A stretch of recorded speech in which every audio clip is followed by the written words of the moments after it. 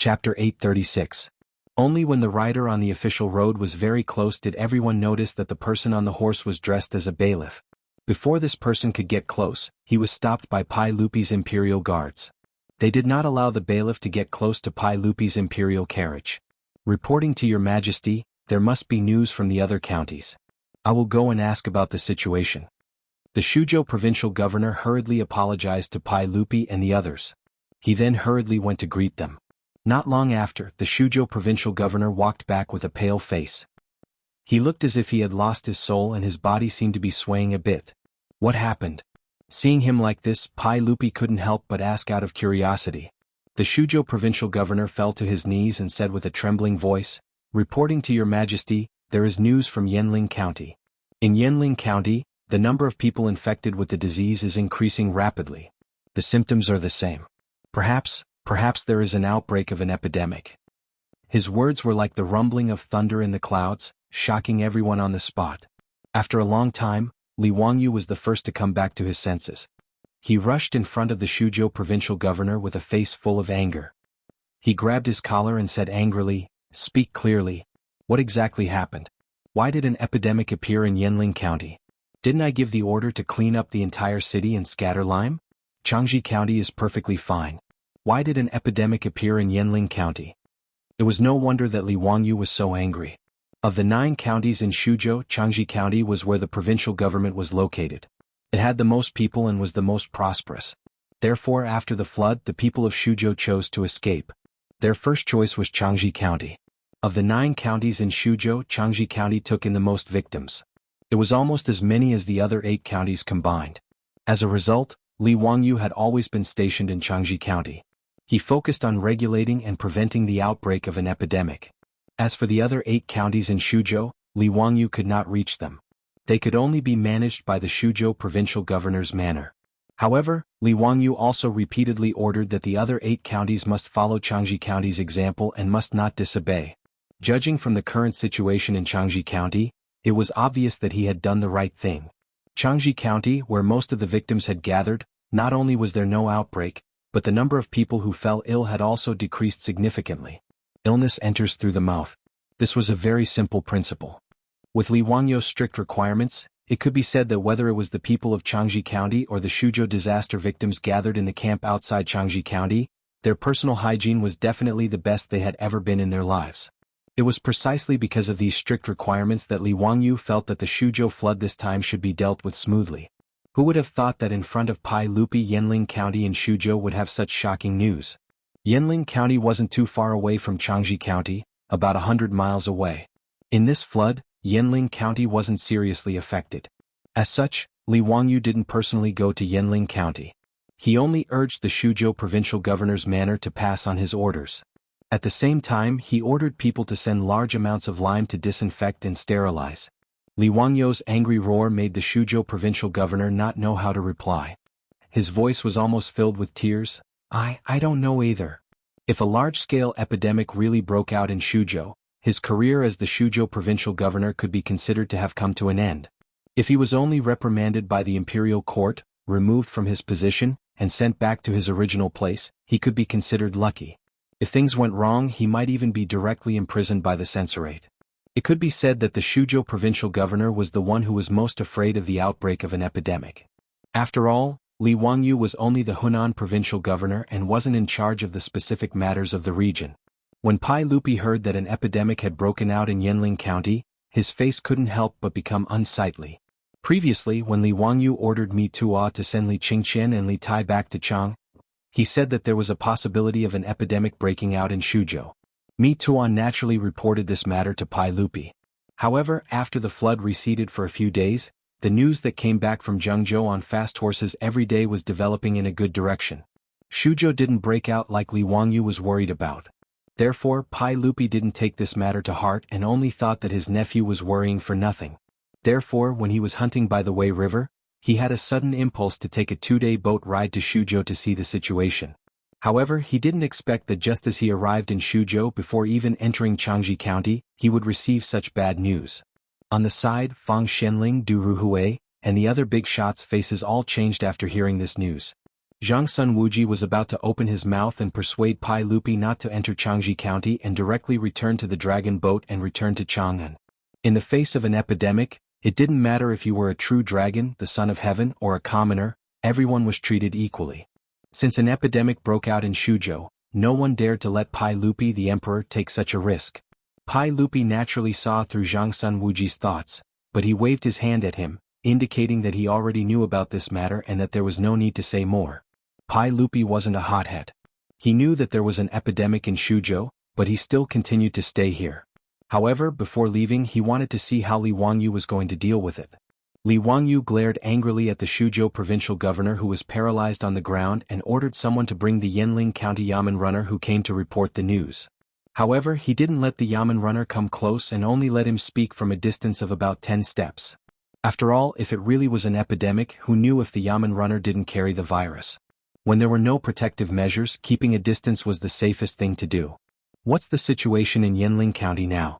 Tell me the truth.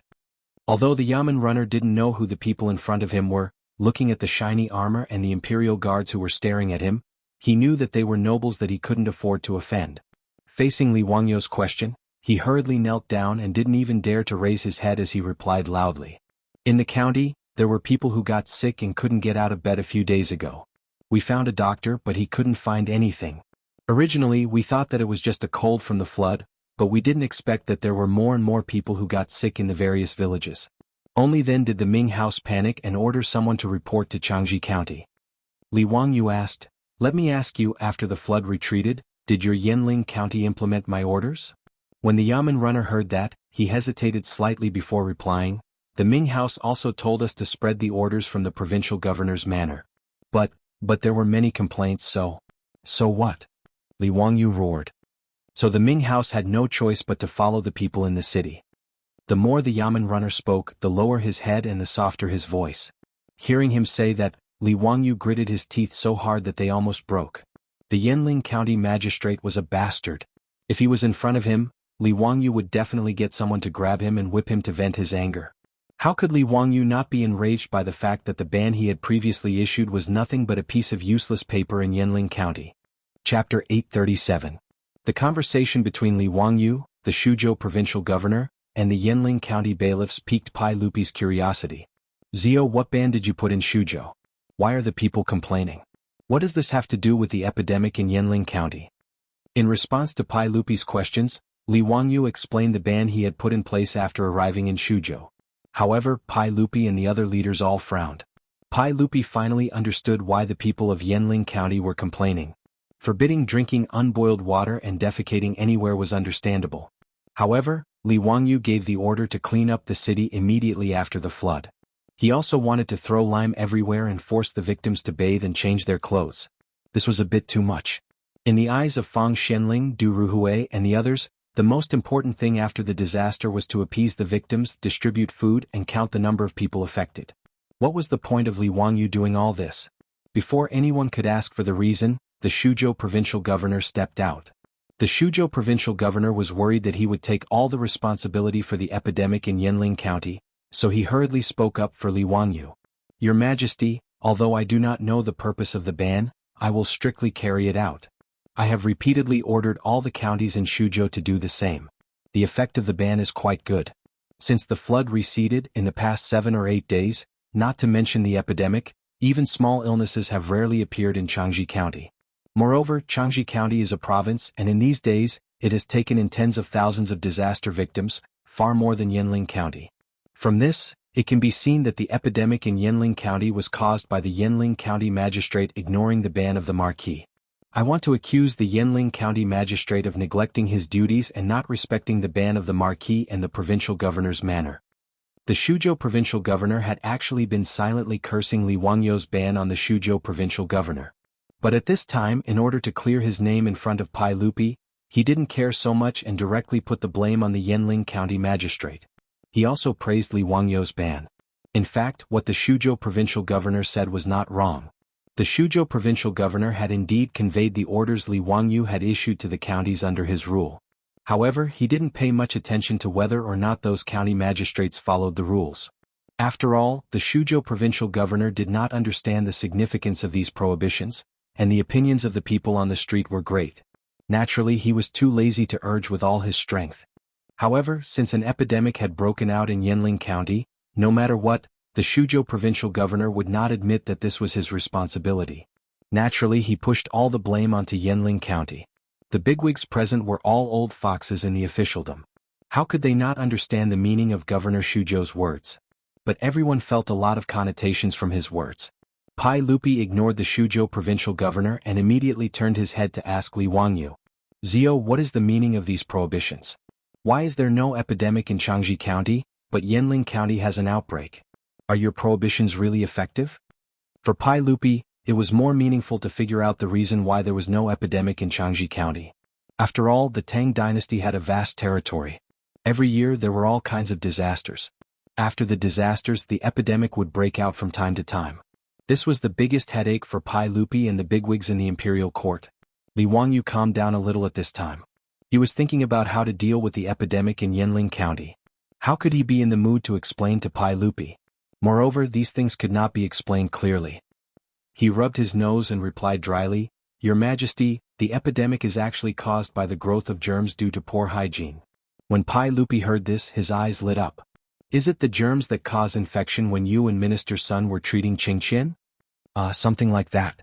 It's just some germs that can't be seen with the naked eye that cause people to get sick." Li Wangyu said half-heartedly, "So the most important thing right now is to order Yanling County to sterilize the germs as soon as possible, and then quarantine the people who have contracted the epidemic." Before Li Wangyu could finish speaking, another person stood out from the back of the crowd and started to reprimand him. "Nonsense, Your Majesty. In my opinion, what the Marquis of Huxian said is complete nonsense. What germs that can't be seen with the naked eye can cause people to contract an epidemic? What kind of record is this? The epidemic is clearly caused by the plague ghost and needs to be eradicated as soon as possible. What does this have to do with drinking unboiled water?" When Li Wangyu heard this, he was taken aback and could not help but look at the person who spoke. Li Wangyu knew the old man who had reprimanded him for speaking nonsense. It was Taichang Qing Wang Ying, the uncle of the head of the Wang clan of Taiyuan, Wang Rinyu. He was a major third-rank official in the imperial court. Taichang Qing, the ceremonial official of the ancestral temple. Pai Lupi's main goal in this hunting expedition was to bring Sheli Khan back to Chang and report his capture at the ancestral temple. It was normal for Wang Ying, the Taichang Qing, to accompany him. But what was the meaning of this old man dissing him? Was it because of the Taiyuan Wang clan's broken engagement and that rotten sesame seed matter? In reality, Li Wangyu had wronged Wang Ying. This old man had stood out to reprimand Li Wangyu not because of the grudge between the Taiyuan Wang clan and Li Wangyu. It was because this old man, as a Taichang Qing, firmly believed that the epidemic was caused by the plague ghost. Since ancient times, when an epidemic broke out in China, it was necessary to drive it away. Praying to the gods to bring disaster, reciting Buddhist scriptures, following Taoism, drawing talismans and chanting incantations were all methods to fight against the epidemic. This was the case against the plague of locusts, not to mention a terrifying epidemic. Thus, when Wang Ying heard that an epidemic had broken out in Yanling County, he was about to speak up and have Pai Lupi arrange for people to drive it away. In the end, when he heard Li Wangyu's words, how could he not be angry? Taichang Qing Wang Ying's words caused many of the officials behind Pai Lupi to nod in agreement. They felt that these were the words of an experienced strategist. How could an epidemic not be driven away? Li Wangyu was also speechless, but he could only patiently explain, "Duke Wang, the epidemic was truly caused by germs. It has nothing to do with the plague ghost." "These are just your words, Marquis of Huxian." "What germs? What are they? Why don't you show them to this old man? Since Marquis of Huxian says that human eyes cannot see them, how do you know? This old man has read all sorts of ancient texts, but I have never seen the germs you speak of." How did Marquis of Huxian know? Li Wangyu was somewhat depressed by this old man's words. Damn it, how could an illiterate, who didn't understand science, be so righteous? But to have Li Wangyu prove what germs were now was difficult for him. Without a microscope, how could he prove to this country bumpkin that the epidemic wasn't caused by the plague ghost? Moreover, even if he had a microscope, would these country bumpkins be able to understand? Just as he was thinking about how to explain, he heard a familiar voice. "Your Majesty, everyone, it would be better if I explained the germs that Marquis of Huxian spoke of." Chapter 838. Li Wangyu was taken aback. There was actually someone who could help him explain this problem? But when he saw the person who had spoken, he laughed. The one who had spoken was Sun Simiao's disciple, the current imperial physician of the Shangyao Bureau, Lu Shenwei. As Pai Lupi's imperial entourage, he, as the imperial physician of the Shangyao Bureau, naturally had to accompany him. Seeing that Lu Shenwei was also present, Li Wangyu relaxed. With this imperial physician of the Shangyao Bureau explaining, it was much more reliable than speaking on his own. Moreover, ever since he sent the microscope to Sun Simiao's Zinfei, Sun Simiao and his disciples were considered the people who understood microbes and viruses the best in the world. It could even be said that they understood microbes and viruses better than him and Su Changqing. After all, his and Su Changqing's understanding of viruses was just some general knowledge they had when they were in school in the future. On the other hand, Sun Simiao and his disciples Lu Shenwei, Zhang Baozong, and the others, after emptying what little stock Li Wangyu had left in his stomach, they were seriously conducting all kinds of experiments and research. Even Li Wangyu did not know to what extent Sun Simiao and his disciples' research on viruses and germs had progressed. Your Majesty, everyone, according to my teacher and my research, we have confirmed the existence of the germs mentioned by the Marquis of Huxian. It is a type of microscopic organism that is so small that it cannot be seen with the naked eye. However, it is the main culprit behind the illness of the human body. Not only did Lu Shenwei's words fail to convince Wang Ying, this imperial physician of the Shangyao Bureau, he became even angrier. He even began to curse. Nonsense. What a load of nonsense. This is simply a bunch of nonsense. What invisible germs? What are they? Who has ever seen them? You're the only one who's saying this. Your Majesty, this subject wishes to impeach Lu Shenwei for misleading the public with his lies. Li Wangyu was dissatisfied. Lu Shenwei was trying to educate these country bumpkins, so what was this old man's attitude? Were you proud of your illiteracy? Lu Shenwei's status was far from Wang Ying's, a third-ranked Taichung official. However, Li Wangyu wasn't going to spoil this old man. Be careful with your words, Lord Wang. As the saying goes, what you know is what you know, and what you don't know is what you don't know. If Lord Wang says that no one has seen the germs before, then they don't exist. Then Lord Wang, please capture one of the plague ghosts for me to see. Otherwise you're just spouting nonsense. You. Li Wangyu's words made the old man Wang Ying almost unable to breathe. Wang Ying was so angry that he was fuming, but he couldn't do anything to Li Wangyu. He simply turned around and complained to Pai Lupi. Your Majesty, the rites, says that Zhuanshu has 3 sons who were born and died as plague ghosts. This was written clearly in the ancient books. Yet the Marquis of Huxian and Lu Fengyu are spreading lies to mislead the public, saying something about invisible germs causing people to fall ill and lead to an epidemic. This is clearly nonsense.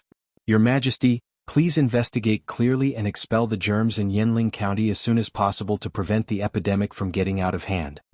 Pai Lupi actually agreed with Wang Ying's words. Not only did Pai Lupi agree, but even Fang Shenling, Du Ruhui and Zhang Sun Wuji, these big shots, didn't think so too? Expel the plague ghosts was a principle that everyone agreed with.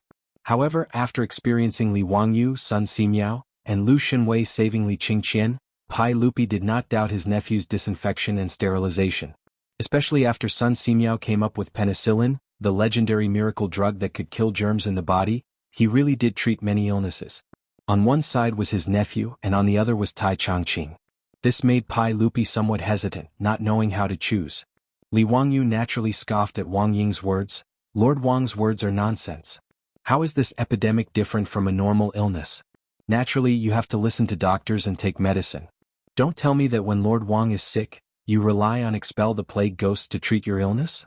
You don't look at doctors and refuse to take medicine? In Li Wangyu's opinion, an epidemic wasn't scary. What was scary was people like Wang Ying, who vainly tried to rely on God and Buddha to cure the disease. That was disregarding human life. These are 2 completely different things. How can you mix them together? An epidemic is an epidemic. What does it have to do with whether I look at doctors or not? The epidemic was caused by the plague ghosts. There's no doubt about this. Even if Marquis Huxian says something different, it's useless. Wang Ying stubbornly insisted that the epidemic was caused by the plague ghosts. Li Wangyu was so angry that he almost wanted to roll up his sleeves and have a real-life PK with him. Lord Wang, you're disregarding human life.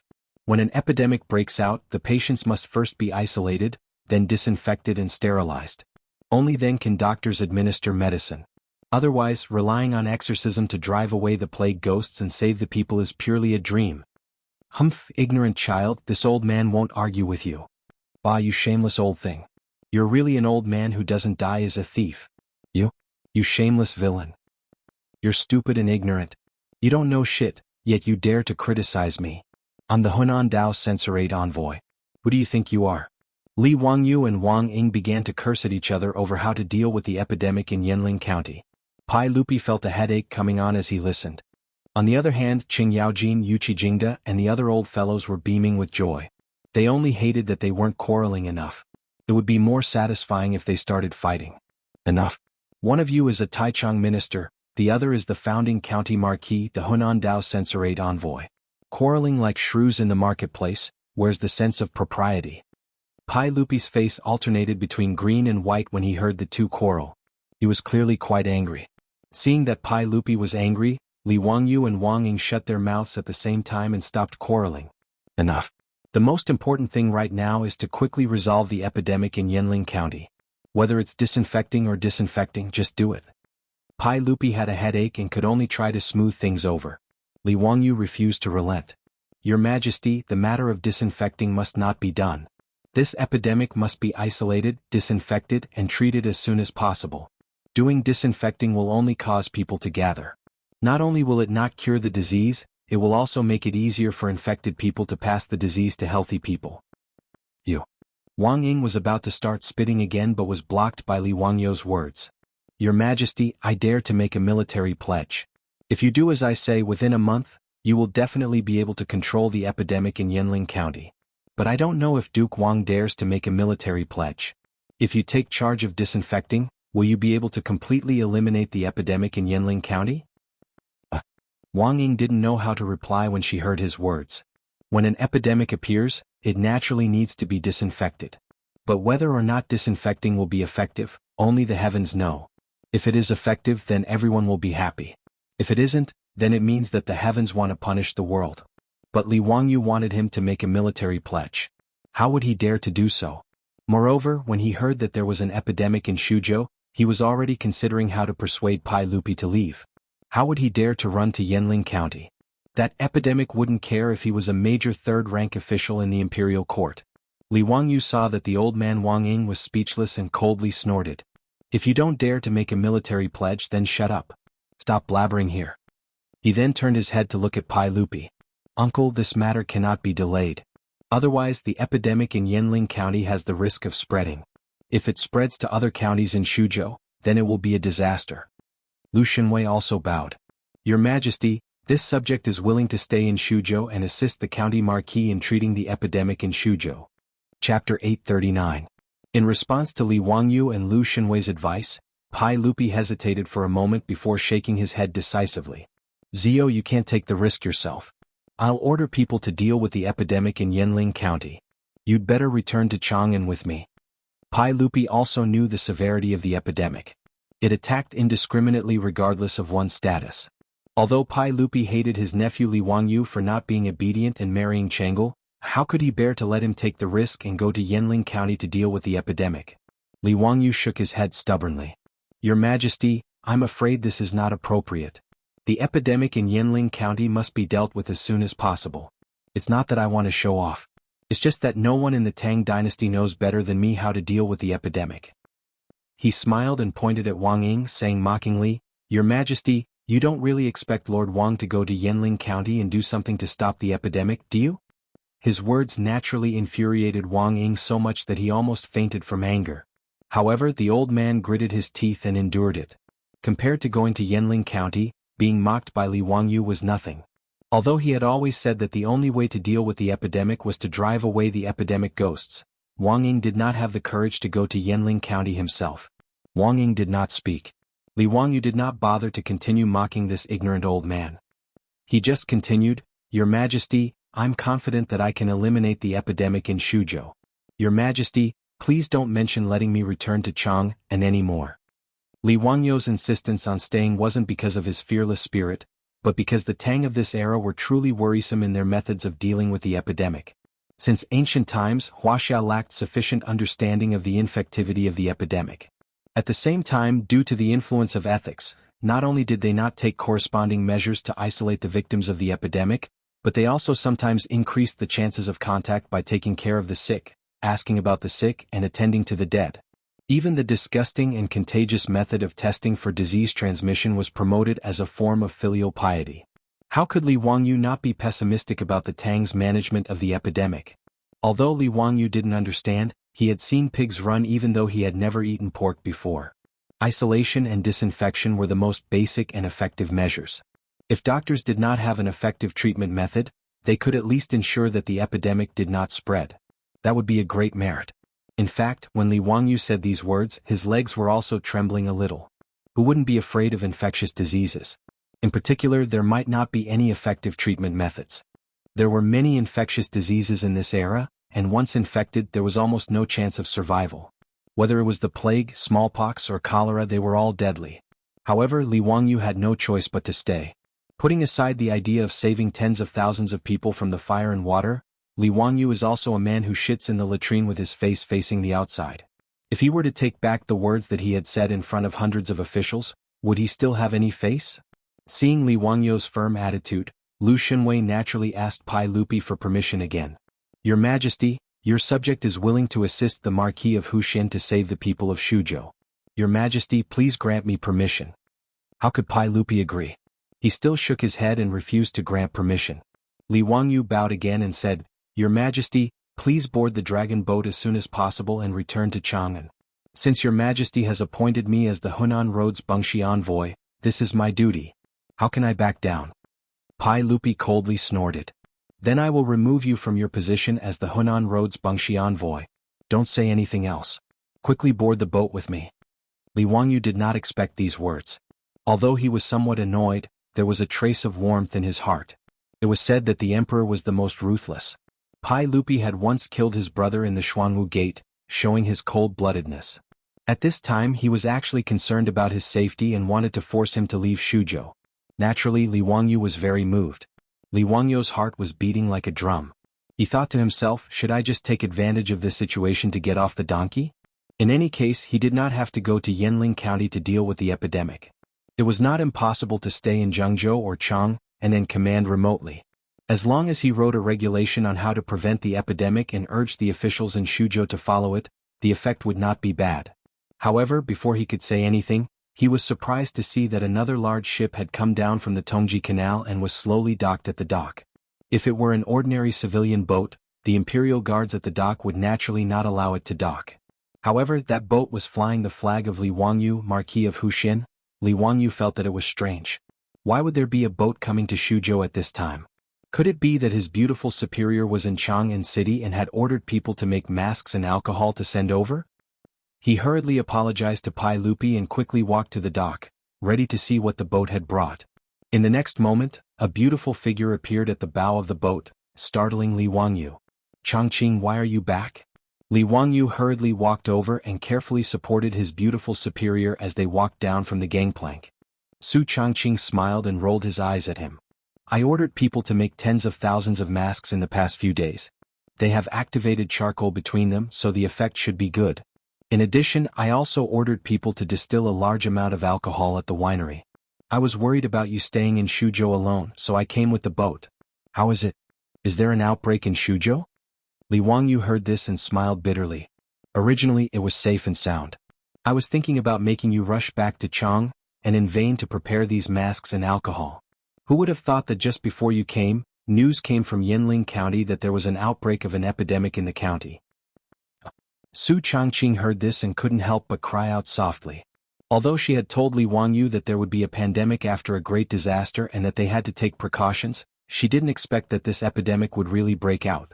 Thinking of the scene of corpses everywhere after an epidemic broke out in ancient Huaxia, Su Changqing subconsciously hugged Li Wangyu's arm. Wangyu, what do we do now? Li Wangyu smiled bitterly and was about to explain to Su Changqing that Pai Lupi wanted him to go back to Chang'an City when they heard a light cough behind them. The two of them turned their heads and saw Pai Lupi glaring at them with an ashen face. His gaze also fell on Su Changqing's arm that was tightly hugging Li Wangyu's arm. Su Changqing immediately reacted. Her face flushed red and she quickly let go of Li Wangyu's arm. Li Wangyu was thick-skinned and didn't feel that there was anything wrong. Instead, he didn't understand why Pai Lupi was so fierce. Even if this wasn't the future, he and Su Changqing didn't do anything indecent. Did Pai Lupi have to have such an expression? He didn't know that in Pai Lupi's eyes, Su Changqing was a woman who was trying to steal her daughter's husband. How could Pai Lupi not be angry when he saw the two of them being so close? Pai Lupi only coughed to warn the two of them and didn't let the imperial army capture this adulterous couple and drown them in a pig cage. This was already considered magnanimous of Pai Lupi. Chapter 840. At this moment, Li Wangyu couldn't care less about what Pai Lupi was thinking. When he heard that his beautiful boss actually brought the masks and alcohol, he was very happy. With the help of these two divine tools, the elimination of the epidemic in Yanling County would be more assured. He turned to Pai Lupi again and bowed. This time he didn't call him Your Majesty. Uncle, I'm not trying to show off. It's just that I'm afraid that I can eliminate the epidemic in Shuzhou in the shortest time possible. I know that Uncle is worried about my safety, but I'm not saying this because I'm hot-headed. Li Wangyu turned his head to look at Su Changqing. Bring me a mask. I'll demonstrate it to Uncle. Su Changqing immediately agreed and called for someone to bring the masks. These masks were all made by the female workers in the lingerie shop after she returned to Chang'an.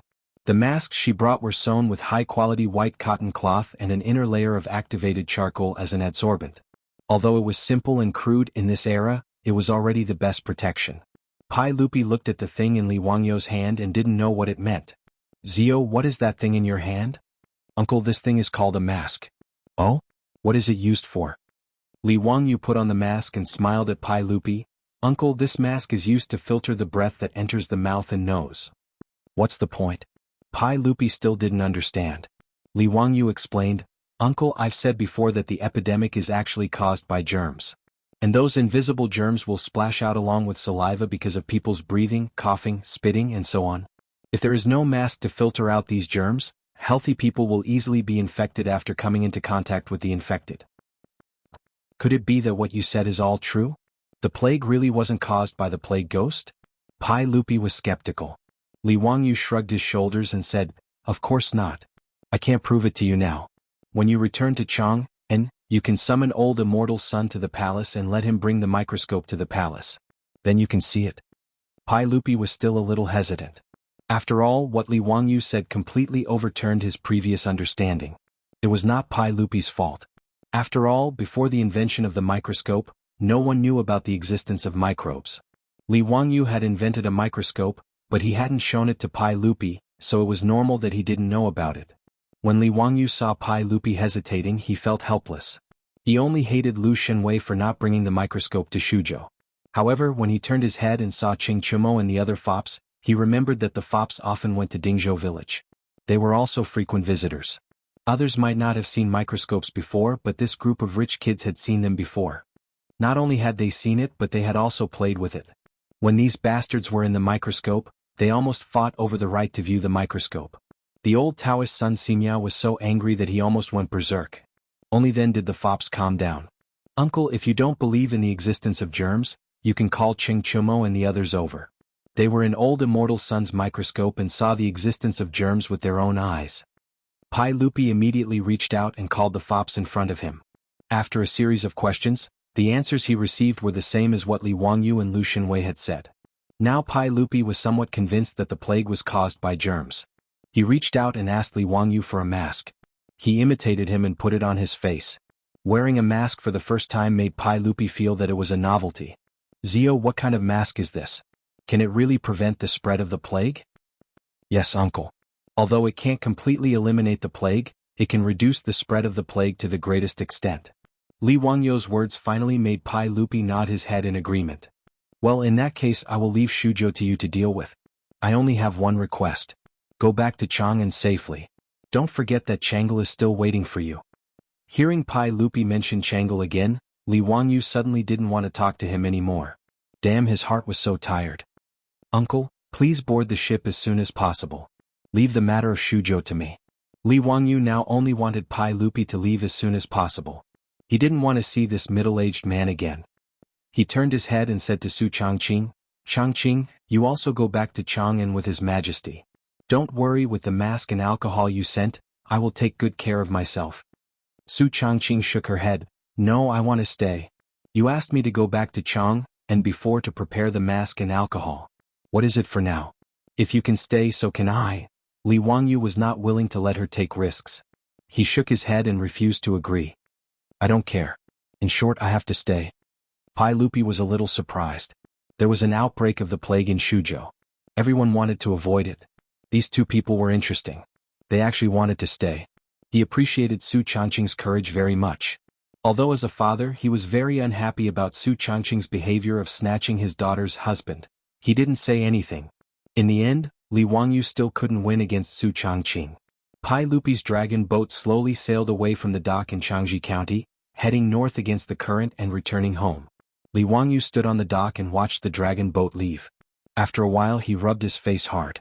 Now was not the time to be in a daze. There were many things waiting for him to do.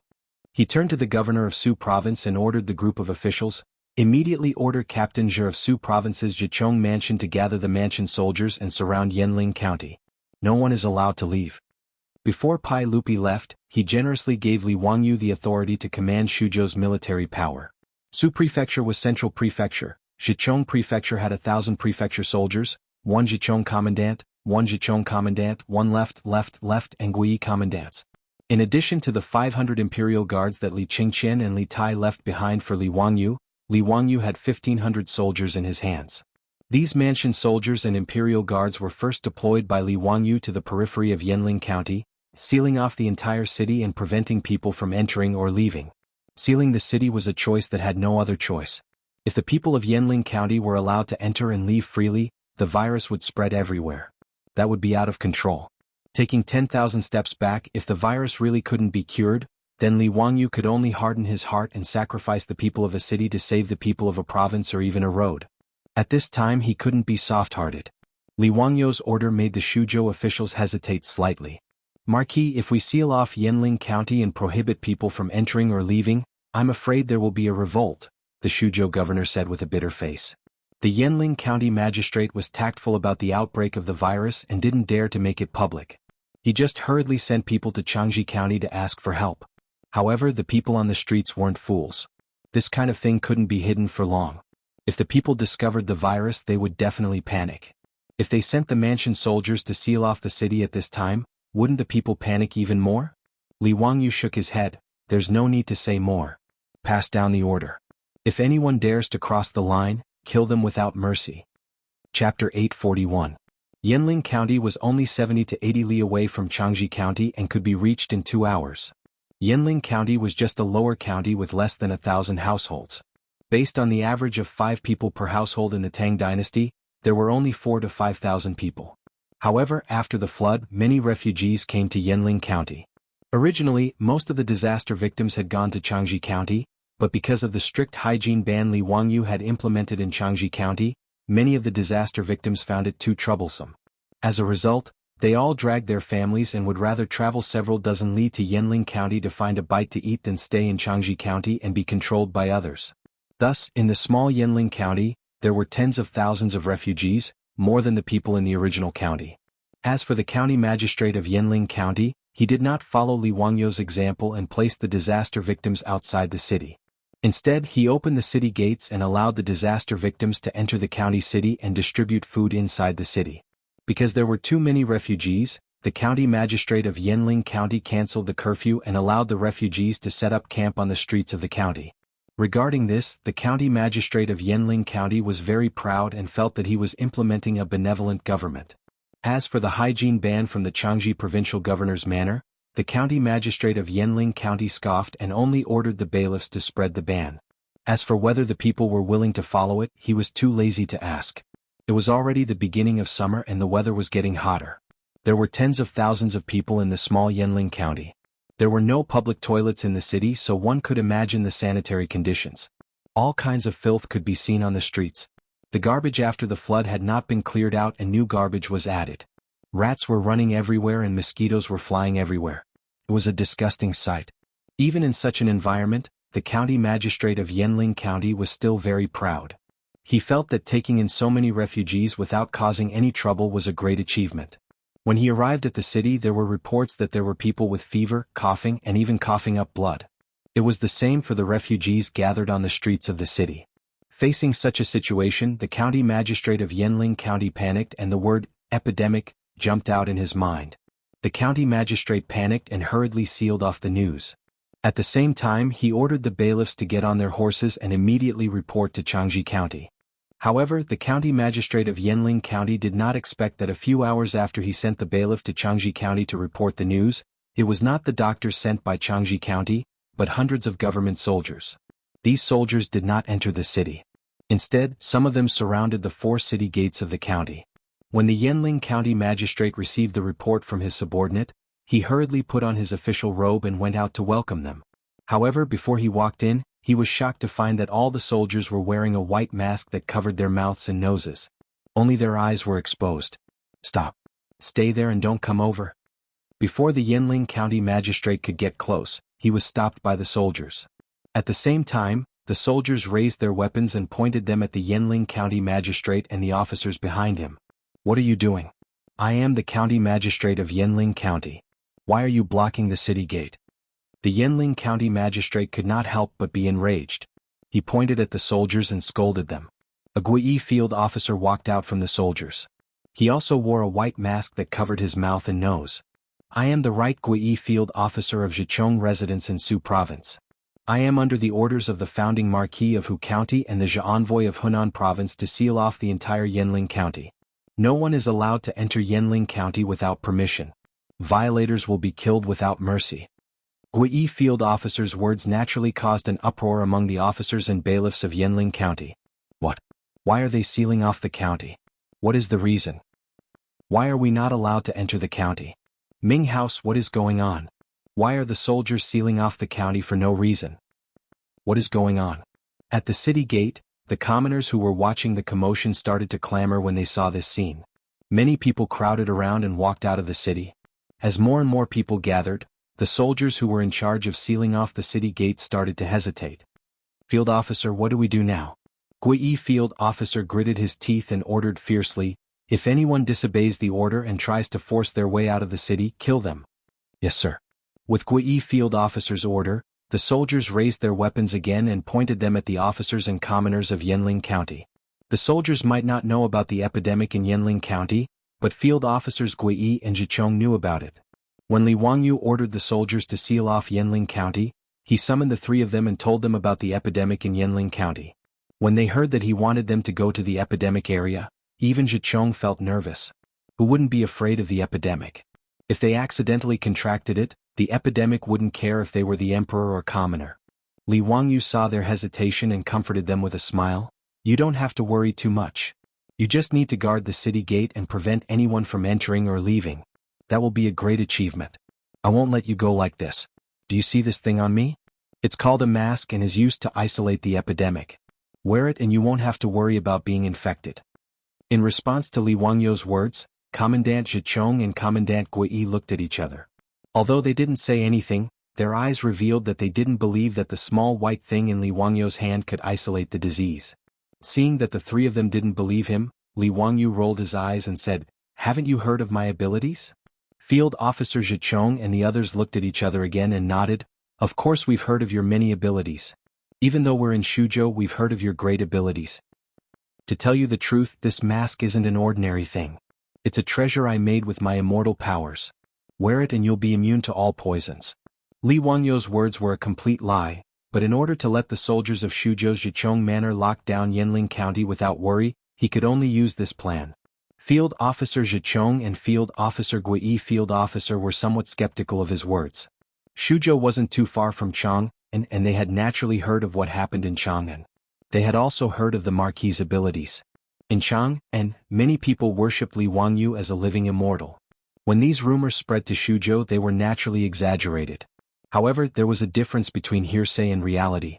Moreover, the 3 of them couldn't help but be afraid of the epidemic.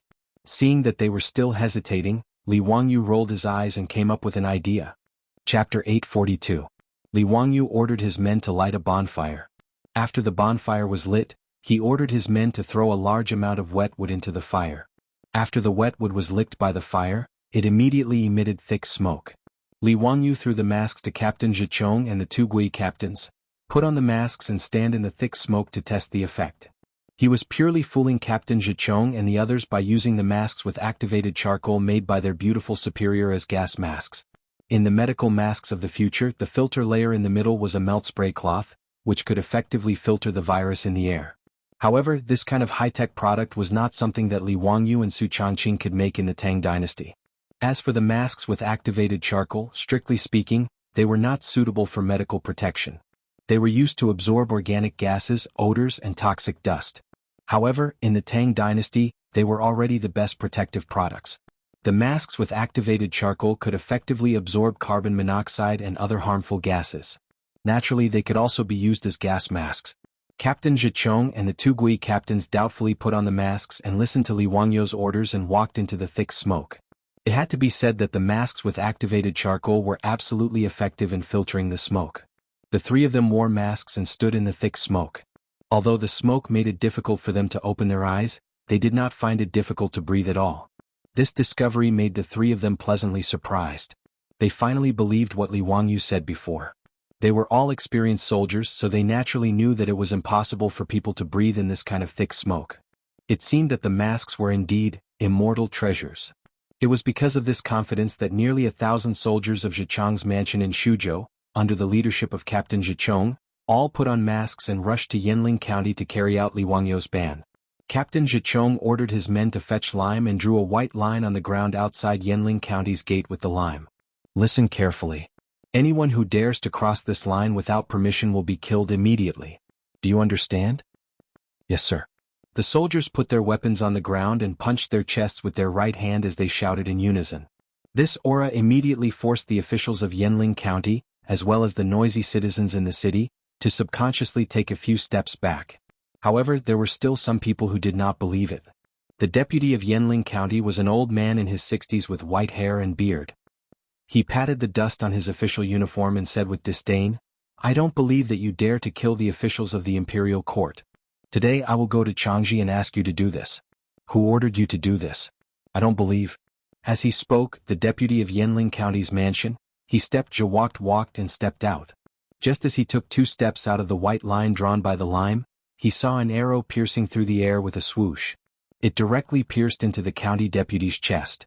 The deputy of Yanling County's mansion was stunned. He looked up at Captain Zhichong, who was still holding a bow, and pointed at him with a trembling hand. However, he could not say a word and fell to the ground. His body twitched a few times and then stopped moving. Seeing that the people from the House of Subjugation actually dared to kill, and that the person they killed was an official of the royal court, no one doubted the words of the soldiers from the House of Subjugation anymore. The county magistrate of Yanling County's face was pale and his body was trembling. He stared at the deputy of Yanling County with a face full of fear. He would never have thought that something like this would happen. You all my ass. Listen carefully. The Marquis of Huxian has ordered that Yanling County immediately start removing the garbage and cleaning up the filth. All the rats, mosquitoes and flies must be killed. I repeat the ban again. No one is allowed to drink unboiled water. No. Captain Zhichong did not give any face to the county magistrate of Yanling County. He interrupted him and read out Li Wangyu's order. It was no wonder that he was so ruthless and killed the deputy of Yanling County. The deputy of Yanling County did not deserve to die.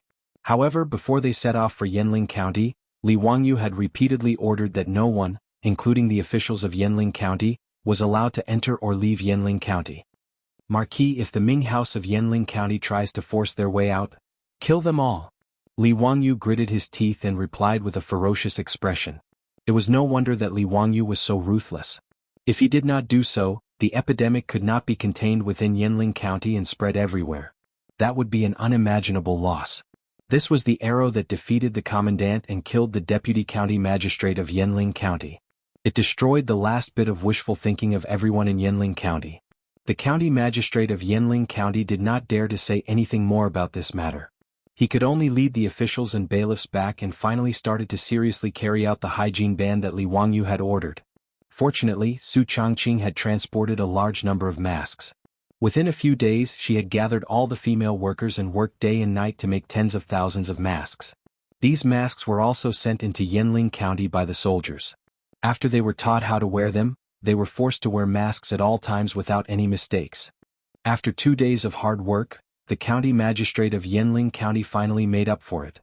He led the bailiffs and drove the officials of each square to force the people and victims of the disaster to clean up Yanling County from top to bottom. The filth that was cleaned up was transported out of the county under the supervision of the soldiers. They dug a hole and buried it.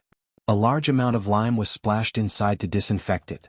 As for Yanling County, the air was also filled with the smell of lime water. Li Wangyu, Su Changqing, and the wastrels had already arrived outside Yanling County. However, they were not in a hurry to enter. Li Wangyu could not be blamed for being timid. With the current level of epidemic prevention, he could not be too careful. However, he still sent the medical workers recruited from Changji County to wear masks and enter the city to check on the condition of the patients' families. Lu Shenwei also volunteered. He put on a mask and entered Yanling County with the medical workers. Half a day later, Lu Shenwei returned from Yanling County. After soaking in lime water and being sprayed with alcohol from top to bottom, Lu Shenwei sat in front of Li Wangyu. Zio were in big trouble. It's the big head plague. Lu Shenwei's fingers were still trembling. The hand holding the teacup was also trembling. Big head plague. Li Wangyu was confused. What kind of infectious disease was this? He had never heard of this disease in the future. That's right, it's the big head plague. I've seen those patients. Their necks are swollen and they're coughing up blood. They're also known as the lump plague. Li Wangyu still did not understand. Thinking back, did this disease exist in the future? Immediately, a sentence popped up in his mind. There's a big plague in summer and autumn. Once a person grows a lump of fat, they die immediately.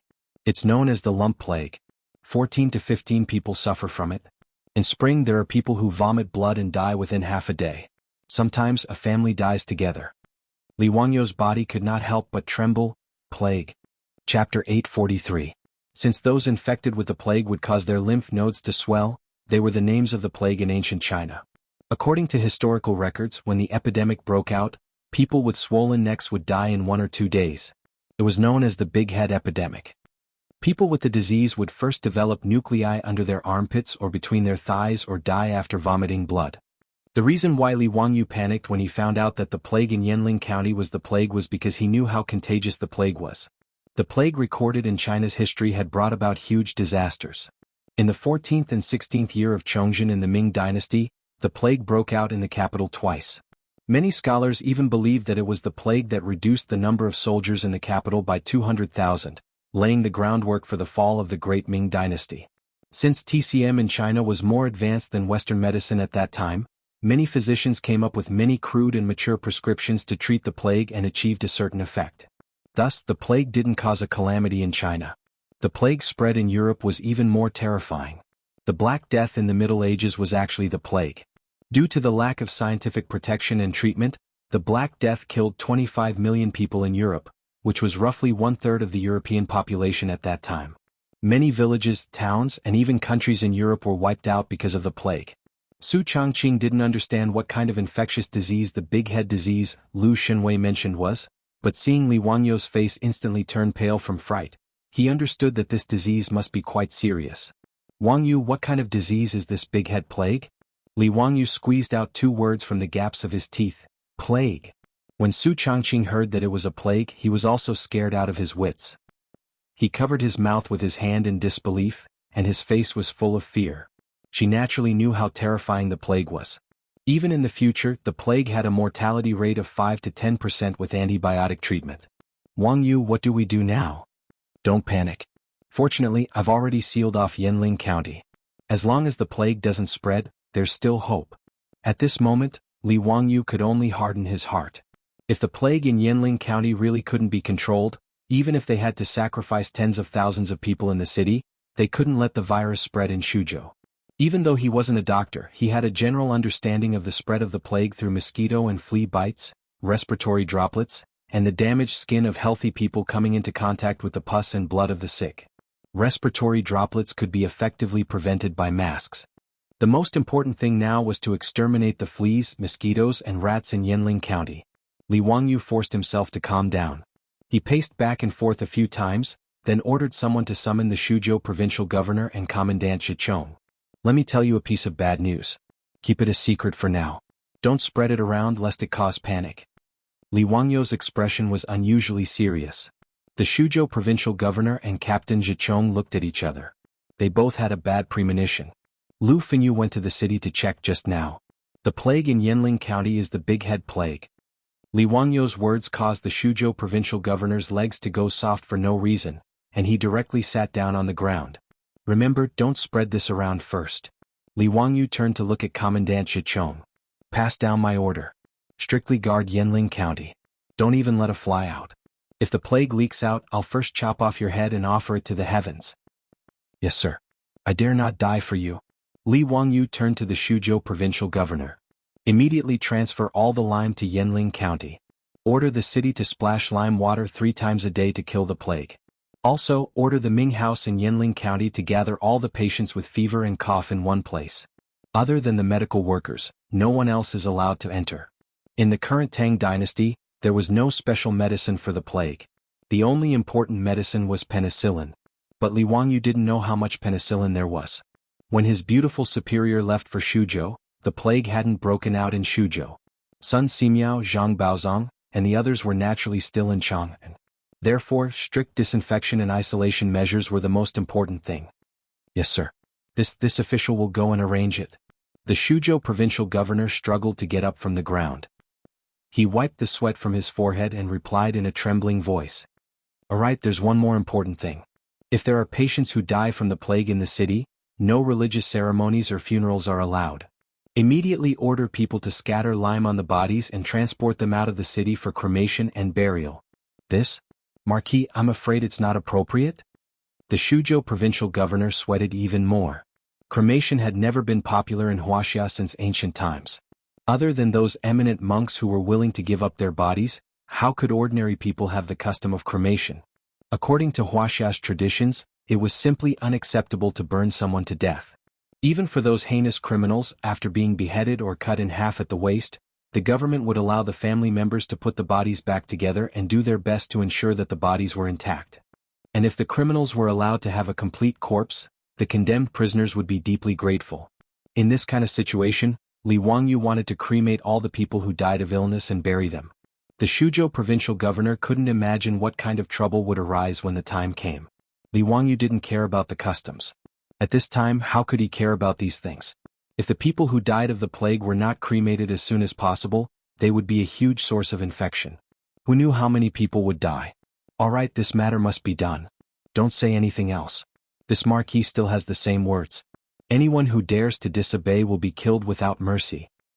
Yes, sir. The Shuzhou provincial governor now had the heart to die. These matters were each more difficult than the last. In addition, summon all the medical workers and doctors in Shuzhou, as well as the medicine from the various pharmacies to Yanling County. Have them wear masks and go to the city to treat the patients. Li Wangyu continued to instruct. The Shuzhou provincial governor was somewhat hesitant. I'm afraid that those medical workers won't be willing to go to Yanling County. Lord Marquis, this is the big head plague. The Shuzhou provincial governor's words were naturally not nonsense. In the face of the plague, the doctors of this era were no different from ordinary people. In the face of the plague, they were all naked. In fact, because they came into contact with more patients, their chances of contracting the plague were even higher. These ordinary medical workers and doctors also didn't have any good treatment methods for the plague. Therefore, when many medical workers heard of the plague, the first thing they thought of was how to escape. Naturally, this couldn't be blamed on them. However, Li Wangyu didn't care so much at this time. This marquis will give you 100 imperial guards. Even if you have to capture them, you must capture them and bring them to Yanling County. Li Wangyu stared into the Shuzhou provincial governor's eyes and roared in a low voice. Yes, sir. This official obeys. Under the pressure of Li Wangyu's aura, the Shuzhou provincial governor didn't dare to say anything more. Chapter 844. There were tens of thousands of people in the city, and they needed someone to take care of them. Moreover, with the masks, Li Wangyu believed that these medical workers would not be infected so easily. Although it was immoral to force others into the epidemic area, and one could even imagine that he would be cursed because of this matter, Li Wangyu could not care so much. Facing the plague, Li Wangyu and the other rich kids did not dare to rashly enter Yanling County. Instead, they set up camp outside the city. Only now did the county magistrate of Yanling County feel fear, but it was already too late. This made him regret it. Why did he ignore the orders from the provincial governor and Marquis of Huxian? After receiving the orders from the provincial governor's manor, he did not dare to be negligent. He quickly led all the bailiffs and started to organize the people in the city to vacate their houses. They cleared out an area near the city wall to house the sick. The masks that Su Changqing had brought over were also distributed by Li Wangyu. He ordered all the citizens of Yanling County to have one each and to wear it 24 hours a day. Apart from eating, they were not allowed to take it off even when sleeping. Furthermore, Li Wangyu strictly forbade the people from going out as they pleased and gave the order for a curfew. However, in Yanling County, the news of the plague outbreak had already spread. Naturally, this matter could not be hidden from the people in the city. After learning that the plague had broken out in the city, many of the people in the city and the refugees from Shuzhou all wanted to escape from the county. However, when they dragged their families to the county gates, they were horrified to find that the 4 city gates were surrounded by the soldiers, preventing anyone from leaving the city. This naturally caused the commoners to become even more terrified. Their cries shook the heavens. Many people knelt and begged the soldiers who sealed the city gates, begging them to let them live. However, no matter how they begged, no one dared to let them go. There were also some fearless people who fanned the crowd. If the people all rushed out of the city, the soldiers would not dare to use their weapons. All of a sudden, the 4 city gates of Yanling County were in chaos. It looked like a bloody conflict was about to break out.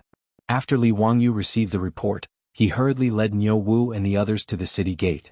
Seeing that another large group of people had arrived, the citizens who were clamoring to rush out of the city quietened down a little. They no longer pushed and shoved their way out of the city. Instead, they raised their eyes to look at Li Wangyu and the others. When Li Wangyu was about 10 paces away from the crowd, he pulled on the reins of his horse. Gathering his qi in his dantian, he loudly shouted at the common people, "This marquis is the founding county marquis of Hu County, Hunan's Taoist envoy. Why are you not obeying the order and making a ruckus here?" There was a commotion among the crowd at the city gate when they heard this. An elderly man walked out and bowed to Li Wangyu from afar. Replying to the marquis, "Old me and the others only wish to leave the city to seek refuge. Please be merciful and let us go. Now that the plague has begun to appear in the city, if we continue to stay in the city, only death will await us." Li Wangyu shook his head. "No. Since you know that there is a plague in the city, all the more reason you cannot leave. If you also carry the plague, won't it spread from 1 to 10, 10 to 100? At that time, Shuzhou and even Hunan will be filled with the plague and will be out of control. You should quickly return to the city. This marquis has already arranged for medical workers to come and ensure your safety." How could the common people listen to his words? In the eyes of the common people, the plague was spread by plague ghosts. Since the plague had appeared in Yanling County, it naturally meant that there were plague ghosts in Yanling County. If they stayed in the city, only death would await them. Moreover, there was no market in the Tang dynasty for this kind of common sense that people in the future would spread from one person to another. No one would believe that the plague could spread from one person to another. The common people at the city gate once again fell to their knees, kowtowing to Li Wangyu and complaining tearfully. Li Wangyu also had a headache, but he didn't dare to show the slightest bit of mercy. As the saying goes, a pitiful person must have a hateful side. At the end of the day, the plague in Yanling County was caused by the common people in the city finding the hygiene ban troublesome and unwilling to strictly enforce it. If he became soft-hearted because of the pitiful common people, he would only harm more common people. Not to mention the distant ones. If Changji County was infected by the plague, the consequences would be unimaginable. After all, Yanling County only had a few thousand common people and tens of thousands of disaster victims, while Changji County's population was 10 times that of Yanling County. Li Wangyu still understood the principle of choosing the lesser of two evils. Therefore, no matter how the common people begged, Li Wangyu would never relent. Seeing that begging was useless, some people in the crowd began to make a ruckus. "Everyone, don't listen to this dog official. He wants to kill all of us. Everyone, let's charge out. I don't believe that they can shoot all of us to death. Yes, we're going to die either way. Why don't we fight it out with them? It's better than staying in the city and waiting for death like a ghost." Following the ruckus from the crowd, the common people who were kneeling on the ground all stood up. They looked like they were ready to charge out of the city and fight the prefecture soldiers outside. Li Wangyu's back was covered in a layer of white sweat. If he didn't control it well today, who knew how many people would die? A bodhisattva's heart needed thunderous methods. He suddenly turned his head to look at Niu Wu beside him. "Niu Wu, did you see the people who were talking in the crowd earlier?" Niu Wu nodded. "Those bastards, I've been watching them. Langjun, do you want to capture them?" Li Wangyu shook his head, gritted his teeth and said, "No need. Do you have the confidence to kill them directly?" Li Wangyu had seen Niu Wu's archery skills before. He could shoot from 50 to 60 steps away. Now that they were only a dozen steps away from the crowd, with Niu Wu's skills, he wouldn't miss even with his eyes closed. Niu Wu didn't hesitate either. He immediately took out a strong bow from his back, knocked an arrow and shot it out. A green-skinned man who was still rousing the common people in the crowd suddenly felt a pain in his chest as if his body was hit by a heavy hammer. He looked down in shock and saw that an arrow had pierced through his chest. The arrow tip came out from his chest, bringing with it a pool of blood. That green-skinned man let out a blood-curdling scream and fell to the ground, no longer breathing. This sudden turn of events caused a commotion in the crowd. Before the common people could react, a second arrow pierced through the air and killed another person who was rousing the common people. Niu Wu's 2 arrows caused the previously noisy commoners to scream and retreat. Only now did they know that the young marquis wasn't joking with them. Under the threat of death, it didn't take long for the originally crowded city gate to be emptied of people. Other than the 2 corpses lying in the pool of blood, there were only the miscellaneous items that the common people had thrown out in the panic. It was a complete mess. Li Wangyu silently sighed in his heart, but he didn't dare to show the slightest bit of pity on his face. He kept a straight face and hid his feelings. He ordered people to drag the 2 corpses out and burn them. Li Wangyu's thunderous methods finally made the common people of Yanling County stop trying to escape. They all retreated into their homes and closed their doors. 2 days later, the provincial governor of Su province finally completed his mission. Over 100 imperial guards escorted over 100 medical workers gathered from all over Su province to the outskirts of Yanling County. Chapter 845. Hundreds of medical workers and doctors were recruited by the Su province provincial governor from all over Su province. Originally, these physicians did not know what was going on, but when they were pulled out of Yanling City, they happened to encounter the carriages transporting corpses out of the city. In just 2 days, Yanling County had already begun to have cases of patients dying. Low fever, headache, fever, coughing up blood, until finally death. Everything happened so quickly. Fortunately, under Li Wangyu's strong pressure, all the patients in the city who showed symptoms of the disease were all gathered in the square near the city wall. When the first batch of deaths from the plague appeared, it did not attract the attention of the other citizens in the city. Li Wangyu, who received the news, was also terrified. He did not expect the plague to be so lethal and death to come so quickly. Therefore, he immediately ordered people to sprinkle lime on the corpses and transport them out of the city for cremation. The reason why it was called the Black Death in Europe was because the victims of this terrifying disease would have large amounts of black spots on their bodies, as if the bodies had turned black. When the medical workers and physicians saw the corpses being transported out of the city for cremation, they immediately reacted. Panic immediately spread among the hundreds of medical workers. The Blackhead Plague. It's the Blackhead Plague. Heavens, that's the Blackhead Plague. Did the provincial governor order us to come to Yanling County to treat the Blackhead Plague? How can this disease be treated? I'm not going, I want to go home. Yes, once infected with the Blackhead Plague, death is certain. This is the work of a plague ghost. What's the use of having us come? Is this forcing us to die? When the Blackhead Plague appears, they should find Taoist priests and monks to drive it away. What's the use of having us come here? The medical workers and physicians who had been at a loss immediately became terrified after learning that the plague had broken out in Yanling County. Many of them turned around and wanted to escape. If not for the deterrence of the hundreds of armed imperial guards on war horses, these hundreds of medical workers would have immediately scattered and fled like birds and beasts. Even so, the medical team of hundreds of people was in chaos. Cries and begging for mercy could be heard everywhere. Li Wangyu and the others who had received the news also rushed over at this time. Seeing this situation, they couldn't help but frown. Shut up. If he dares to make any more noise, I'll chop him up. Seeing the medical workers making a ruckus, the Imperial Army captain in charge of escorting them couldn't help but feel annoyed. He pulled out a shiny saber from his waist and waved it around to threaten the medical workers. When all of the Imperial guards had unsheathed their weapons, the noisy medical workers finally quieted down. Li Wangyu also had a headache dealing with these medical workers and doctors.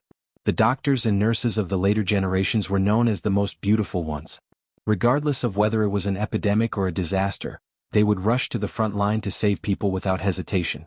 How could they be as unbearable as the doctors of the Tang dynasty? Of course, the medical workers couldn't be blamed. After all, the status of medical workers and doctors today was too low. Medicine was one of the middle 9 paths, a level lower than scholars, farmers, workers, and merchants.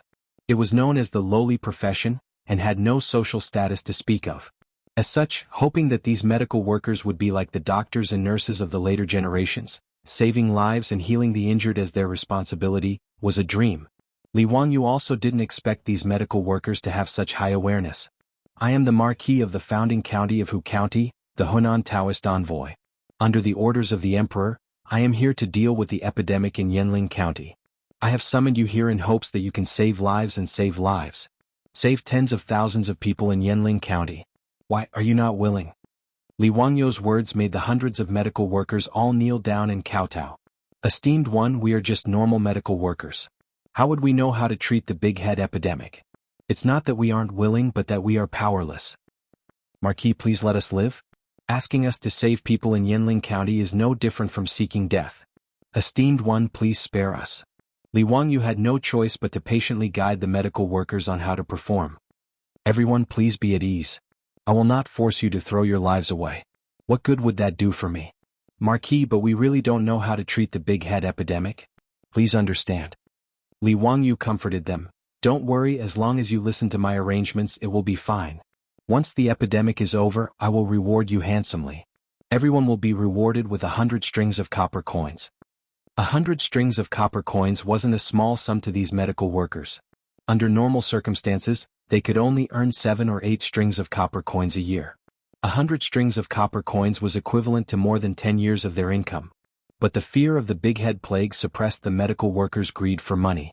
Although birds died for food and men died for wealth, when faced with the threat of death, these medical workers were somewhat clear-headed and weren't tempted by Li Wangyou's carrot.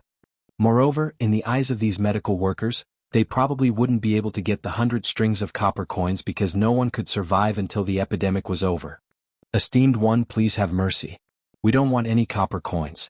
Esteemed one, please let us go back. Marquis is merciful and compassionate. Please let us pitiful people go. Esteemed one, please let us go. We still have parents at home that need to be served. Esteemed one, please take pity on us. No matter how Li Wangyou tried to persuade them, the hundreds of medical workers refused to nod their heads. This made Li Wangyou, Cheng Chumo, and the others somewhat impatient. Li Wangyou gritted his teeth and prepared to use force to have the imperial army drive these medical workers into the city. Since the carrot didn't work, he could only use the stick. Su Changqing reached out to stop Li Wangyou. Wangyou, let me try. If these medical workers are unwilling, even if they go to Yanling County, they may not be able to treat the disease. Changqing, what method do you have? Li Wangyou didn't understand. Su Changqing reached out to fiddle with her hair that had been blown by the wind, faintly saying, "Don't worry about it. Believe me, I can persuade them."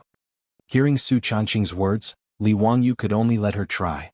Su Changqing urged her horse to Niu Wu's side and whispered a few words to him. Niu Wu's face greatly changed and he shook his head. Su Changqing tried to persuade him again, but Niu Wu still shook his head. Su Changqing didn't say anything else and just stared at Niu Wu. Finally, Niu Wu secretly glanced at Li Wangyou. He wiped the sweat on his forehead with a guilty conscience and silently nodded his head in agreement. This exchange between the two fell into Li Wangyou's eyes and made him feel very strange. He didn't understand what Su Changqing wanted to do and why Niu Wu had such an expression. He was about to ask when he suddenly heard the rumbling of horse hooves on the official road. Everyone quickly looked in the direction of the sound and saw smoke and dust billowing on the official road. It was clear that a large group of cavalry was galloping towards Yanling County. Chapter 846. The sudden arrival of this cavalry unit made Li Wangyou and the others slightly nervous. Luckily, they soon saw the flag of the cavalry, a huge Qing character. Cheng Chumo looked at his two brothers in confusion. Why is father here? Cheng Chuliang and Cheng Chubi were also confused. They did not understand why Qing Yaojin, who had returned to Chang'an with the saint, would suddenly lead a large group of imperial guards back to Shuzhou. On the other hand, Li Wangyou could vaguely guess the reason. After Pai Lupi's dragon boat went north, it did not directly return to Chang'an. Instead, it returned to Zhengzhou and temporarily stayed there. When Li Wangyou learned that the outbreak in Yanling County was actually the most terrifying plague, he immediately ordered people to send a secret report to Pai Lupi.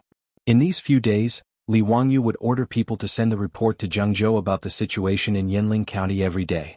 Pai Lupi was obviously worried that the epidemic in Shuzhou would go out of control, which was why he sent Qing Yaojin over. As for the large group of imperial guards, needless to say, they were here to seal off the entire Shuzhou to prevent the epidemic from spreading. In the secret report that Li Wangyou presented to Pai Lupi, he had already explained in detail how the epidemic spread, which made Pai Lupi somewhat believe that the epidemic was not caused by the plague ghost. As for Li Wangyou's suggestion of quarantine, Pai Lupi also expressed his approval, which was why Qing Yaojin led the troops over. Qing Yaojin led thousands of imperial guards to the front of the crowd and shouted with a hoarse voice, "Nephew, I'm here to help you. Sorry to trouble Uncle Qing." Li Wangyu was naturally happy to see Qing Yaojin lead the troops to Yanling County. He only had 1,000 prefecture soldiers and 500 imperial guards. To completely seal off Yanling County, which was tens of thousands of people, it was still a little difficult. If the epidemic broke out in the city, the people would not care about anything and rush out of the city. With so few people, they might not be able to stop them. Now that Qing Yaojin had led thousands of imperial army soldiers over, they could at least guarantee that the virus wouldn't spread out if the epidemic in Yanling County couldn't be controlled. In Li Wangyu's heart, he had already prepared for the worst, which was to sacrifice the tens of thousands of people in Yanling County to save the entire Shuzhou and even Hunan province. It wasn't that he had a heart of stone, but that he had no other choice. After all, he was not an immortal. If he really could not save the people in the city, he could only do this even if he had to bear the infamy. Of course, this was Li Wangyu's bottom line. He didn't mention this to anyone. After all, even Pai Lupi, the greatest emperor of all time, could make up his mind to abandon tens of thousands of people. Qing Yaojin looked at the doctors and workers kneeling on the ground, then looked at Li Wangyu. "Nephew, what are you doing? These people seem to be medical workers?" "Yes, these are the medical workers and doctors that I ordered people to recruit from all over the Su province. I am preparing to arrange for them to enter Yanling County to treat those patients. However, these people are unwilling to enter the city no matter what. I'm trying to persuade them." "Bastard, what time is it now? Why are you still being so wishy-washy? If it was up to me, I would just chop off anyone's head that doesn't listen." Qing Yaojin was indeed a devil incarnate. When his words fell into the ears of those doctors, it made them cry even louder. "Even if the noble orders the military to kill us, we have nothing to say. However, we can really go to Yanling County. Why are you so pitiful? Please spare us. We have not done anything that offends the heavens and reason. Why is the Marquis forcing us? Rather than going to Yanling County, becoming neither human nor ghost, and finally being burned to ashes, it is better to die now." The words of the medical workers gave Li Wangyu a headache. This had become, the people are not afraid of death, so why use death to scare them? These medical workers were not even afraid of death, so how could they be forced? Moreover, as the beautiful superior had said, if these medical workers were not willing to enter the city to treat the patients, even if they were forced to enter Yanling County with swords and knives, it would not be of much use. Instead, it would spread panic in the city. Therefore, he had promised them great rewards, thinking that there would be brave men under such rewards. However, this big-head plague was too terrifying in the eyes of these medical workers. Even the carrot that Li Wangyu had thrown out had no effect. No matter how Li Wangyu persuaded them, they were unwilling to enter Yanling County. Many medical workers would rather be killed by the imperial army than go to the epidemic area. After all, in their opinion, if they were killed by the imperial army, at least their corpses would be left intact. If they were unfortunate enough to contract the disease in Yanling County, not only would their bodies turn black after death, they would also be dragged out and burned to ashes by the Marquis. As a result, there were even fewer medical workers willing to enter the city. Qing Yaojin looked at these crying medical workers and felt a headache. These medical workers were not even afraid of death, so how could they be forced? Even Qing Yaojin knew that there was no use in dispersing the disease. They still had to rely on these medical workers to treat the disease. When everyone was in a dilemma, they saw their beautiful superior dismount and walk in front of the medical workers. "Everyone, can you listen to me?" The medical workers looked up at the beautiful young woman in front of them. In front of a real woman, they did not have the nerve to continue crying. A white-haired old man walked out of the medical workers and cupped his hands towards Su Changqing. "This lady, what can I do for you?" Su Changqing pointed at Li Wangyu, turned around and said in a loud voice, "I am the wife of the Marquis of Huxian, and I have a few words to tell everyone." The medical workers did not feel that there was anything wrong with her words, but Qing Yaojin was stunned.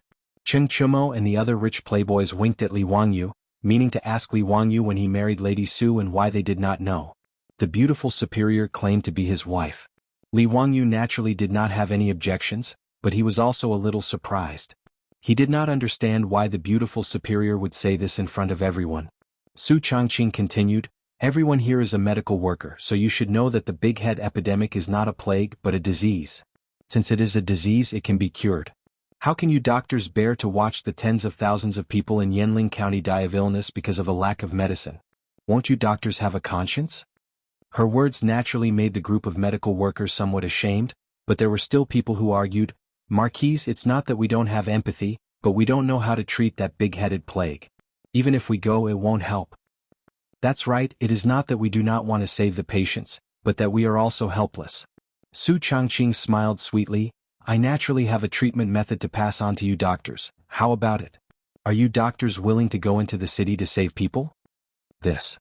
Su Changqing's words made the medical workers speechless. They did not know how to answer. "Marquis, don't make fun of us. How can there be a cure for the big head epidemic?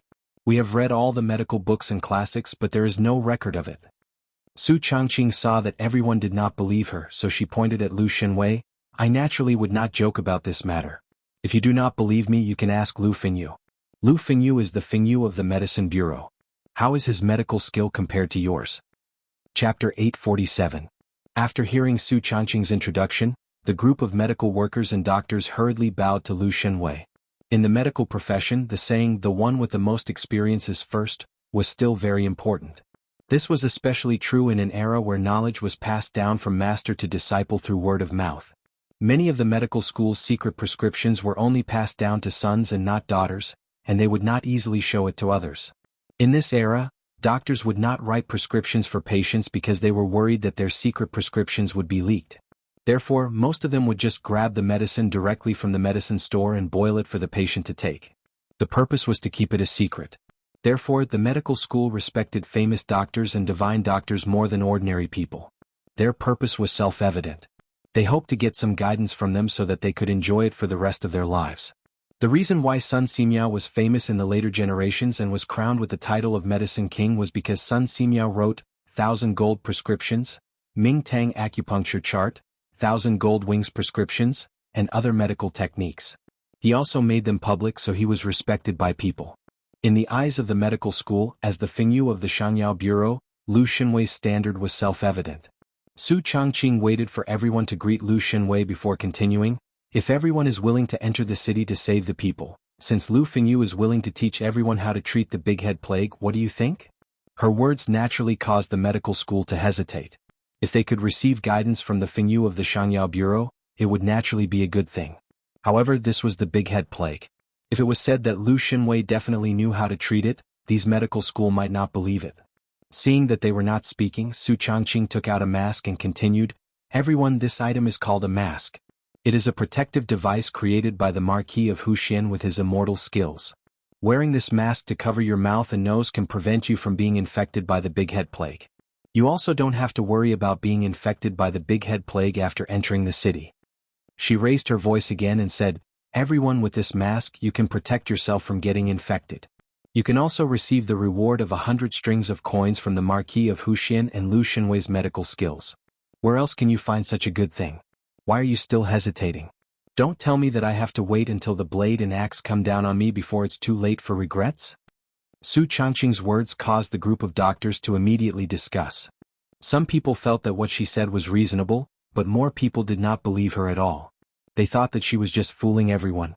After all, whether it was the mask or the so-called cure of the big head plague, they were all unheard of.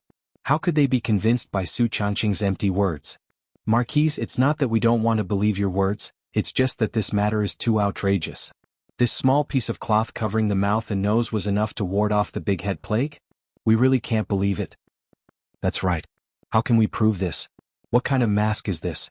It has never been recorded in any medical records. It's easy for the nobles to say, but if we catch the big head plague, we'll be the ones to die. What kind of mask is this? Can it defend against the big head plague? I don't believe it." Su Changqing suddenly laughed and turned to look at Li Wangyu. She then turned to the group of doctors and shouted, "If you don't believe me, I'll enter the city with you. As the wife of the Marquis of Huxian, I even dare to enter the city. Don't tell me you're still worried?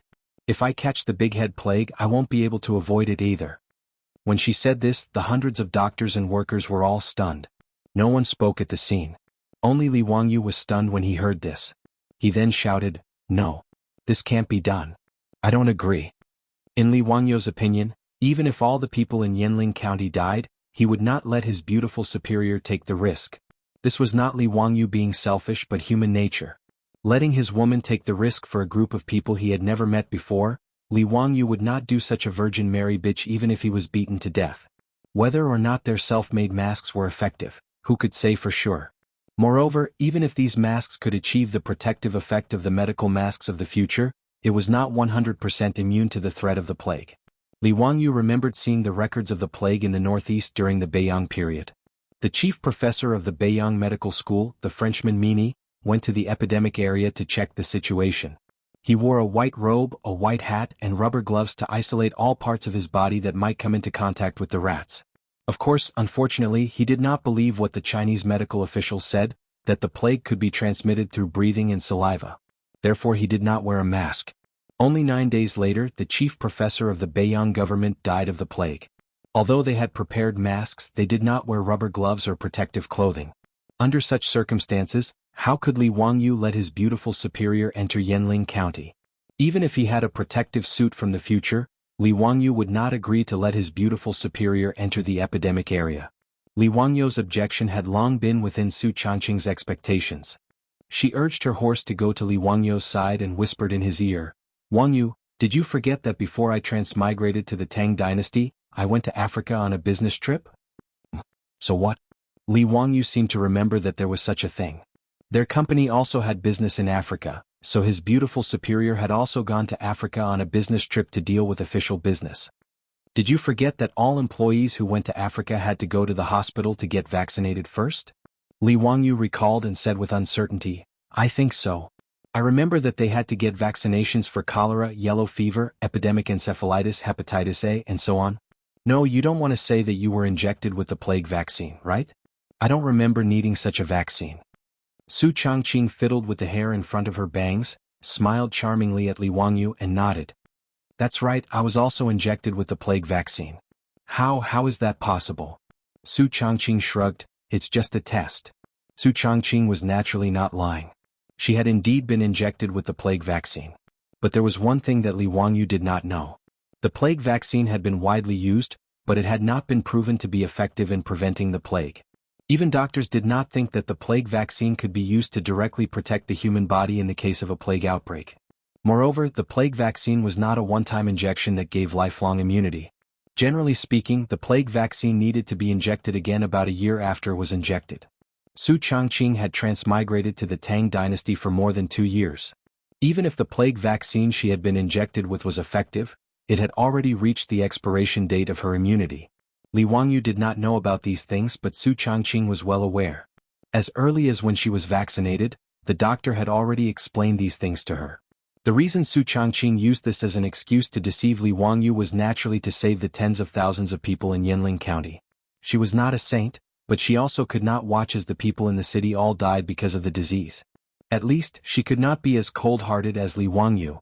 This was perhaps the difference between a woman's sensibility and a man's rationality. Therefore, when Su Changqing saw that the medical workers and doctors were unwilling to enter the city to save the patients, she decided to step forward and personally enter the city to lead the medical workers to save the patients. In order to increase her persuasiveness, she deliberately announced in front of everyone that she was Li Wangyu's wife, using her identity as the Marquise to express her attitude. Chapter 848. But Su Changqing's words moved the group of medical workers and doctors. What kind of noble status did the Marquise Madame have? She actually wanted to enter the city with them? At this time Lu Xinwei also stood out. "I will also enter the city with you to treat the patients, how about it? Do you all dare?" The Marquise Madame, a woman, dares to enter Yanling City to treat the patients. As doctors, are you all so cowardly? If this matter were to spread out, would you still have the face to enter your ancestral tombs? Su Changqing and Lu Xinwei's words caused the hundreds of doctors to be speechless. Each and every one of them was so embarrassed that their faces turned red. Li Wangyu pulled Su Changqing and growled in a low voice, "Changqing, don't mess around. That's the plague, you can't joke about it." "No, I definitely won't agree to let you enter Yanling County." Su Changqing's beautiful eyes glanced at him. She didn't care about shocking the world. She leaned over and gently kissed Li Wangyu's face. "Be good, be obedient, it's fine." "You." Li Wangyu's heart was filled with anger, but his beautiful superior's kiss made it disappear. He simply swung his horsewhip. "All right, since you want to enter the city, then I'll go with you. Don't mess around, you haven't been injected with the plague vaccine. Why would you enter the city?" Su Changqing wouldn't allow Li Wangyu to enter Yanling County and immediately rejected him. I don't care about this. Changqing, if you want to enter Yanling County, then I must enter as well. I'm a man watching my woman take risks while I hide outside the city. Do you think I'm that kind of person? This matter is settled. If you want to enter Yanling County, then I'll go with you. If we get infected with the plague, then we'll die together. Who knows, we might even be able to travel back to the modern world together. Li Wangyu didn't care what Su Changqing said. Naturally, he wouldn't relent. Li Wangyu would never do something as despicable as to let him stay in the safe zone outside the city and watch his beautiful boss enter the infected area. Su Changqing helplessly reached out his hand and touched Li Wangyu's face. With a doting expression, he said, "Hey, what should I do with you?" After she finished speaking, her eyes looked behind Li Wangyu. She met Niu Wu's eyes and nodded slightly. Niu Wu hesitated for a moment. In the end, he clenched his teeth and extended his palm, which was as large as a palm leaf fan, and slapped down towards the back of Li Wangyu's neck. Li Wangyu would never have thought that Niu Wu would attack him from behind. He didn't even have time to groan before he was knocked unconscious by Niu Wu's palm. This scene shocked Cheng Yaojin and the other rich playboys. They couldn't understand why Niu Wu, a loyal and devoted member of the Li family, would suddenly attack their Langjun. Cheng Yaojin even subconsciously pulled out the sword at his waist and prepared to urge his horse forward to save Li Wangyu. Su Changqing hurriedly smiled and extended his hand to stop Cheng Yaojin and the group of silk pants. He smiled and said, "Uncle Cheng brothers, it was I who had Niu Wu knock Worryless out." Cheng Yaojin was stunned. "Lady Su, why are you doing this? If I didn't knock him out, he would have followed me into Yanling County. How can that be? Uncle Cheng and brothers, please take good care of Wangyu. Don't let him find trouble with Niu Wu after he wakes up, and don't let him enter the city." Cheng Yaojin and the other rich playboys looked at each other. "Lady Su, do you really want to enter Yanling County?" In front of the medical workers, Cheng Yaojin didn't finish his words, but everyone naturally understood what he meant.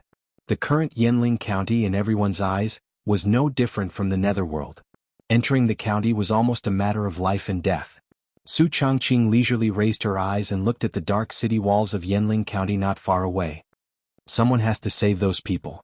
Those are tens of thousands of people of the Tang dynasty. They didn't do anything wrong.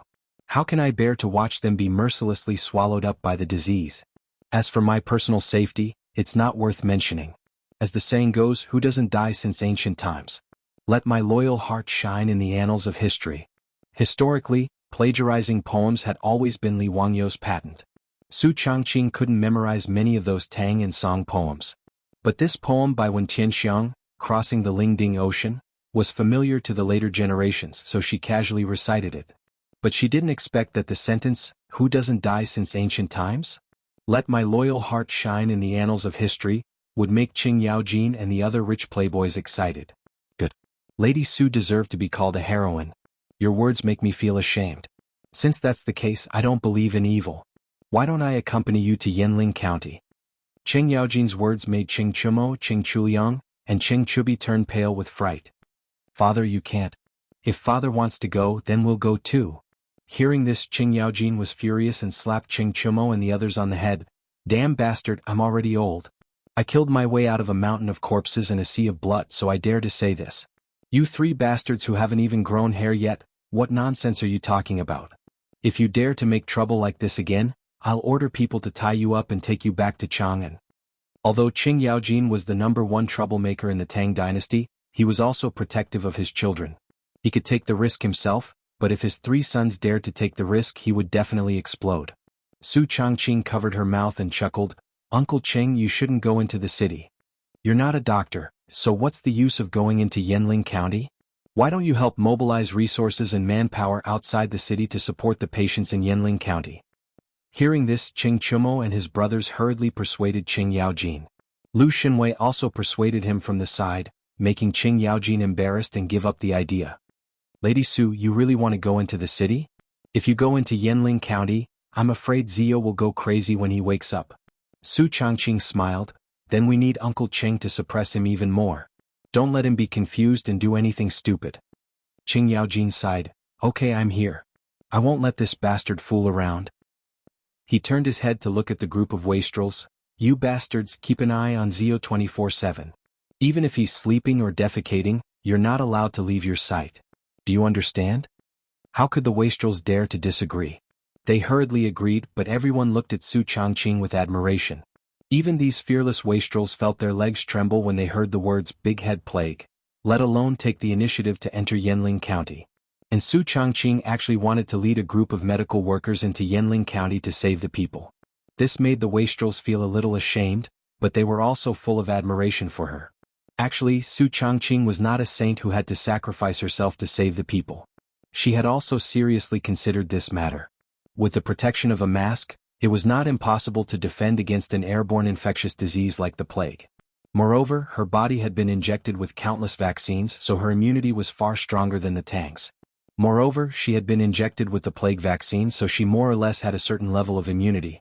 Of course, these were not the main reasons why Su Changqing decided to enter the city to save the people.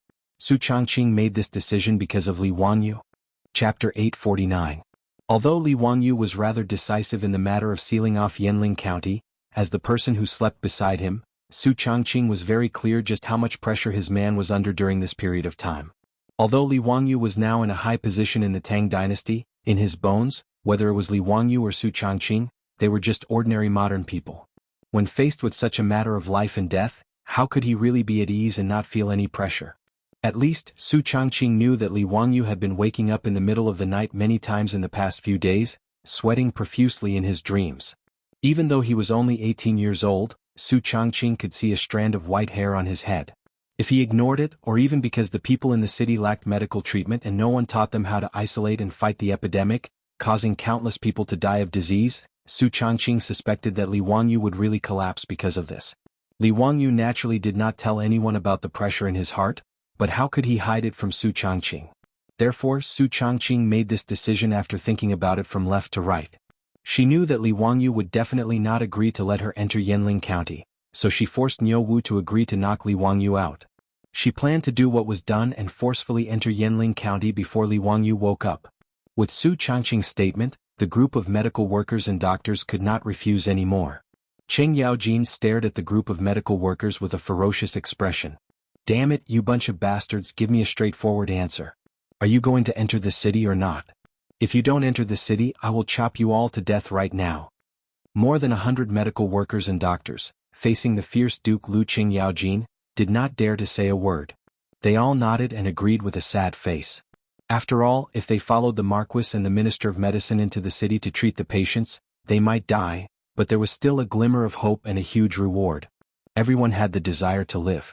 If they could live, who would want to die? Seeing that the doctors had nodded in agreement, Su Changqing did not waste any more time. He immediately ordered people to send over masks and taught the doctors how to wear them. "Ladies and gentlemen, I can tell you with certainty that the big head plague is mainly transmitted through human saliva, and is definitely not a plague ghost. Therefore, as long as you wear a mask, cover your mouth and nose, and be careful not to come into contact with the blood of the patients, you won't be infected easily. Now, follow me into the city and save those people."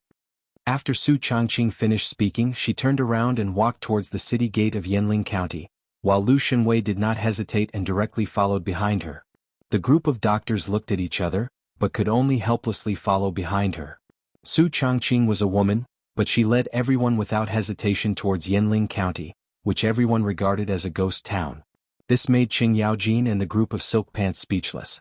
After a long time, Cheng Yaojin sighed and said, "Lady Su is really an extraordinary woman. Today, if she can survive this disaster, this old man will go all out. No matter what, I will ensure that she marries that bastard Li Ziyo as his wife. If Her Highness the Empress does not agree, this old man will go and wreak havoc in Taiji Palace." Cheng Chumo and the group of Silk Pants also nodded silently. Many people looked at Li Wangyu, who was still unconscious in Niu Wu's arms, and their eyes were full of envy. With a wife like this, what more could a husband ask for?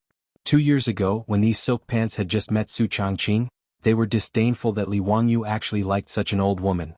In private, they used this matter to make fun of Li Wangyu. However, Su Changqing's performance later made these Silk Pants look at her in a new light. She was such a capable woman. Countless officials and nobles in Chang, and were drooling over this goddess of wealth, who was famous throughout Chang'an. If it wasn't for Li Wangyu's increasingly prominent position and his close relationship with Pai Lupi, it wouldn't be just the two brothers from Xinyang's Zheng family who had designs on their beautiful boss.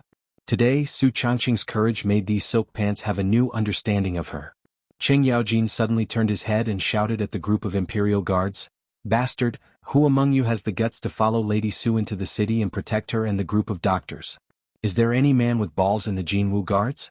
Anyone who dares to follow Lady Su into the city, this old man will reward him with 100 strings of copper coins." The group of imperial guards also admired Su Changqing's courage. With Cheng Yaojin's provocation, each of them shouted as if they had been injected with chicken blood. Each of them scrambled to say that they were willing to enter the city and protect Su Changqing. This group of imperial guards was naturally not like those doctors.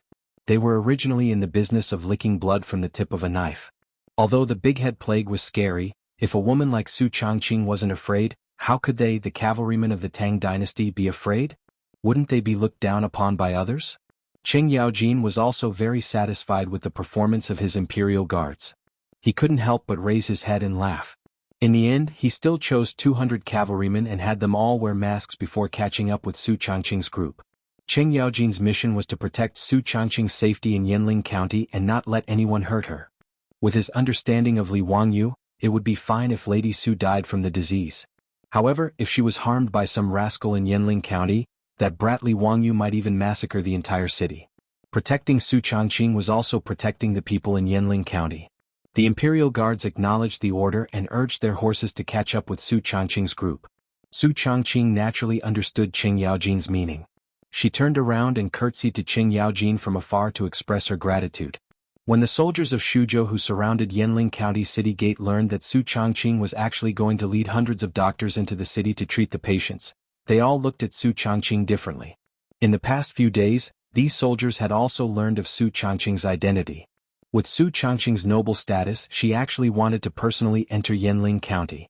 This made many soldiers of Shuzhou put down their weapons and directly kneel on the ground to kowtow to Su Changqing. These soldiers of Shuzhou all had their families in Shuzhou. Among the 1,000 soldiers, there were even dozens of people whose families were in Yanling County. When they learned that the Big Head Plague had broken out in Yanling County, these soldiers of Shuzhou were actually incomparably tormented. On one hand, they also knew that the Marquis of Huxian and the Hunan Circuit Commissioner Li Wangyu's order to seal the city was correct. However, from an emotional point of view, they could not accept it. Many soldiers even felt a trace of hatred for Li Wangyu. However, due to the Tang army's strict military orders, no one dared to express it. After all, Li Wangyu's order to seal the city was cutting off their family's path to survival. However, today, Li Wangyu's woman was actually going to personally lead a group of doctors into the city to treat the people in Yanling County. How could these soldiers not be moved to tears? Chapter 850. Within Yanling County, the county magistrate, county lieutenant, and other officials had already received the news and hurried to the city gate. Many commoners in the city also knew about this matter and disregarded the ban to leave the city. They all rushed towards the city gate and looked at the weak woman, Su Changqing, with complicated gazes as she led hundreds of medical workers and doctors into the city. No one knew who started it, but a voice suddenly rang out from the crowd, "This commoner kowtows and thanks the noble one. Thank female bodhisattva." More and more common people began to kneel and prostrate themselves towards Su Changqing's group. The female bodhisattva they spoke of was a term used in the Tang dynasty for women. Because of the existence of the bodhisattva, the Tang were also used to calling beautiful women bodhisattvas. In the end, even the officials of Yanling County prostrated towards Su Changqing. "Thank noble lady." The officials and common people of Yanling County did not know of Su Changqing's identity and could only call her noble lady. However, the captain who had led the 200 imperial army soldiers into the city to protect Su Changqing was quick-witted. He immediately called out to the imperial army soldiers and shouted, "The Marquis's wife has entered the city to save the people. The Marquis's wife has entered the city to save the people." With the cries of the imperial army, the officials and common people in the city learned of Su Changqing's identity and were even more shocked. No one had expected that the Marquis of Huxian, who had sent out the imperial army soldiers to forcefully seal off Yanling County, would send his wife into Yanling County. Because of the several bloody conflicts in Yanling County, the common people, including the officials of Yanling County, feared and even hated Li Wangyu. No matter who it was, after being cut off from their escape route and trapped in an epidemic county, they would not feel any gratitude toward Li Wangyu. Even though Li Wangyu had ordered people to deliver masks and various grains and herbs, he could not stop the common people and officials from hating him. But at this moment, Su Changqing's appearance had caused the common people and officials of Yanling County to feel less hatred for Li Wangyu. To be able to let his wife lead hundreds of doctors into the city to treat the patients, this naturally caused the commoners to be deeply grateful. This commoner thanks the Marquise. The Marquise is a living bodhisattva, a living Buddha. We're saved. The Marquise has led the medical family into the city. In the small Yanling city, the cheers grew louder and louder. The citizens trapped in the city had finally vented the fear in their hearts for the past few days. The officials of Yanling County hurriedly and respectfully invited Su Changqing to rest in the county office, but were rejected by Su Changqing. She knew that it was a race against time. The sooner they could implement the strictest quarantine measures, the sooner they could reduce the spread of the plague virus. It was absolutely unacceptable for the citizens to gather together because of her entry into the city today. As Su Changqing's order was passed down, the commoners who had run out to watch the commotion were driven back to their own houses by the bailiffs and imperial guards. In order to control the epidemic, Su Changqing divided the entire Yanling County into 4 areas for quarantine and monitoring. He sent the hundreds of medical workers and doctors to the various workshops to treat the patients. Patients with fever, cough, or swollen necks had to be sent to special quarantine houses once they were diagnosed with the Big Head Plague. No one was allowed to visit them. Apart from the bailiffs and the 200 imperial guards who had risked their lives to patrol the streets, no one was allowed to walk on the streets. When Su Changqing began to deploy anti-plague measures in the city, Li Wangyu finally woke up outside the city. Niu Wu naturally had a sense of propriety in his actions and did not harm Li Wangyu. He only fainted for a little over 2 hours. When Li Wangyu woke up, the first thing he did was to look for traces of his beautiful superior. Niu Wu naturally did not dare to say it, while the other wastrels also hesitated. No one dared to tell Li Wangyu that his woman had led hundreds of doctors into Yanling County. What exactly happened? Niu Wu, tell me honestly, where did Changqing go? Li Wangyu could not help but be anxious as he could vaguely guess the result. Did she go to Yanling County? Tell me. Lang Junai. Niu Wu opened his mouth but did not know how to reply. On the other hand, Qing Yaojin strode over and slapped Li Wangyu's shoulder. All right, lad, your woman has entered Yanling County. Amazing. Other than the sage's sister, Princess Pingyang, I have never seen such an amazing woman in my life. When Li Wangyu heard this, his eyes widened and he looked like he was about to swallow someone whole. Niu Wu, why didn't you stop Changqing? Before he could finish his words, Qing Yaojin slapped him on the shoulder again. Lad, since things have come to this, don't let your woman take the risk to enter Yanling County for nothing. What kind of ruckus is this? Don't act like a little girl. Bastard, have you forgotten that you are the Hunan Taoist envoy? Right now, the hundreds of thousands of people in Suzhou are still counting on you. Qing Yaojin's angry rebuke made Li Wangyu sober up a little.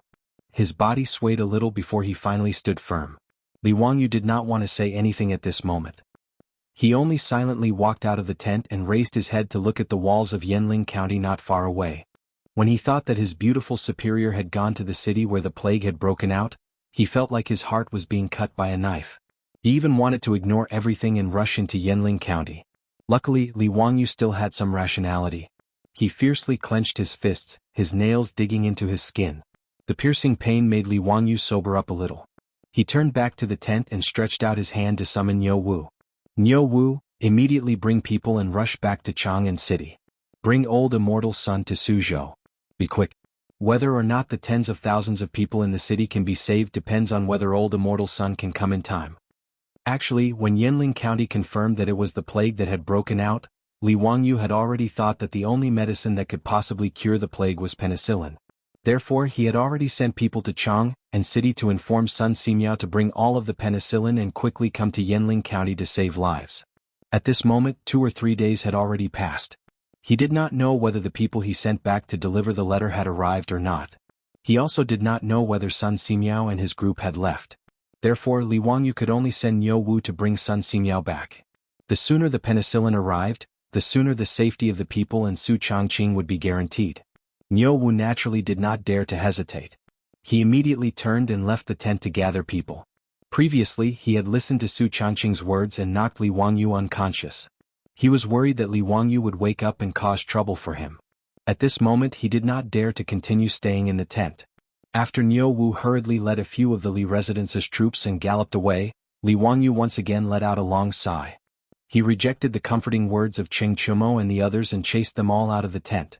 Alone in the tent he stood there in a daze. Chapter 851. After Su Changqing entered Yanling County, Li Wangyu had almost turned into a wife-gazing rock. Every day when he was free, he would stare at the walls of Yanling County in a daze, making Qing Chumo and the others nervous. They had to keep an eye on this guy at all times, afraid that he would take things too hard and run into Yanling County. If that happened, things would become serious. Although the news inside and outside the city had not been cut off, and Su Changqing even went to the walls of Yanling County every day to meet Li Wangyu, it still could not stop Li Wangyu from worrying. One of the main reasons was that there were more and more patients dying of the plague in Yanling County. Even though Su Changqing had taken the strictest quarantine measures in Yanling County and distributed a large number of masks, there were still medical workers reporting all kinds of patients infected with the Big Head Plague in various squares in the city every day. These patients' families were all sent to special squares for quarantine. Even the family members of those patients were ordered by Su Changqing to be isolated in their houses and forbidden to go out. But the plague was too contagious. From the time she entered Yanling County, in just 3 days, dozens of patients had died of the plague. And an even more troublesome thing happened. That was, Li Wangyu ordered the cremation of the corpses of those who died of illness, which attracted the dissatisfaction of the officials in Yanling County. In fact, Li Wangyu was not at all surprised that such a situation would happen. Even in the future, there were often conflicts over burials and cremations in the countryside, not to mention the Tang dynasty more than 1,000 years ago. The few victims of the plague that had appeared in Yanling County before were all forcefully dragged out of the city by Li Wangyu and burned with firewood. The people in the city did not know about this. Only the officials in Yanling County and a group of yamen runners knew about this.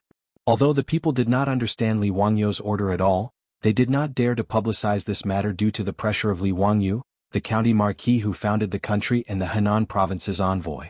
However, in the past few days, when a large number of people began to die from the plague in the city, the conflict naturally erupted. The county magistrate and county lieutenant of Yanling County were one thing, but the many scribes and bailiffs in the county office were mostly locals, and their homes were in the county. Of course, some of their relatives were also unlucky enough to be infected by the plague. Others might not know what was going on, but they, the county officials, were well aware of the situation. Thus, when the father of a county clerk died of an illness and was about to be transported out of the city, the clerk refused no matter what. He found someone to bring the old man's longevity coffin. After putting his father inside the coffin, he wanted to bring the old man's body back to his own home. He wanted to wait for the disease to pass before sending him out of the city for a proper burial. The bailiffs in Yanling County naturally wouldn't stop him. They were all colleagues in the county yamen. Besides, their relatives were also in the city and some of them were also infected. Who would want their relatives to be burned to ashes after they died? However, in Yanling County there weren't only the bailiffs. There were also the 200 imperial guards who had escorted Su Changqing into the city. The county clerk wanted to bring the coffin home, but he was naturally stopped by the imperial guards on the main street. The imperial guards didn't care whether he was a county clerk or not. Since the Marquis and Marquis had given a strict order that the families of those who died from the plague must be transported out of the city for cremation, they had to strictly carry it out. The imperial guards wanted to bring the coffin out of the city, but the county clerk and bailiffs naturally didn't agree. The two sides instantly entered a stalemate on the main street. The imperial guard captain was very angry about this. Just as he wanted to disregard everything and forcefully order the imperial guards to disperse the bailiffs, Su Changqing, who had received the news, hurried over. "Everyone stop. Don't gather here and make a ruckus." Su Changqing displayed the aura of a strong woman and shouted from the back of the horse. In these few days, Su Changqing had already built up her prestige in Yanling County. After all, her identity was special. As the marquis that everyone knew, in addition to the 200 fully armed imperial guards around her, no one dared to ignore her presence. Even the grade 7 county magistrate of Yanling County didn't dare to be rude in front of Su Changqing and followed Su Changqing's lead. Secondly, Su Changqing had taken the risk to enter the city and lead 100 school of medicine into Yanling County. The people in the city had already treated her like a living bodhisattva. There were even people who set up a Marquis memorial tablet in their homes and prayed to her every day. Seeing Su Changqing appear, the two sides that were arguing shut up. The Imperial Guard captain, Su Changqing, cupped her fists and reported, "Madam, in this coffin is a family with the plague who had just passed away. I noticed that they were preparing to bring the coffin back to my residence, so I stopped them and requested them to bring the coffin out of the city and burn it. Not only did they not agree, they even dared to insult us. Madam, please be clear about this." Su Changqing's brows were tightly knitted.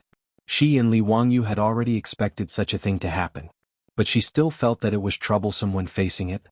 Su Changqing looked at the family of the deceased and advised, "Everyone, the dead can't be brought back to life, so please restrain your grief. But this plague cannot be neglected and the corpse must be brought out of the city to be cremated." Since Su Changqing had spoken, the scribes and bailiffs in the county office didn't dare to go against her and knelt on the ground. "Marquis, how can this person be cremated? Even those heinous criminals were allowed to be buried. Why did our relatives have to die without even a single bone remaining? We can't burn them, we can't burn them." "That's right, Marquis. This skin and hair were given to us by our parents, so how can it be easily destroyed? What's more, if we burn my father's body, how can I, this unfilial son, have the face to meet my ancestors in the underworld? Please have mercy, Marquis. This person really can't be burned. If Marquis wants to burn them, why don't you burn all of us together?" Everyone was talking at once. Some were pleading for mercy, some were threatening, which made Su Changqing's head hurt. Everyone burning the corpse is a last resort. If we don't burn the corpse as soon as possible, the plague will spread and no one in Yanling County will be able to survive. Su Changqing tried to persuade them, but no one was willing to listen. "Marquis, don't deceive us. This plague is caused by the plague ghost. What does it have to do with the corpses of our family members?" "That's right. What plague is Marquis talking about? Who has seen it before? How can these corpses cause disease?" "The plague ghost is causing trouble. Marquis, please arrange for people to come to Yanling County as soon as possible. We have asked those doctors. They don't know how to treat the plague. Marquis, don't deceive us anymore." It turned out that in these few days, the bailiffs and scribes of Yanling County had come into contact with the hundreds of doctors. They already knew that these people didn't know how to treat the plague. In fact, Li Wangyu and Su Changqing didn't expect these doctors to treat the disease and save people.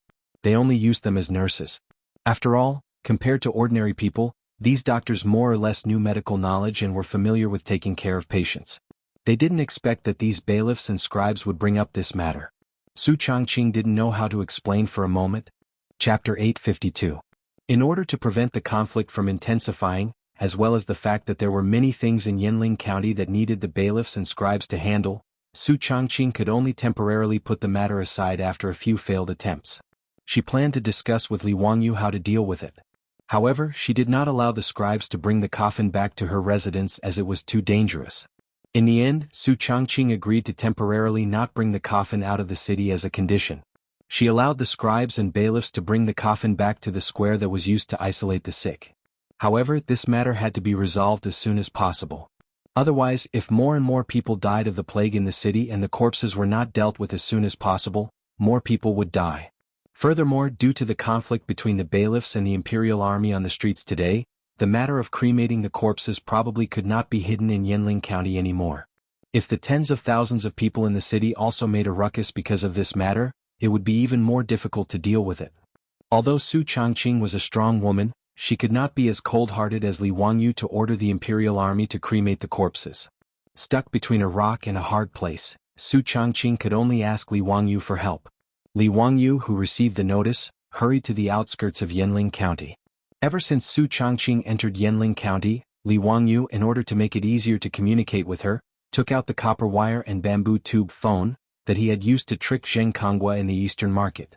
A copper wire was stretched from the top of the city walls to the outside of the city, and a bamboo tube was fixed at the two ends for communication. After all, he and Su Changqing only shared their thoughts. There were some things that he was embarrassed to say in front of everyone, right? Even if Li Wangyu was thick-skinned, he still had to consider the face of his beautiful superior. Li Wangyu couldn't help but feel a lump in his throat as he looked at his beautiful superior's increasingly thin figure on the city wall. He said to Bamboo Tube, "Changqing, are you all right?" "I'm fine, Wangyu. Listen to me. There's a bit of trouble in the city right now. How are we going to deal with the corpses of the people who died from the plague today?" Su Changqing was not in the mood to ask about Li Wangyu's well-being. He directly told him about the trouble caused by cremation in the city. When Li Wangyu heard this, he frowned. This matter was really quite troublesome. If he forcefully ordered people to transport all the corpses out of the city for cremation, under the pressure, it was hard to guarantee that there would not be a mass uprising in Yanling County. The dead should be respected, and the dead should be buried in peace. This was the most fundamental ethic of the Tang dynasty. In fact, not to mention the Tang dynasty, even in later generations, there were still many obstacles in the process of cremation, and even bloody conflicts broke out. If Li Wangyu ordered people to forcibly cremate the corpses, this matter might even be brought to the court, and it was very likely that he would be impeached. Of course, due to the urgency of the matter, although Li Wangyu had reported this matter to Pai Lupi, he did not receive a clear answer. Obviously, Pai Lupi, Fang Shenling, and the other big shots also had quite a headache about this matter. However, Li Wangyu could not just let it happen. The corpses of the victims who died from the plague were placed in Yanling County, which would only cause more serious consequences. He was also very angry about the problem Su Changqing was facing. It was already early summer and the weather was gradually getting hotter. Those corpses definitely could not be stored in the city for a long time. Changqing, if it doesn't work, I'll send troops into the city and forcibly transport those corpses out of the city for cremation. No, that will only continue to provoke conflicts. If tens of thousands of people in the city make a fuss, things will get even more out of hand. Su Changqing immediately rejected his proposal. Unless it was a last resort, Su Changqing was not willing to send the imperial army to do such a thing. Wangyu, think of another way. It's best if you can persuade the people but don't use violence directly. Li Wangyu angrily scratched his hair. How can I persuade them? This virus can't be seen or touched. Not to mention that there is no microscope. Even if there is, can those country bumpkins understand that what is under the microscope is the virus? How could Su Changqing not know this logic, but he could only let out a long sigh. Is there no other way? Even if it's just to scare them, didn't you pretend to be a ghost in Chang and city and fool those ministers? Why don't you think of another way to scare the people in the city? Li Wangyu thought that this was also a way. Anyway, the people were ignorant and sometimes it was a way to scare them. But how to scare the tens of thousands of people and officials in the city was a difficult problem. It would be difficult for Li Wangyu to come up with such a big scam. He was not a magician like David Copperfield, who could play a magic trick that could fool tens of thousands of people in the city. Monk Wenzai's trick could only fool a portion of the people. It was too difficult to convince the people in the city to agree to cremate their relatives who died of the plague. For a moment, both Su Changqing on the city wall and Li Wangyu outside the city had no idea. The two of them stared at each other speechlessly. Li Wangyu was speechless and looked up at the sky in a daze. The early summer sun was already a little glaring, and he could not help but raise his head to block the sunlight. Suddenly, Li Wangyu thought of something. He turned his head and shouted to the foppish sons behind him, "Brothers, what day is it today?" The foppish sons looked at each other, not understanding why Li Wangyu would suddenly ask about this. 4th year of Jingguan, 27th of the 4th month. Ziyu, why are you asking about this? Have you become muddle-headed? Li Wangyu ignored the foppish sons and turned his head to Su Changqing, who was on the city wall, and grinned.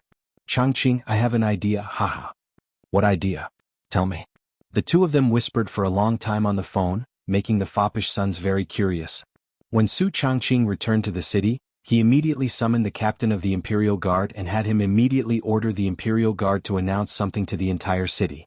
Due to the plague ghosts causing havoc in Yanling County, the Big Head Plague had broken out. However, the plague ghosts were rampant. After killing the families of the victims, they hid their filthy energy in the corpses of the victims. This was also why the corpses of the victims of the Big Head Plague were black. The filth of the plague ghost could only be cleansed by burning it with fire. If the filthy energy left in the corpses of the plague ghosts wasn't burned, the plague ghosts would use this filthy energy to pollute the earth and eventually devour the sun. The commoners in the city, including the yamen runners and scribes, naturally didn't believe these words. Although the corpses of the victims of the Big Head Plague had large amounts of black spots, they didn't believe that it was the filthy energy left behind by the plague ghosts. The yamen runners and scribes of the Wuxia County Yamen even suspected that the Marquis was using this excuse to deceive them. Her goal was to force them to burn the corpses of the victims. However, on the second day, the Imperial Guard in the city sounded the gong again and rode fast horses around the city to announce that the plague ghosts were causing havoc in Yanling County. If the corpses were not burned and the filthy energy removed, the heavens would be furious and a great disaster would soon descend. Naturally, no one believed these words. On the third day, the Imperial Guard in the city was out on the streets again. Chapter 853. This time, the Imperial Army was beating gongs and drums all over the city. Their words caused the commoners, bailiffs, and scribes to be slightly shocked. Originally, they didn't believe the words of the Imperial Army and felt that the Marquis was just fooling them. The Wuxia County Yamen scribes and bailiffs were afraid that they couldn't win against the Marquis, so they simply spread the news that the bodies of the victims of the plague were going to be burned. They wanted to incite the commoners to oppose this matter and cause them to panic. In this day and age, no one was willing to see the bodies of their family members being burned. If someone dared to do this, they would even fight with their lives on the line. Thus, 2 days ago, when the imperial army was beating gongs and drums to announce that the bodies were contaminated by the plague ghosts, no one believed it. They even snorted in disdain, feeling that the Marquise was playing them like fools. Although no one knew why the bodies of the victims of the Big Head Plague would turn black after death, no one believed that it was the work of the plague ghosts that contaminated the bodies with filth. However, early in the morning, the 200 Imperial Army soldiers were on the streets again. After beating the gongs to attract everyone's attention, they loudly shouted, "Everyone listen well." The Dao ancestor asked the Marquis of Huxing County to inform him that because the plague ghosts are causing trouble in Yanling County, the corpses have been contaminated by filth and have not been dealt with quickly. Thus, the sun in the sky will be swallowed by the plague ghosts for some time because of this matter. Although the Dao ancestor's magic power is great and can quickly disperse the plague ghosts, if the contaminated corpses are not quickly burned, the world will fall into chaos. The plague ghosts will take this opportunity to wreak havoc in the world. When that time comes, even the gods and Dao ancestors in the heavens will be helpless. Over and over again the imperial army announced loudly in the city, but the commoners all frowned when they heard it. Plague ghosts swallowing the sun? How was this possible? Many people subconsciously raised their heads to look at the rising sun and couldn't help but silently say, "Dao ancestor bless us, Dao ancestor bless us." Regardless of whether the commoners believed it or not, there was a large question mark in their hearts. This was because if the Marquis of Huxian and the Marquise were still trying to trick them, it would be too easy to expose them. If the plague ghosts did not appear today, wouldn't that mean that this was all a scam? Since that was the case, what was the point of the Marquis of Huxian ordering people to spread the news? Yanling County instantly became lively because of the imperial army's announcement. Although everyone was strictly forbidden from leaving the square, the people in the square still could not suppress the shock in their hearts. They all walked out of their own houses and discussed with their neighbors in low voices. "Dalong, do you think this is true? Could it be that the corpses of the people who died because of the plague ghost were really contaminated by the filth?" "Bah, I don't believe such nonsense. In my opinion, this is definitely something that the Huxian Marquis is saying to trick us. None of these officials are good. Everyone, you still don't know, right? A few days ago, many people had died in the inner square beside the city wall that was specially used to house the sick. The Marquis had ordered his men to drag them out of the city and burn them. Because of this, many family members of the patients are crying at the county yamen. TSK, do you think that the Marquis is crazy? He actually wants us to burn the corpse. This is something that has never been heard of since ancient times. If this corpse is burned to ashes, I'm afraid it will be even more torturous down there, right? Isn't that right?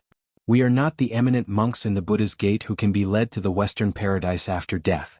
If this corpse is burned, our ancestors won't even receive incense offerings in the future. In my opinion, what plague ghost swallowing the sun? It's just nonsense." The yamen runners and scribes also gathered in the county yamen and whispered to each other about this matter. But no matter what, almost no one believed the imperial army in the city, even though their throats were about to break from shouting. What the imperial army had been spreading in the city for the past 2 days was naturally what Li Wangyu had taught Su Changqing. At that time, his mind was full of how to trick the people in the city, but his eyes were blinded by the sunlight in the sky. When Li Wangyu covered the sun with his hands, a sentence suddenly popped up in his mind. "In the 4th month of the 4th lunar month, there will be a solar eclipse." This was recorded in the Comprehensive Mirror for Aid of Governance, about the solar eclipse that occurred in the Tang dynasty in the 4th year of Jingguan. The 1st lunar month of the 4th lunar month was April Fool's Day in the future. After Li Wangyu asked the wastrels and found out that it was March 27th of the 4th year of Jingguan, he immediately thought of using the solar eclipse to trick the tens of thousands of people in the city. In the future, even elementary school students could clearly explain the principles behind solar eclipses. But in China, it was an ominous sign since ancient times. Under normal circumstances, people called solar eclipses the heavenly dog eclipse. The sun represented the emperor of heaven, and the emperor was the son of heaven. If there was a solar eclipse, it would be an ominous sign of a demon invading the emperor's rule. Solar eclipses were not only ominous but also extremely ominous. In fact, it was not only China that was like this. In the era when astronomy was not perfect, the attitude of the various countries towards solar eclipses was not very different. Therefore, when a solar eclipse occurred, these events would be recorded seriously in the history books. Li Wangyu recalled that there would be a solar eclipse on April 1st of the 4th year of Jingguan, so he immediately thought of using this solar eclipse to solve the problem of cremating the corpses in the city. Since the people were ignorant, blindly spreading the news might not be effective. Moreover, time waited for no man. At this time, using the solar eclipse to fabricate the story of a plague ghost swallowing the sun, to scare them was the most effective method. Li Wangyu not only planned to scare the people of Yanling County, but he also immediately wrote a memorial and had it sent to Zhengzhou. He wanted to present it to Pai Lupi, who had been stationed in Zhengzhou to observe the situation in Shuzhou. In the memorial, he also attributed the solar eclipse that would happen in 3 days to the plague ghost swallowing the sun. Li Wangyu wrote this memorial to Pai Lupi to pave the way for himself in advance. In the future, in the imperial court, those bored imperial censors would use the matter of him cremating the corpses to impeach him. At the same time, Li Wangyu was also helping Pai Lupi to get out of trouble. After all, a solar eclipse in the Tang dynasty was an ominous omen. Moreover, it was usually attributed to the emperor's lack of virtue and the power of the traitors. Li Wangyu sent a memorial to Pai Lupi 3 days in advance, stating that it was a plague ghost that was causing trouble in Shuzhou. Naturally, this would prevent the officials from criticizing him in the future. After all, although Pai Lupi and Li Wangyu, uncle and nephew, used the gold theft case to ruthlessly scam the aristocratic families and sweep Wang Rinyu, Zheng Yuanshou, and the others out of the imperial court, the aristocratic family's power in the imperial court could not be underestimated. This kind of trouble should be avoided if possible. Moreover, other than being very stubborn about marrying Chang'e to him, Pai Lupi was sincere to Li Wangyu. Therefore, Li Wangyu also returned the favor and did not forget to repay his uncle. However, when Li Wangyu sent this memorial to Zhengzhou, it caused a lot of trouble. Chapter 854. The distance between Shuzhou and Zhengzhou was only 200 some li and could be reached in half a day on a fast horse. Li Wangyu's memorial was placed on Pai Lupi's temporary desk in Zhengzhou on the same day. After reading Li Wangyu's memorial, Pai Lupi couldn't help but frown.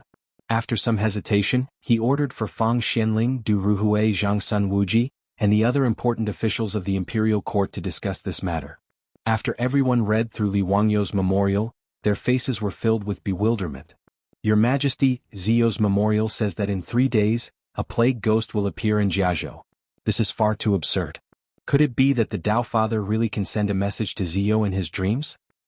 I do believe Ziyou's words to a certain extent. Although this matter seems absurd, given this old man's understanding of Ziyou, he would never joke around like this with your Majesty. That's right. Although I don't know where the Marquis of Huxian learned that a plague ghost will appear, the Marquis of Huxian is not a reckless person. Since he dared to submit a memorial to your Majesty, he must have some assurance. Although the important officials found the contents of the memorial hard to believe, out of their trust in Li Wangyu, they reluctantly believed it. Pai Lupi was even more silent. Li Wangyu had already used this excuse of the Dao Father's dream to fool Pai Lupi several times. Although he didn't believe it, he had no choice but to believe it. What left Pai Lupi somewhat speechless was that Li Wangyu had confidently stated that the plague in Shuzhou was not the work of a plague ghost, but an epidemic caused by a virus. But in just a few days this fellow had changed his tune? Not only had he declared in his memorial that it was the work of a plague ghost, he had even dared to predict that in 3 days, a plague ghost would appear and devour the sun. This was no small matter. Although Li Wangyu cleverly changed the heavenly dog eating the sun to the plague spirit swallowing the sun, it was hard to convince the masses. Your Majesty, if what Ziyu reported is true, we need to inform the officials of this matter as soon as possible, in case the heavenly dog eats the sun and causes waves in the court. This subject agrees. Regardless of whether this matter is true or false, Your Majesty should still inform the world of the Marquis of Huxian's memorial to reassure the people. Fang Xianling stroked his beard and thought for a while before he said with uncertainty, Your Majesty, in my opinion, Ziyou's purpose may be to burn the corpse. Oh? What do you mean, Xianling? Pai Lupi was puzzled. Your Majesty, according to what Ziyu said earlier, the plague is caused by an invisible virus. If that was really the case, then among the corpses of those who died from the disease, there was probably a large amount of the virus that Ziyu mentioned. Therefore, Ziyu gave the order to burn the corpses to prevent the virus from harming the people. However, Your Majesty also knows that it is extremely difficult to get the people to burn the corpses. Therefore, in my opinion, Ziyu is using this matter to scare the people and make them agree to burn the corpses of those who died from the plague. Fang Xianling was indeed Pai Lupi's chief strategist. He quickly guessed Li Wangyu's true thoughts from his memorial. When Pai Lupi heard this, he nodded slightly, agreeing with Fang Xuanling's guess. However, the crux of the matter was whether what Li Wangyu said in his memorial was true or false. In 3 days, a plague ghost would appear in Jiazimo and devour the sun. Your Majesty, regardless of whether this matter is true or false, we can only treat it as if it is true. Otherwise, if your Majesty does not inform the officials of this matter, if the plague spirit really appears in 3 days, it will be even more troublesome. Zhang Sun Wuji's words also received the approval of Fang Xianling and Du Ruhui. Although they did not understand why Li Wangyu was so certain that there would be a solar eclipse in 3 days, since Li Wangyu presented the memorial solemnly, they could not pretend that they did not know about this matter. Pai Lupi hesitated slightly, but if there is no plague spirit appearing in 3 days, his meaning was very clear, but he was also worried that his disobedient nephew would be attacked because of this matter. Fang Xianling and the others looked at each other, then bowed to Pai Lupi and said, "Your Majesty, it seems that Ziyu is confident. Otherwise, why would he present this memorial? If there is no plague spirit appearing in 3 days, then Ziyu can only take responsibility for this matter. Your Majesty, after all, Ziyu is the founding county marquis and the Henan Circuit envoy. It is natural for him to take responsibility for his words and actions." Pai Lupi hesitated for a moment, but in the end he nodded in agreement with Fang Xianling and the others. He ordered people to gather the officials who had accompanied him to Zhengzhou and read out Li Wangyu's memorial in front of everyone. When the officials heard that Li Wangyu dared to say that there would be a plague spirit appearing in 3 days, they were all in an uproar. Tai Changqing Wang Ying immediately spoke out. "Your Majesty, the Marquis of Huxin's words are truly bewitching. How can he be so sure that there will be a plague spirit appearing in 3 days? Even the Imperial Historian Bureau did not send any information about a solar eclipse, so how could the Marquis of Huxin know? In this old subject's opinion, this is utter nonsense." The Imperial Historian Bureau that Wang Ying spoke of was the imperial astronomer of the later generations. Its job was to observe the heavens, calculate the solar terms and set the calendar. During the Qin and Han dynasties, it became the Imperial Historian Bureau. During the Tang dynasty, it was renamed the Imperial Historian Bureau. Later it was renamed the Secretarial Pavilion, the Armillary Sphere Overwatch Council, the Armillary Sphere Bureau, and the Directorate of Astronomy. Predicting solar eclipses was naturally the responsibility of the Imperial Historian Bureau. However, in an era where astronomy had not been perfected, predicting solar eclipses, especially accurately predicting solar eclipses, was extremely difficult. The Imperial Historian Bureau did not dare to carelessly predict the appearance of a solar eclipse. After all, if the prediction was wrong, they would lose their heads. This was also why Li Wangyu's memorial had made Pai Lupi very hesitant. Even if Li Wangyu's prediction was wrong, Pai Lupi would not cut off his head, but he would definitely be punished with a reduction of his title and a fine of copper. As for his position as the Henan Circuit envoy, he would not be able to continue. Before Pai Lupi could speak, Yuqi Jingda jumped out and pointed at Wang Ying's nose. "How do you know that there won't be a solar eclipse in 3 days? If there really is a plague spirit appearing, what will you say? Do you dare to write a contract that if there is a solar eclipse, you will apologize and resign?" Wang Ying didn't know how to respond to Yuqi Jingda's words. How would he know if there would be a solar eclipse in 3 days? He wouldn't bet his future on something like that with Yuqi Jingda. Pai Lupi slapped the armrest of the throne and stood up, looking around at the officials. "Okay, let's not talk about this anymore. I believe that County Marquis Huxin will not joke about this. Pass down the decree, quickly inform Chang and of this matter, announce it to the world, to pacify the hearts of the people, so as to avoid any mischief caused by the plague."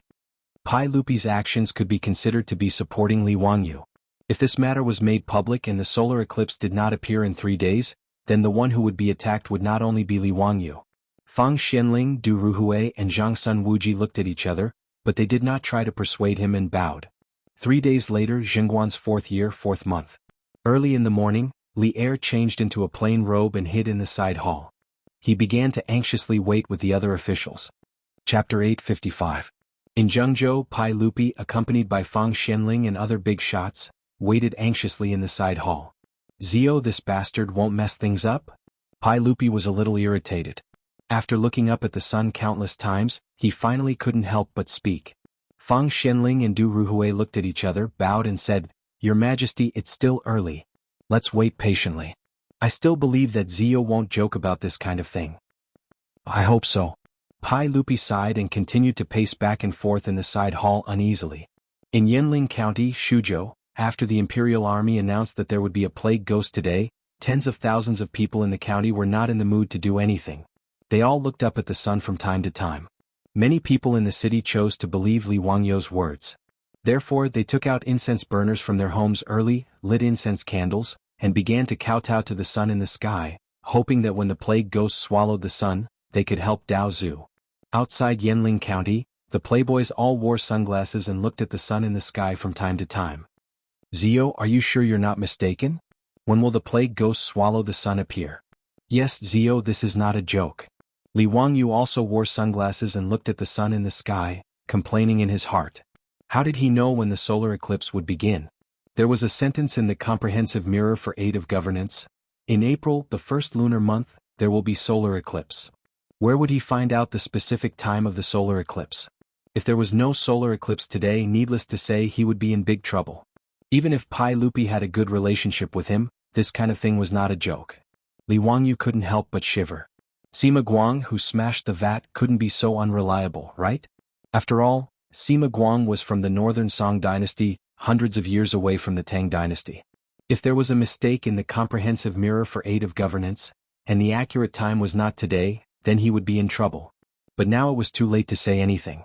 He couldn't regret it. Just you wait. The Tao ancestor told me in a dream. It definitely won't be wrong. It's still early, why are you in such a hurry? Li Wangyou looked very calm on the surface, but in fact he was panicking inside. Su Changqing also climbed up the city wall and looked at Li Wangyou from afar. His eyes were also filled with worry. On this day, everyone felt that time passed very slowly. The sun in the sky was almost motionless, and there were no signs of a solar eclipse. They had been waiting since sunrise, and this wait lasted until afternoon. The sun was still firmly hanging high in the sky. With the trip to Zhengzhou, Pai Lupi was not even in the mood to have lunch. He waved his hand and asked Mi Tua to take away the food. Mito looked at the untouched food on the table and said carefully, "Everyone, it's still early. Let's eat first. This servant has been keeping an eye on the sun in the sky. Once there are any changes, this servant will immediately report to everyone." "Alright, take it away. I have no appetite today." "Yes." Mi Tua didn't dare to try and persuade him again. He could only signal for the servants to take away the food. The officials in the side hall saw that Pai Lupi was not in a good mood, so no one said anything. Only the Grand Chancellor, Wang Ying, jumped out again and impatiently criticized Li Wangyou in front of Pai Lupi. "Your Majesty, in this old servant's opinion, the Marquis of Huxin's words about a plague being devoured today are complete nonsense. It's already past noon and there are still no signs of a solar eclipse. Your Majesty should not continue to wait here." Pai Lupi gave him a sidelong glance and was too lazy to talk to this guy. Wang Ying made a fuss and could only mutter a few words to himself before continuing to wait on the side. However, Wang Ying had already made up his mind. There were only a few more hours before the sun set. He had to properly impeach Li Wangyou and take revenge for the insults he had received from Li Wangyou. In Yanling County, the common people were discussing spiritedly, and the scribes and bailiffs in the county government snorted disdainfully at the plague being devoured by the sun. "Bah, this old man already said, what dog fart plague being devoured by the sun? It's just a trick to trick us." "That's right, that's the logic. In the end, they just want to trick us into giving them the corpses of our relatives and burning them. In short, if they want to burn my lord's corpse, this old man will fight it out with them." "Yes, that's the logic. That Marquis of Huxin outside the city is probably regretting it by now. Haha, to think that he would use such a childish excuse to trick us. Does he think that we are all ignorant children? Bah. If some plague being devoured by the sun appears today, this old man will go to the streets and bark like a dog and crawl in a circle. Haha, if the plague being devoured by the sun doesn't appear today, can you make that dog fart Marquis crawl in a circle on the ground? I heard that in Changji County, that Marquis was called the Marquis of Dirty Marquis. Now it's even worse. After coming to Yanling County, not only did he not allow us to leave the city to seek refuge, but he also forced us to burn the corpses. The way I see it, that bullshit Marquis can't wait for us to all die in this city. Damn it, if that dog fart Marquis doesn't give us a way out, why don't we fight it out with them? Anyway, staying in this city is a dead end. That's right, if that Marquis doesn't give us a way out, we'll fight it out with them. The more the scribes spoke, the more excited they became. It looked like they were ready to rebel at any moment. Of course, this group of Yamen runners and scribes also knew that they were just making empty promises. There were 1,000 government soldiers and thousands of the most elite imperial guards of the Tang dynasty outside the city. It was simply a joke for them to rebel with just a few people.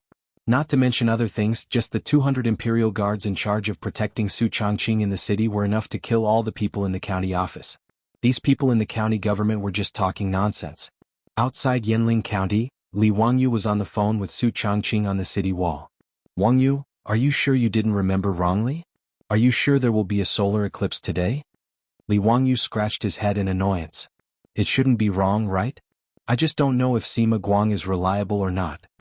Su Changqing pondered for a moment and said worriedly, "I remember that a total solar eclipse takes a few hours from the first eclipse to the second eclipse, but a total solar eclipse only takes a few minutes. It's already past 2 o'clock in the afternoon. If there are no signs of the first eclipse, I'm afraid there won't be a solar eclipse today." Li Wangyu looked up at the sun in the sky again. Even though he was wearing sunglasses, his eyes were still hurt by the bright sun in the sky. He couldn't see clearly whether there were signs of the first eclipse. Immediately, Li Wangyu slapped his head. He was so stupid. How could he forget the method of observing the solar eclipse with a basin of water?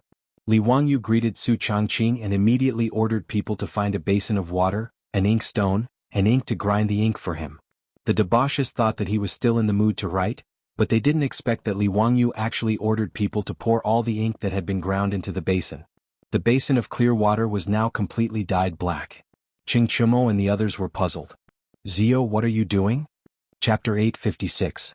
Observing the sun through the reflection of the ink was actually a relatively simple way to observe a total solar eclipse. After all, the sun's rays were too strong.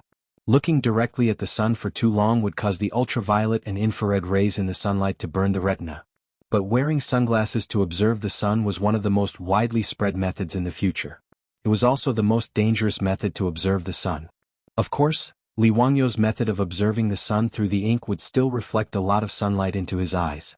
But with the sunglasses he was wearing, it was enough to protect his eyes for a short period of time. Li Wangyu was not in a hurry to answer the wastrel's questions.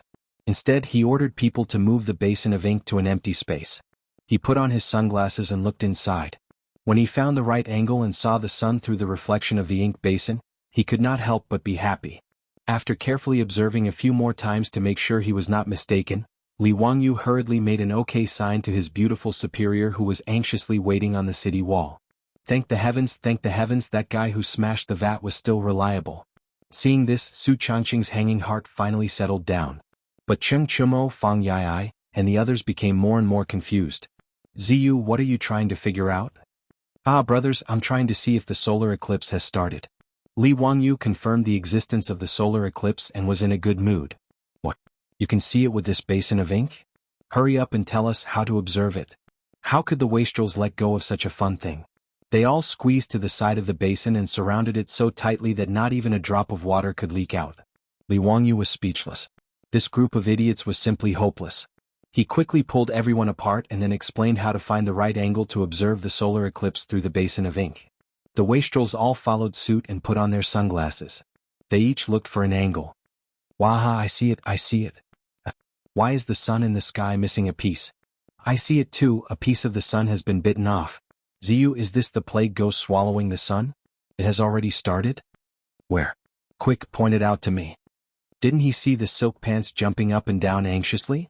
When all of the silk pants confirmed through the reflection in the water basin that a piece of the sun was missing, they were all speechless. His gaze towards Li Wangyu was even more speechless. What this guy said that there would be a plague demon swallowing the sun in 3 days was actually true. Cheng Chumo stared at Li Wangyu for a long time. "Zio, tell me honestly, are you an immortal from the heavens? You even know when the solar eclipse will occur. How are you going to explain that?" Fang Yai and the rest also had the same expression, looking at Li Wangyu with an expression of looking at a celestial being. If it weren't for the fact that everyone was so familiar with each other, they might have even kowtowed to Li Wangyu at this moment. Li Wangyu rolled his eyes silently, too lazy to explain. In any case, there was no way he could explain it clearly. Could he really tell them that he and his beautiful boss had transmigrated from more than 1,000 years in the future? It would be better to just say that he was an immortal. It would be more acceptable. He couldn't be bothered with the silk pants and ran straight to the base of the city wall. He used the phone to inform Su Changqing that they could begin according to plan. According to his observation of the speed of the solar eclipse, the total eclipse would arrive in about an hour. Su Changqing nodded, turned around, and found the captain of the imperial army. He whispered a few words to him. Not long after, the sound of drums and gongs once again rang out in Yanling County, attracting the attention of the people in the city. Only then did he yell at the top of his voice.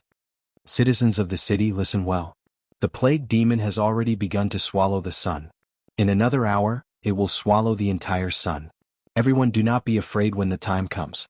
The heavenly Tao ancestor will disperse the plague demon. The Marquis of Huxian has already prepared a divine item to ward off the plague demon. When the time comes, we will lend a hand to the heavenly Tao ancestor to ensure the peace of the world. The voices of the imperial army quickly spread throughout the small Yanling County. The citizens of the city were in an uproar. What? Could it be that the plague demon is really going to swallow the sun? How could that be? I see that the sun in the sky is still as bright and dazzling as ever. How could there be a plague demon swallowing the sun? Humph, it must be that dog's hit Marquis trying to deceive us again. None of these dog officials are speaking the truth. I think that in the end they just want to deceive us into burning the corpses of our family members. Bah, don't even think about it. If anyone dares to do this, this daddy will fight it out with him. Who cares if he's a Marquis or not? But the imperial army clearly said that in an hour, the plague demon will swallow the sun. How could this be fake? Then let's wait and see. This daddy wants to see if that dog's hit Marquis is lying or not. There were also many citizens who completely believed the imperial army's words. They began to light incense sticks and kowtow to the sun in the sky. In the Yanling County Yamen, after hearing the imperial army's announcement, all the scribes and bailiffs, including the Yanling County magistrate and the county lieutenant, stopped mocking Li Wangyu and walked to the open space to look up at the sky. However, even though the solar eclipse had already happened, it was difficult to see it with the naked eye. Even though everyone's eyes hurt from looking at it and they were tearing up from the sunlight, they still could not see it clearly. However, since the imperial army had already announced that the plague demon would arrive in an hour, regardless of whether they believed it or not, they could only wait and see. Time passed by slowly. An hour was almost up, but the sky was still bright. Those who did not believe Li Wangyu in the first place began to make a ruckus again. Their words were full of mockery towards Li Wangyu. Just as everyone was talking, they suddenly felt their vision darken. They looked up at the sky in confusion, but there was no trace of the sun in the sky. In a few breaths, the originally bright land seemed to have turned into night. Many of the scribes' teeth began to chatter. It's a solar eclipse. It's really the plague demon swallowing the sun. Everyone in the county Yamen, including the Yanling County magistrate, knelt down as their legs turned to jelly. Tao ancestor, please forgive us, Tao ancestor. We were ignorant and did not know that the plague demon was causing trouble, causing the plague demon to swallow the sun. Tao ancestor, please save all living beings, save us. The tens of thousands of citizens in Yanling County had the same reaction. No matter how much they had cursed Li Wangyu earlier, they all knelt on the ground, their hearts filled with fear. Just as everyone was panicking, they heard an uproar in Yanling County. It was as if thunder had exploded in their ears. The entire city was filled with the sound of thunder. The commotion scared the citizens so much that they all buried their heads in the ground and kowtowed as if they were pounding garlic. Some people were so frightened that they let out ear-piercing screams. For a moment, there were crackling sounds of explosions, babies crying, men and women shouting, and prayers everywhere. Chapter 857. At the same time in Zhengzhou, the atmosphere in the side hall grew more and more oppressive as time passed. Not only was Pai Lupi silent, but even Fang Xianling, Du Ruhui, and the others were shaking their heads and smiling bitterly. Even Yuqi Jingde, who had supported Li Wangyu, was furious. On the other hand, Grand Chancellor Wang Ying couldn't help but smile. He was clearly in a good mood. At this moment, the door to the side hall was suddenly pushed open with a loud bang. Pai Lupi immediately raised his head in anger. Just as he was about to explode, he saw Mi Tua scrambling in. Everyone, the solar eclipse, the plague ghost swallowing the sun, has begun. Only now did everyone come to their senses with astonishment, and when they raised their eyes to look over, the outside of the side hall had suddenly become pitch black like night. Because the candles in the side hall had been lit the entire time, they hadn't noticed. Lier suddenly got up and walked to the door of the side hall in 2 or 3 steps. He lifted his foot and wanted to walk out, but he was blocked by Mi Tua.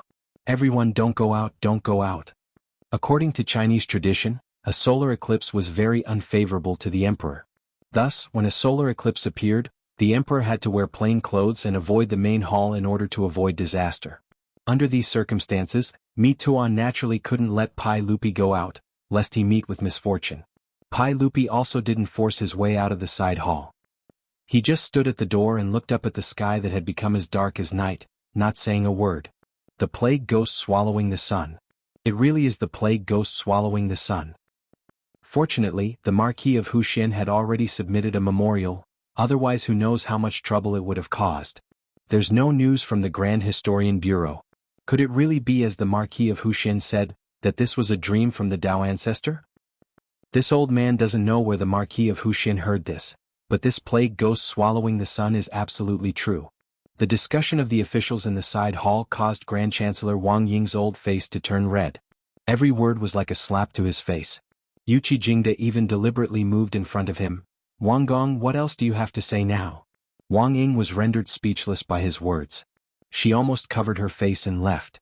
Pai Lupi also glanced at Wang Ying. He was too lazy to say anything more to this old thing. He only rejoiced that he believed his nephew Li Wangyou's words and announced this matter to the world 3 days in advance. Otherwise, as the officials had said, the aristocratic families might take advantage of this solar eclipse and cause some trouble. Now, Pai Lupi was not afraid, and he even started to think about what benefits he could obtain from this. He still needed to discuss this matter with Fang Xianling, Du Ruhui, and the others. Not mentioning the Zhengzhou trip, all the officials had their own thoughts. Shuzhou Yanling County was bustling with noise and excitement. The thunderous sounds coming from all over the city were actually the firecrackers that Li Wangyou had made in the past 2 days. The purpose was naturally to further shock the people in the city. Now, there were not many people in Chang and who had heard the sound of firecrackers, let alone Yanling County thousands of miles away. The plague ghost swallowing the sun was already shocking enough, but now there were thunderous sounds coming out of nowhere, scaring everyone out of their wits. Even the bailiffs in the county government were prostrating themselves on the ground, their bodies trembling with the sound of the firecrackers. Those who had spoken disrespectfully to Li Wangyou earlier were now left with nothing but fear in their hearts. The plague ghost swallowing the sun is actually real. These words echoed in the hearts of countless people in the city. A solar eclipse would take several hours from the beginning to the end, but a total eclipse would only take a few minutes. But these few minutes made the people in the city feel like a year. When the total eclipse ended, the sky slowly regained its light, and the crackling firecrackers in the city also disappeared. Everyone looked up blankly at the restored sun, as if a lifetime had passed. The tens of thousands of people in the city all burned incense and kowtowed, silently chanting, "Tao Ancestor bless us, Marquis Huxian bless us." Within the county government, the bailiffs and scribes who had cursed the most fiercely suddenly realized that their colleagues had suddenly distanced themselves from them. Originally, they did not believe Li Wangyou's words and cursed him. But now that it was proven that the plague ghost swallowing the sun was real, then the Tao ancestor's dream was also real. Since that was the case, it was easy to imagine what kind of abilities the founding county marquis had. It would not be an exaggeration to call him a land immortal. How could such an immortal be humiliated and cursed by people like them? Everyone was afraid of being implicated by those idiots, so they immediately distanced themselves from them. Who knew if lightning would strike from the sky later? They were so close to them. What if the lightning missed? During the solar eclipse just now, everyone had clearly heard the rumbling of thunder all over the city. Without a doubt, the Marquis Huxian had used his magic power to help the Tao ancestor in the sky drive away the plague ghost. How could anyone who had cursed at such a powerful person be in a good situation? Not only had the other bailiffs and scribes thought of this, but the people who had cursed Li Wangyou earlier had also thought of this. Their faces immediately turned ashen and their legs trembled. But before they could say anything, one of the bailiffs had already fallen to the ground, barking as he crawled out of the county government. Only now did everyone remember that this person had said that if the plague ghost swallowed the sun, he would bark like a dog and crawl in a circle on the streets of the city. Putting aside how regretful the bailiffs and scribes were, no one in Yanling County had any doubts about the matter that Li Wangyou had ordered the imperial army to spread in the city. No one dared to question it. Even those bailiffs and scribes who dared to question Li Wangyou might be beaten to death by the people of the city. As for the corpses of those who had died from the plague, no one dared to leave them behind. Although they were unwilling to cremate the corpses of their loved ones. But after the plague ghost swallowed the sun, appeared as promised, the people finally believed Li Wangyou's words. If the corpses that had been contaminated by the plague ghost's filth were not removed as soon as possible, their loved ones would not be able to rest in peace. Moreover, if the world was thrown into chaos because of this, wouldn't the plague ghost run rampant be an even greater sin? Thus, even the most stubborn family members had tacitly agreed to cremate the corpses. After the solar eclipse, cremating the corpses of the plague victims was no longer a problem that troubled Li Wangyu and Su Changqing. But even though they had solved the problem of cremating the corpses, they still had no idea how to treat the plague victims. Su Changqing could only use the strictest quarantine measures in the city. All the infected patients were quarantined in a centralized manner to reduce the chances of healthy people falling ill. But after seeing those infected with the plague die in pain every day, this strong woman was about to break down and could not hold on any longer. Just 7 days after Su Changqing entered Yanling County, Li Wangyu, who had been suffering every day, finally saw a glimmer of light. The king of medicine Sun Simiao had come. Chapter 858. When Sun Simiao received the news of the outbreak of the Big Head Plague in Shuzhou, he immediately gathered his disciples, packed their things and set off for Shuzhou. However, he and Zhang Baozong were already old. Naturally, they could not travel on horses like Niu Wu and the rest. Fortunately, they had Li Wangyu's four-wheeled carriage. Although it was not as fast as riding a horse, it was not much slower. With the carriage provided by Shunfeng Carriage Company, Sun Simiao and the rest met Niu Wu and the rest who came to pick them up. After they met up, they hurried towards Shuzhou again. Along the way, Sun Simiao and the rest finally arrived at Yanling County. After receiving the news, Li Wangyu could not help but be overjoyed. Now all his hopes were on the penicillin. When he saw Sun Simiao, he did not even bother to exchange pleasantries. He immediately asked, "Old immortal son, you must be tired. How much penicillin did you bring with you?" Sun Simiao pointed at the carriage behind him. "Don't worry, Zio. I didn't bring much, but I brought all the equipment used to refine penicillin." Sun Simiao and the rest were a few days late because they needed to move the equipment. After more than a year of research on penicillin, Sun Simiao was now quite experienced in the use and refinement of penicillin. Even the equipment used to refine penicillin was modified several times by him. He specially found a supervising craftsman to make it. Whether it was the efficiency or the purity of penicillin, there was a significant improvement. When Li Wangyu heard this, he was naturally overjoyed. He was afraid that Sun Simiao and the rest did not bring enough penicillin. Since they could refine it on the spot in Shuzhou, it would solve the big problem. "Zio, what's the situation with the Big Head Plague in Yanling County now?" Li Wangyu shook his head.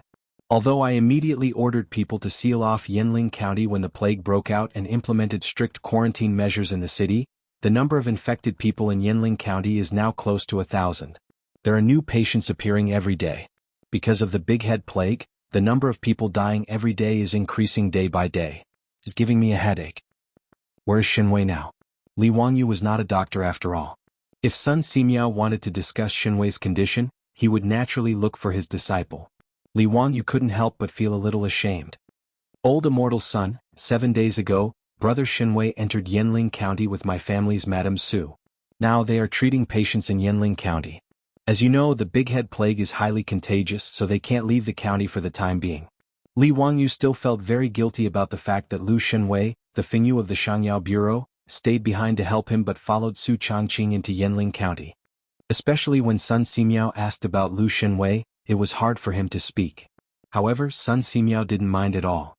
Instead, he nodded approvingly, "Not bad. This child, Xinwei, still puts her family first. This makes me feel very gratified. Since that's the case, make some preparations. I'll go to Yanling County to take a look." When Li Wangyu heard this, he felt a headache coming on. Su Changqing and Lu Xinwei had already entered Yanling County. It was still unknown when they would be able to come out safely. Sun Simiao was also going to enter? How could that be? "Old immortal son, it's better if you don't enter Yanling County. How about you stay outside the county and guide brother Xinwei? I already feel very guilty that brother Xinwei entered Yanling County. I don't dare to let you enter Yanling County as well." "Ah, Zio, what are you saying? As a medical practitioner, if I don't enter Yanling County, how can I treat patients? Can't you send the penicillin to brother Xinwei? Brother Xinwei's medical skills aren't bad. As long as there's penicillin, the Big Head Plague will be suppressed." Li Wangyu earnestly persuaded. However, Sun Simiao was abnormally stubborn. No matter how Li Wangyu persuaded him, he wasn't willing to listen. He was determined to personally oversee Yanling County. Bao Zong and Zio will be outside the county to refine the penicillin. This Taoist will go inside the county to assist Madame Su. Alright, let's not talk about this anymore. Right now the epidemic is more important. Zio, let's not talk about it anymore. Li Wangyou's persuasion was to no avail. He could only pinch his nose and accept it. For Sun Simiao to be revered as the medicine king in the future, he was indeed extraordinary. Actually, Li Wangyou also wanted to enter Yanling County. However, he was being watched by the rich playboys. They didn't even give him a chance. When he thought about how his beautiful boss was suffering in Yanling County, Li Wangyou wanted to slap himself twice. Shameful, it was too shameful. However, since things had already reached this point, he couldn't learn from those male leads in Qiongyao's dramas. Other than crying and doing nothing, wouldn't that be even more disgraceful? He would be letting down his beautiful superior's sacrifice. These days, Li Wangyou couldn't eat or sleep in peace. He was busy supervising the Shuzhou officials to transport food, herbs, lime and other materials. He was also responsible for his beautiful superior's logistics.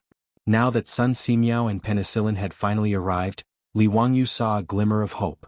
As for whether or not penicillin was effective against the plague, he could only wait and see. Under Li Wangyou's melancholy gaze, Sun Simiao led his disciples and grand-disciples into Yanling County. They wore masks and white cotton-padded coats that Li Wangyou had specially made. Li Wangyou and the other rich playboys could only bow to the old Taoist's back. After Sun Simiao entered the city, Li Wangyou could only urge Zhang Baozong and the other disciples of Sun Simiao to hurry up and extract the penicillin. The number of sick people in the city was close to 1,000, and it was still increasing every day.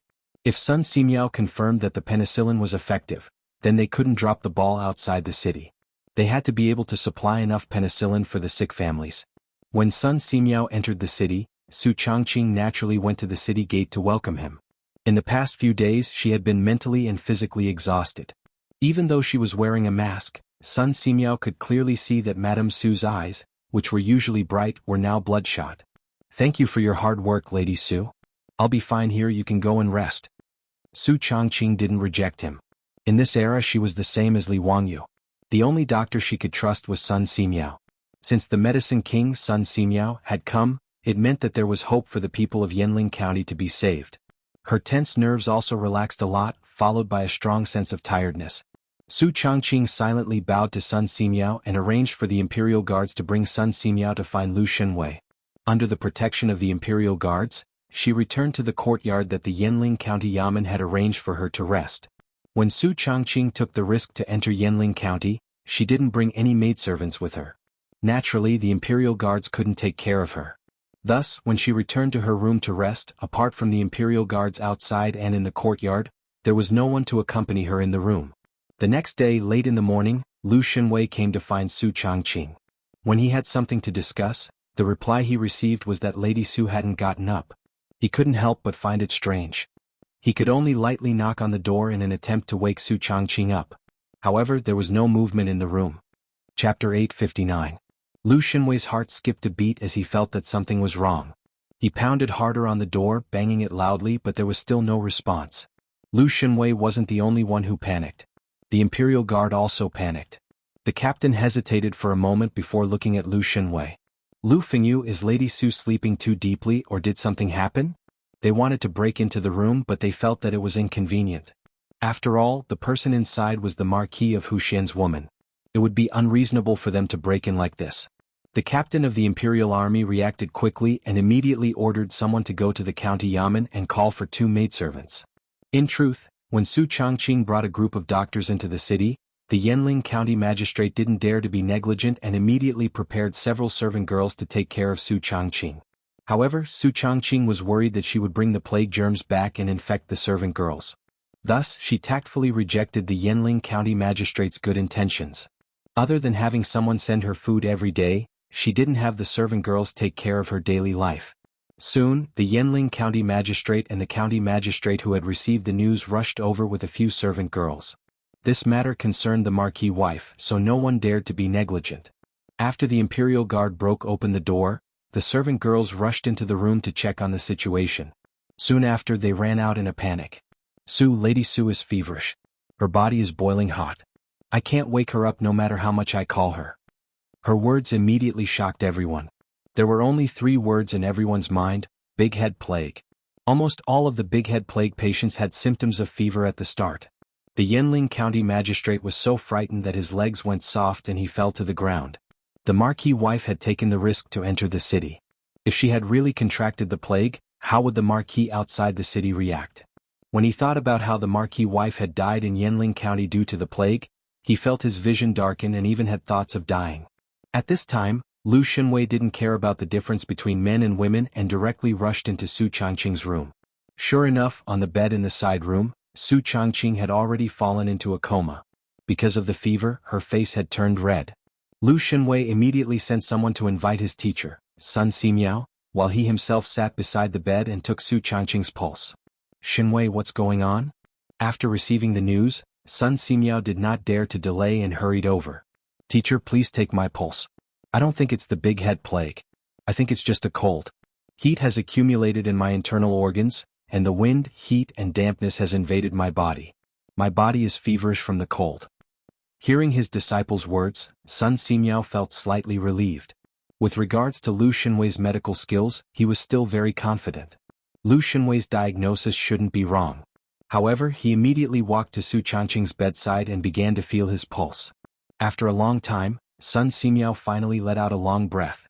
He nodded toward Lu Shenwei and said, "Correct, your diagnosis is correct. It's not the big head plague but a fever caused by wind, heat and dampness poison. It's not a big problem. It's likely that Lady Su has been too tired recently, which led to the feverish wind invading her body. She needs to recuperate." With Sun Simiao's endorsement, everyone, including Yanling County Magistrate and the Commandant of the Imperial Army, could finally put down their worries. If Lady Su really contracted the big head plague, they would have to face the wrath of the Marquis of Huxian. Just thinking about it made them tremble. The Yanling County Magistrate even silently prayed for Bodhisattva's protection. He decided that he would burn incense and pray for the protection of Buddha and Taoist ancestors when he returned.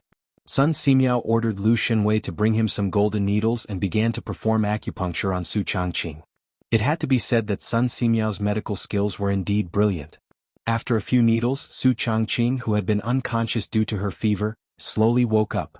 When she opened her eyes, she saw that there were many people gathered around her bed. She couldn't help but jump in fright and struggle to get up. What's wrong with me? Su Changqing's voice was abnormally hoarse. Lady Su, the wind has entered your body, causing you to feel cold and feverish. You should rest well. With this Taoist here, you don't need to worry. You'll recover after taking a few doses of medicine. Sun Simiao comforted. Hearing this, Su Changqing obediently lay down again. At this moment, she only felt that her entire body was aching and shivering. She also knew that she was sick. In fact, ever since Su Changqing entered Yanling County, she had been under a lot of psychological pressure every day. In order to carry out the epidemic prevention work, she had to travel back and forth every day. Yesterday, when Sun Simiao entered the city, the tension in her heart suddenly loosened and her body immediately felt tired. After returning to her room, she didn't even wash up and fell asleep on the bed. In the end, she had a high fever in the middle of the night, but no one was by her side to take care of her. She sweated a lot and didn't replenish her water, so she fell into a semi-conscious state. As a result, when Lu Shenwei called for her, she didn't react at all. Sun Simiao personally wrote a prescription for Su Changqing and instructed Lu Shenwei to get the herbs and boil the medicine. He also had a servant girl carefully help Su Changqing up and feed her the medicine. Don't tell the county marquis about this for now. Sun Simiao pondered for a moment, then instructed everyone. Lu Shenwei didn't understand. Teacher, why is that? Hey Shenwei, can't you see? Zio is a person who values relationships. If he knows that Lady Su is sick, do you think he won't rashly barge into Yanling County? If he also enters Yanling County, who will take care of the situation outside?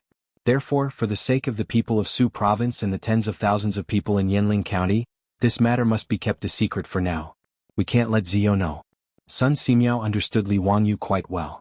Naturally, he wasn't wrong.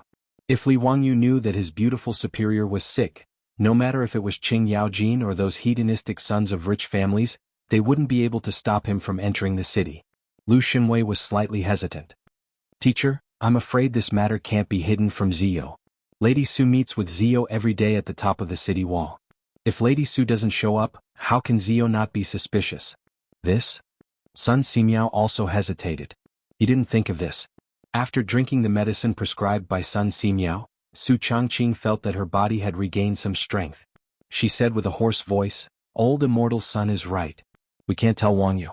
Let me rest a bit more. I'll go to the top of the city wall later and talk to him." How can that be? Lady Su, you need to recuperate from your illness. You can't go to the top of the city wall. You can't. But if I don't go and meet with Wang Yu, he'll definitely be suspicious. Sun Simiao twirled his beard and smiled. Lady Su and Zio are truly deeply in love.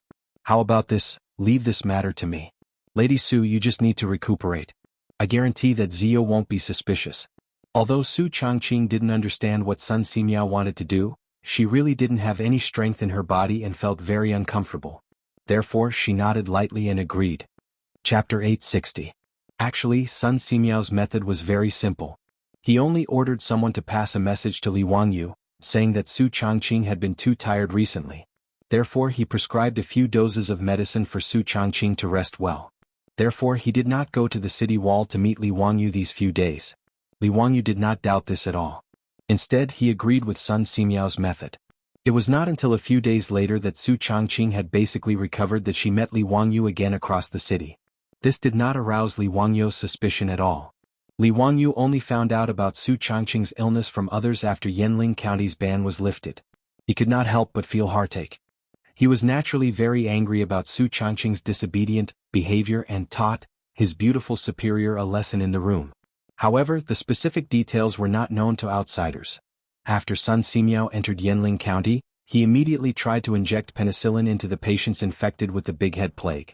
The old Taoist priest was pleasantly surprised to find that the penicillin's effect on the big head plague was surprisingly good. Actually, the plague was a highly infectious disease caused by Yersinia spp. And the most effective treatment drugs were streptomycin and gentamicin. However, there was no streptomycin in the Tang dynasty. Li Wangyu did not know what streptomycin was and had never even heard of it. However, as an antibiotic, penicillin was not without effect. At least for the Tang people who had never been exposed to antibiotics, the effect of penicillin was not weaker than streptomycin. After injecting penicillin, except for a few old and frail patients, the rest of the patients gradually showed signs of improvement in the originally incurable big head plague. This discovery stunned the doctors who had been forced into the city. Naturally, they did not know what penicillin was and had never seen the treatment method of injection. Therefore, they could only understand penicillin as some kind of miracle drug.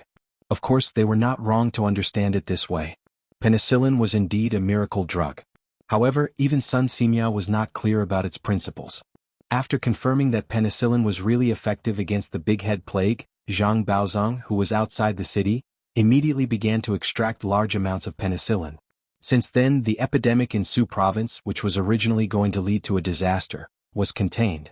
When the news spread to Zhengzhou, even Pai Lupi and the others were stunned. No one would have thought that the big head plague, which caused everyone to turn pale at the mention of it, could actually be cured. Although the plague in Yanling County had not completely disappeared and the lockdown had not been lifted, Pai Lupi was so excited that he issued an imperial edict to promote Li Wangyu, Sun Simiao, and the others. Whether it was Fang Xianling, Du Ruhui, or Zhang Sun Wuji, none of them objected to the promotion. After all, Li Wangyu's contribution this time was too great. It was not enough to reward him without a promotion. Li Wangyu was directly conferred the title of County Duke of the founding of the country, secondary class 2. His title was still Hu County. In other words, Li Wangyu, who had just been promoted for less than half a year, had not yet gotten used to being addressed as Duke. He needed to get used to being addressed as Duke again. The speed of promotion was so fast that after the establishment of the Tang dynasty, other than the generals who had followed Pai Lupi to conquer the world, there was no one else like him. Li Wangyu was only 18 years old now. To be a secondary class 2 county duke of the founding of the country at such a young age was like a scorpion defecating. As for Sun Simiao, he still declined Pai Lupi's conferment. The old Taoist did not want to enter the imperial court as an official. He only wanted to continue to stay in his Xianwei temple and study those new things. Ever since Li Wangyu created a microscope for him, the old Taoist was even more interested in studying all kinds of medicine. If it was not for the epidemic in Su province, Sun Simiao would not have left the Xianwei temple. When the news of the conferment reached Su province, the governor of Su province and the officials of Su province respected Li Wangyu even more. They almost worshipped him as their ancestor. Cheng Chumo and the other foppish sons looked at Li Wangyu with more and more resentment. They were still a bunch of foppish people who were just waiting to die, but Li Wangyu, their youngest brother, was already in the second rank of the secondary class and became a county magistrate. How could they not be sad? Even Qing Yaojin, after learning that Li Wangyu had been promoted again, after congratulating Li Wangyu, he called out his 3 legitimate sons. He said that he wanted to test their martial arts, but in fact he was ruthless and beat Qing Chumo and his 2 brothers until they were wailing like ghosts and howling like wolves. When Qing Yaojin beat up his sons, Li Wangyu and the other foppish sons gathered around to watch the fun. They even cheered Qing Yaojin on from time to time, telling him not to show mercy. Qing Chumo and his 2 brothers were so angry that after being taught a lesson by Qing Yaojin, they screamed and rushed towards the foppish sons, wanting to vent their anger. Li Wangyu and the others would not give them the chance. They immediately laughed and ran away, not giving Qing Chumo and his 2 brothers a chance to take revenge. Outside Yanling City, the atmosphere that had been oppressive for a long time finally became relaxed. And inside Yanling City the atmosphere was also getting better day by day. There were fewer and fewer people falling ill in the city, and the number of people who died from the big head epidemic in the quarantine square was also decreasing. The originally solemn and frozen Yanling County finally had a trace of life. When Yanling County was sealed for more than 40 days by Li Wangyu, the ban was finally lifted. Li Wangyu led a group of foppish sons and finally entered the city that they had sealed for more than a month. The people in the city walked out of the square one after another, crying tears of joy. After surviving a disaster, it felt as if a lifetime had passed. Li Wangyu did not care about shocking the world. In front of everyone, he tightly hugged his beautiful superior who had lost a lot of weight and did not let go for a long time. "Changqing, it's been hard on you." Su Changqing replied softly, leaning her head on Li Wangyu's shoulder and wrapping her arms around his waist. This month had also been torturous for her. After more than 40 days of the plague, more than 1,400 people had died in Yanling County. Even the doctors who were forced to enter the city had more than 10 people who had died from the plague. But if it were not for the efforts of Li Wangyu and Su Changqing, only a few of the 10,000 people in Yanling County would have survived. In other words, they had saved more than 10,000 lives from the hands of the Grim Reaper. If saving a life was more meritorious than building a 7-storied pagoda, then their pagoda would be of an unknown level. When Su Changqing was about to leave the city, the county magistrate of Yanling County led all the people out and knelt neatly on both sides of the street, kowtowing to Su Changqing. "This commoner thanks Madame Su for saving our lives. Female Bodhisattva, please protect us." The people's prayers and gratitude went straight to the 9 heavens. After Li Wangyu and the rest left, a new Taoist temple was built in Yanling County. It was filled with incense, but only 3 statues were enshrined. There were no memorial tablets in front of the statues, but the facial features of the clay statues were extremely similar to Li Wangyu, Su Changqing and Sun Simiao. Chapter 861. After the epidemic in Shuzhou was eradicated, Pai Lupi, who had remained in Zhengzhou all this time, immediately issued an edict, revoking Li Wangyu's position as prefect of the Hunan province and summoning Li Wangyu to return to Zhengzhou for an audience. As Li Wangyu led Su Changqing, Qing Yaojin and a group of silk pants to Zhengzhou, his mind was occupied with one matter. That was, how to obtain a noble title from Pai Lupi for his beautiful superior. Speaking of which, Li Wangyu felt that his beautiful superior had contributed the most to the epidemic in Shuzhou. She had even nearly lost her life because of the epidemic. Everyone's expressions changed at the mention of the big head epidemic. She had been duty-bound to lead hundreds of doctors into the city to treat the patients. It was not excessive at all for this merit to be exchanged for a noble title. In the history of Europe there were many countesses and marquises. They had the same authority as men. Since Europe could confer noble titles to women, why couldn't the Tang dynasty do the same? Moreover, Su Changqing had made such great contributions. Why shouldn't he be conferred a noble title?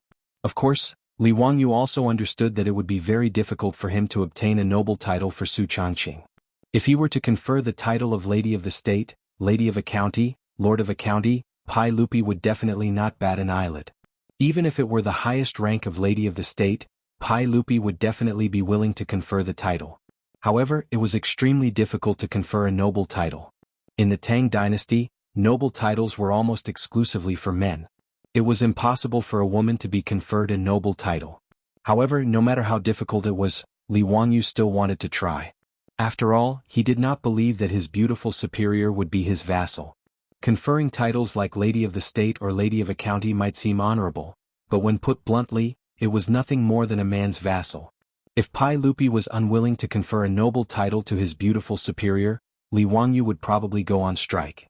In reality, long before the flood in Shuzhou, Li Wangyu had already entertained the idea of eloping because of Pai Lupi's desire to betroth Princess Changle to him. However, before he could carry out his plan, he encountered a flood in Shuzhou. Following that, a plague broke out in Yanling County. In the blink of an eye, 2 months had passed. At this moment, Li Wangyu could not help but have this thought. After the trip to Zhengzhou, Pai Lupi gathered all the officials and praised Li Wangyu and Sun Simiao to their faces. Pai Lupi was very regretful that Sun Simiao was unwilling to accept the title, but he could not persuade the old Taoist, so he could only reward him with a lot of gold. When Li Wangyu heard this, he said with a smile, "Your Majesty, if old immortal Sun accepted the title, what title would you give him?" "Ziyu, what is the meaning of this? If beloved official Sun is willing to accept, we will at least confer him the title of Marquis of the founding county." Pai Lupi did not understand Li Wangyu's words. Li Wangyu smiled and said, "Since old immortal Sun wholeheartedly pursues the Tao and has no desire to be attached to the mortal world, your Majesty should not force old immortal Sunday. However, this subject feels that there is one more person involved in the plague in Shuzhou. Your Majesty should confer a title to him." "Could it be that you are talking about Lu Fengyu?" Li Wangyu shook his head. "Lu Fengyu naturally deserves a reward. However, as the imperial physician of the Shangyao Bureau, treating illnesses and saving lives is also his duty. This subject is talking about someone else." His words caused Pai Lupi and the officials accompanying him to be somewhat confused. Regarding the plague in Shuzhou, although they were in Zhengzhou, news from Shuzhou and Yanling County had been brought to them almost every day. Therefore, regardless of whether it was Pai Lupi or the officials, they were all quite clear about what had happened in Shuzhou.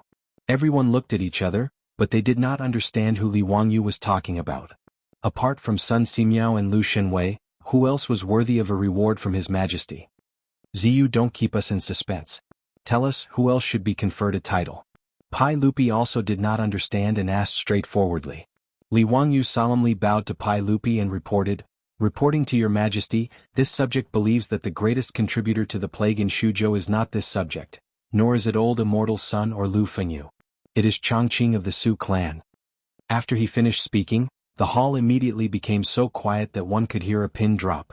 Everyone looked at each other, not knowing how to respond. Pai Lupi opened his mouth and wanted to say that Li Wangyu was fooling around. However, after careful consideration, he felt that what he said was not false. According to the memorials sent by Li Wangyu, Qing Yaojin, and the Shuzhou provincial governor, Pai Lupi was quite clear about the role Su Chongqing played in the plague in Shuzhou. Regarding this woman, even Pai Lupi could only silently give her a thumbs up in his heart and praise her as a heroine. Pai Lupi even faintly felt that this Lady Su was somewhat similar to his legendary sister, Princess Ping Yang. After all, to be able to order people to knock out Li Wangyu and lead hundreds of doctors into Yanling County, where the plague was wreaking havoc, such courage was admirable and admirable. And in the following 40 days she persisted in Yanling County, leading a group of doctors and the officials of Yanling County to fight against the plague. Who could disagree with this kind of thing? Yanling County had more than 10,000 people, but in the end, only 1,000 people died of the disease. This was simply a miracle. It was not an exaggeration to say that Su Chongqing's contribution was the greatest. He should be well rewarded. However, regarding his nephew Li Wangyu's request to give Su Chongqing a title of nobility, Pai Lupi could not help but shake his head and smile bitterly. Not to mention whether he was willing or not, even if he was willing, it would not be so easy. As expected, without waiting for Pai Lupi to react, the hall was silent for a moment. Suddenly, it was as if a pot was boiling, and all kinds of buzzing sounds came out in an instant. Almost all of the ministers were whispering to each other, discussing what Li Wangyu had said. There were those who agreed, and naturally there were also those who disagreed. Grand Chongqing Wang Ying directly stepped out, angrily pointing at Li Wangyu and scolding, "Preposterous, this is preposterous. How can a girl be given a title? Isn't this like a hen taking over the throne?" He then reported to Pai Lupi, "Your Majesty, this cannot be done, absolutely not. A girl being given a title is the biggest joke in the world. Preposterous. Your Majesty must not agree to the words of the county magistrate." Li Wangyu had already expected the attitude of people like Wang Ying, and he had thought that such a thing would happen. He glanced at Wang Ying and asked, "Then may I ask Lord Wang, what is the Marquis of Mingshan, Marquis of Yinan and Marquis of Lingguang?" The three that Li Wangyu mentioned were the three female marquises of the Western Han. The female fortune-teller Su Fu of the first year of the Western Han was given the title of Mingshan Marquis by Han Gaozu. The brother and sister-in-law of Han Gaozu was given the title of Marquis of Yinan. In the Han Dynasty, after Empress Lu took over, she was given the title of Marquis of Lingguang, and she had power over the court. In the history of China, the number of women who were given titles could be counted on one hand. Apart from the 3 marquises of Western Han, in Li Wangyou's memory, there was only one other person in the history of China who was conferred the title of Marquis. Qin Liangyu of the Southern Ming Dynasty was conferred the title of Crown Prince Taibao and Marquis Zhongzhen. Qin Liangyu's title was something that happened 1,000 years later, so Li Wangyu naturally could not use it as evidence. However, the 3 female marquises of the Western Han were enough to prove that there was a precedent for women being given titles. You are being unreasonable. Wang Ying was unwilling to let go. That was something that happened a few hundred years ago. How can you mix it up? Chapter 862. Grand Minister Wang Ying's words naturally received the support of many officials in the hall. That's right. Marquis Mingnu, Marquis In, and Marquis Lingguang were all matters of the former Han Dynasty. How can we use the present to prove it? Since the Han Dynasty, have we ever heard of a woman being conferred a title in the hundreds of years? Wouldn't it be a mess for a woman to be conferred a title? Your Majesty, this must not happen. The officials who accompanied Pai Lupi to Zhengzhou were divided into 3 opinions because of Li Wangyou's words. There were those who agreed, but they were in the minority, such as Yu Shernan and Qing Yaojin. Those who remained neutral included Fang Xianling, Du Ruhui, Zhang Sun Wuji, and even Yu Qijingde. They didn't agree, but they didn't object either. They simply remained silent and watched the changes. Li Wangyou's proposal to confer a title to Su Changqing was not essential to them. Therefore, their attitude was that Pai Lupi's decree was enough. No matter what decision Pai Lupi made, they did not care. The group of aristocratic family officials, led by Grand Minister Wang Ying, were the strongest opponents. For the aristocratic families, apart from being very displeased with Li Wangyu, it was also because they attached great importance to ethics. In their opinion, conferring a title to a woman was absolutely unacceptable. Because Qing Yaojin personally witnessed Su Changqing entering the city to help with the disaster, he admired this extraordinary woman. Therefore, he absolutely supported Li Wangyou's words. At this moment, he directly rolled up his sleeves and started cursing at Wang Ying and the others in the hall. You cheese. You shameless starts. Lady Su, a woman, dared to enter Yanling County to fight against the plague for the people of Shuzhou. Why shouldn't she be rewarded for such a great service? But you bunch of cowardly old men, what right do you have to object? You ran faster than rabbits when facing the big head plague. What's the point of saying such nonsense now? Lu Guogong, please be careful with your words. We do not object to His Majesty rewarding Lady Su. Lady Su has done a great service and naturally should be rewarded. But conferring a title is too much. Qing Yaojin's spittle was all over Wang Ying's face. Bah! I can't bear to see you, you old bastard. Indeed, old men who don't die are thieves. His mother. Lu Haiduke Lu, how can you use such vulgar language? In front of His Majesty, you are humiliating him. Refine my ass. Qing Yaojin scolded as if he was scolding the streets. He went all out in the hall, scolding Wang Ying and the others until their blood pressure rose. When it came to cursing, how could these people be a match for Qing Yaojin, the #1 troublemaker of the Tang dynasty? If it wasn't for the fact that this group of people was so weak that Qing Yaojin was worried that he would beat them to death, the old hooligan would have rolled up his sleeves and started beating them up. Even if he didn't make a move, with the old hooligan's ability to scold people, Wang Ying and the others were naturally defeated. However, Wang Ying and the other ministers knew that they couldn't out-talk Qing Yaojin, so they couldn't be bothered to continue arguing with him. They all uniformly bowed to Pai Lupi. Your Majesty, you mustn't confer titles to women. If Your Majesty insists on conferring titles to women, we would rather beg for skeletons. Your Majesty, you have to be on guard, otherwise there will be no end of trouble. Your Majesty, I second that. There were only about 100 officials accompanying Pai Lupi, but they were all important officials of the 3 provinces and 6 ministries. Their attitudes could basically represent the attitudes of the officials in the court. Pai Lupi also frowned at this. He glared at Li Wangyu angrily, thinking that this guy was causing trouble for him. In fact, Pai Lupi's attitude was to give Su Changqing a generous reward, but there was no need to confer titles. However, he wouldn't say this. After all, his nephew Li Wangyu had made a great contribution this time. Even if he wanted to refuse to confer titles to Su Changqing, it wasn't up to him to say this. Yes, all of your words are reasonable. This matter will be put aside for the time being. We will discuss it again after the court returns to Chang'an. Pai Lupi simply used the tactic of delaying and put this matter aside. He estimated that after returning to Chang, the voices of opposition to this matter would be even louder. In the end, it would naturally be left unsettled. Li Wangyu couldn't blame his uncle for being biased. How could Li Wangyu not see through Pai Lupi's thoughts? However, he didn't say anything. Anyway, he didn't expect that he would be able to get a title for Su Changqing just by entering the court once. That was simply unrealistic. Although the Tang dynasty was a dynasty that was extremely kind to women, compared to the Ming and Qing dynasties, the status of women in the Tang dynasty was very high.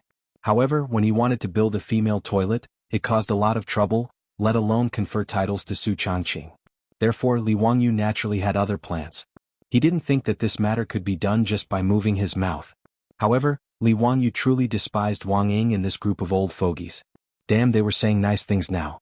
When Empress Wu Zetian ascended the throne in the future, why didn't these stubborn old men sacrifice themselves and oppose her?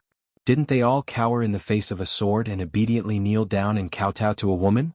Even the empress could appear, so why couldn't a marquis? After Pai Lupi indicated for the officials to disperse, only Li Wangyu remained.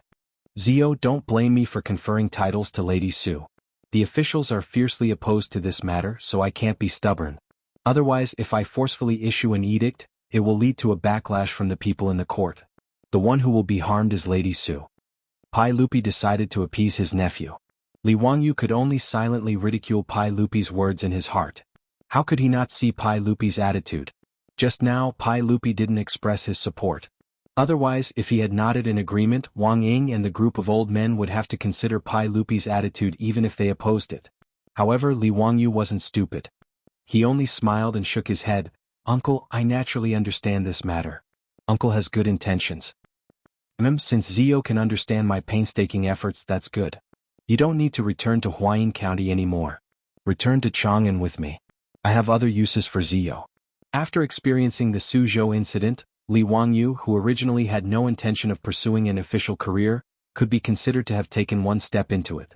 Pai Lupi naturally wouldn't allow him to hide in Dingzhou village and live freely. Li Wangyu didn't seem to be opposed. He only smiled and nodded in agreement. The uncle and nephew chatted for a while more before Li Wangyu took his leave and left the hall. After the Suzhou incident was concluded, Pai Lupi finally prepared to return to court. Noda's entourage was respectfully sent off by the officials of the Hunan circuit. They were escorted by tens of thousands of imperial guards as they majestically set out to return to Chang'an via the official road. When the imperial entourage set out, Li Wangyu claimed that he was tired. He didn't ride a horse and instead hid in a carriage. He didn't show his face for several days. The entourage majestically headed west. After passing through Tongguan, they would arrive at Chang'an in one day. Pai Lupi prepared to find Li Wangyu and have a good talk with him about Chang'an. He ordered Mi Tua to summon Li Wangyu. However, not long after, Mi Tua ran back in a panic. When he opened his mouth, Pai Lupi jumped in fright. Reporting to everyone, County Magistrate who is missing. Chapter 863. When Pai Lupi heard this, he was slightly taken aback. What do you mean he disappeared? What's going on? Speak clearly for me. What do you mean Zio disappeared? Reporting to everyone, this servant went to County Magistrate Hu's carriage to look for him.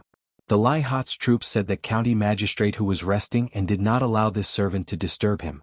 It was only when this servant said that everyone wanted to summon County Magistrate Hu that they moved aside. However, no matter how much this servant knocked on the carriage door, no one responded. This servant could only barge in, but there was no sign of County Magistrate Hu. Not only was County Magistrate Hu not there, but Madame Su was also not there. This servant asked the Li family's troops, but they all said that they did not know where their Langjun went. Pai Lupi couldn't help but frown. Did Zio run to another carriage? The entourage stretched for several kilometers. Many of the old officials were riding four-wheeled carriages because of their health problems. Ever since Li Wangyu created the four-wheeled carriages, they were very popular among the court's officials. This was especially true for the old officials like Yu Shernan. Because of their legs, it was already very inconvenient for them to ride horses. This carriage solved a big problem. As a result, Pai Lupi thought that Li Wangyu might have gone to another official's carriage to chat with them. This was very normal.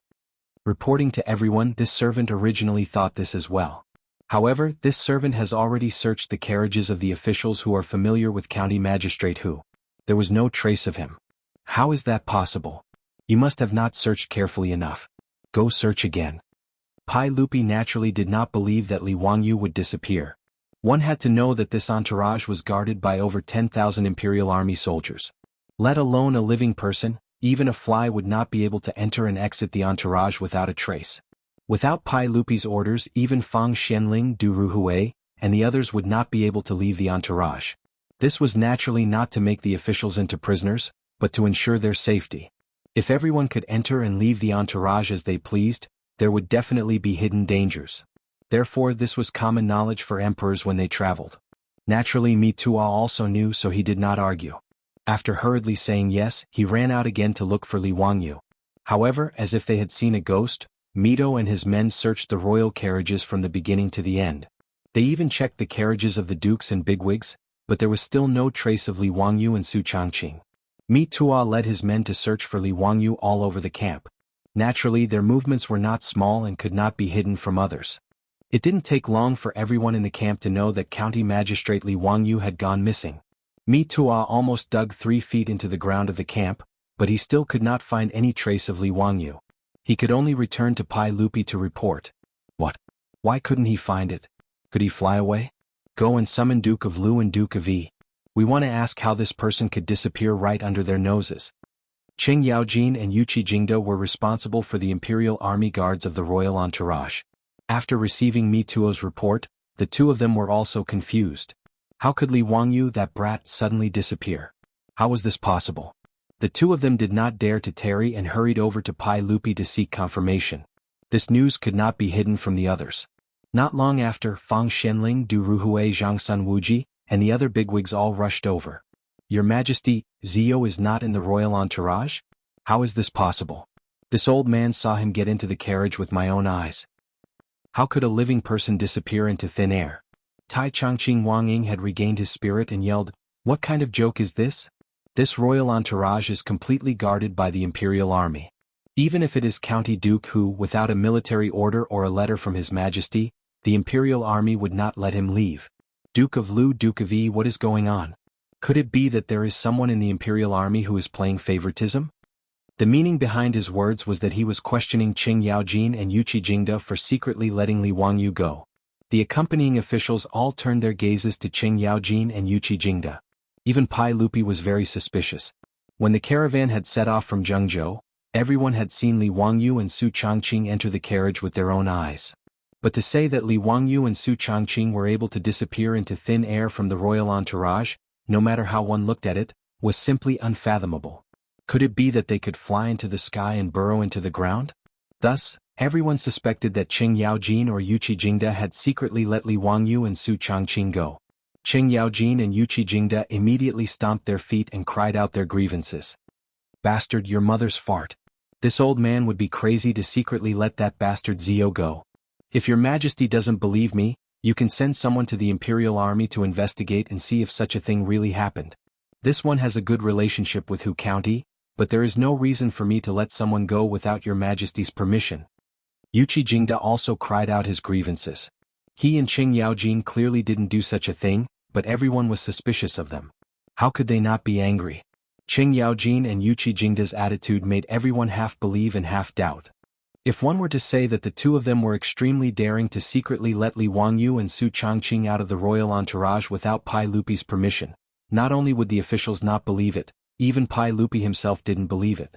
Pai Lupi pondered for a moment and decided to summon all of the Lai Hot troops and servant girls to get to the bottom of this. When Mi Tuo brought the troops and servant girls over, Pai Lupi, Qing Yaojin, and the others noticed that even Yo Wu, the commander of the Li family troops, and Avro's concubine were absent. "Where exactly did your Lang Jun go? Tell us the truth." The troops looked at each other before one of them replied, "Reporting to your Majesty, we truly don't know where Lang Jun went. That day before we boarded the carriage in Zhengzhou, Lang Jun instructed us not to disturb him and Madame Su. We also didn't need to send any food and said that there were dry rations and clean water in the carriage. It wasn't until today when Mi Tuo forcefully opened the carriage door that we found out that Lang Jun wasn't in the carriage. We were also very surprised. These past few days we have been guarding outside the carriage and haven't left it at all. Why isn't he here?" One of the troops suddenly knelt down and kowtowed to the sky. "We always thought that Lang Jun was a celestial being in heaven. Presumably, Lang Jun has returned to heaven." His words immediately made Pai Lupi laugh in anger. What sort of nonsense was he talking about? He was certain that his scoundrel nephew must have used some sort of camouflage technique to avoid the eyes and ears of the crowd. This wasn't the first time Li Wangyu had done this kind of thing. Wasn't it the same when he cheated the aristocratic families of their gold? Those soldiers from the aristocratic families probably didn't understand why the gold that everyone had been eyeing had suddenly disappeared. Needless to say, this time Li Wangyu had used the same trick again and even fooled his own troops. Chapter 864. Pai Lupi saw that he could not get an answer, so he asked Mido to lead the way to Li Wangyu's carriage.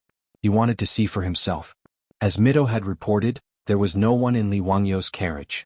Pai Lupi went into the carriage and searched around but found nothing. There were many people who had seen Li Wangyu and Su Changqing enter the carriage, including the Li family's troops. Pai Lupi believed that these people were not lying. Could it be that this kid could really fly into the sky? Pai Lupi was suspicious, but he did not believe that there was such a thing. He carefully looked at the furnishings in the carriage, and his eyes suddenly fell on the carpet on the floor of the carriage.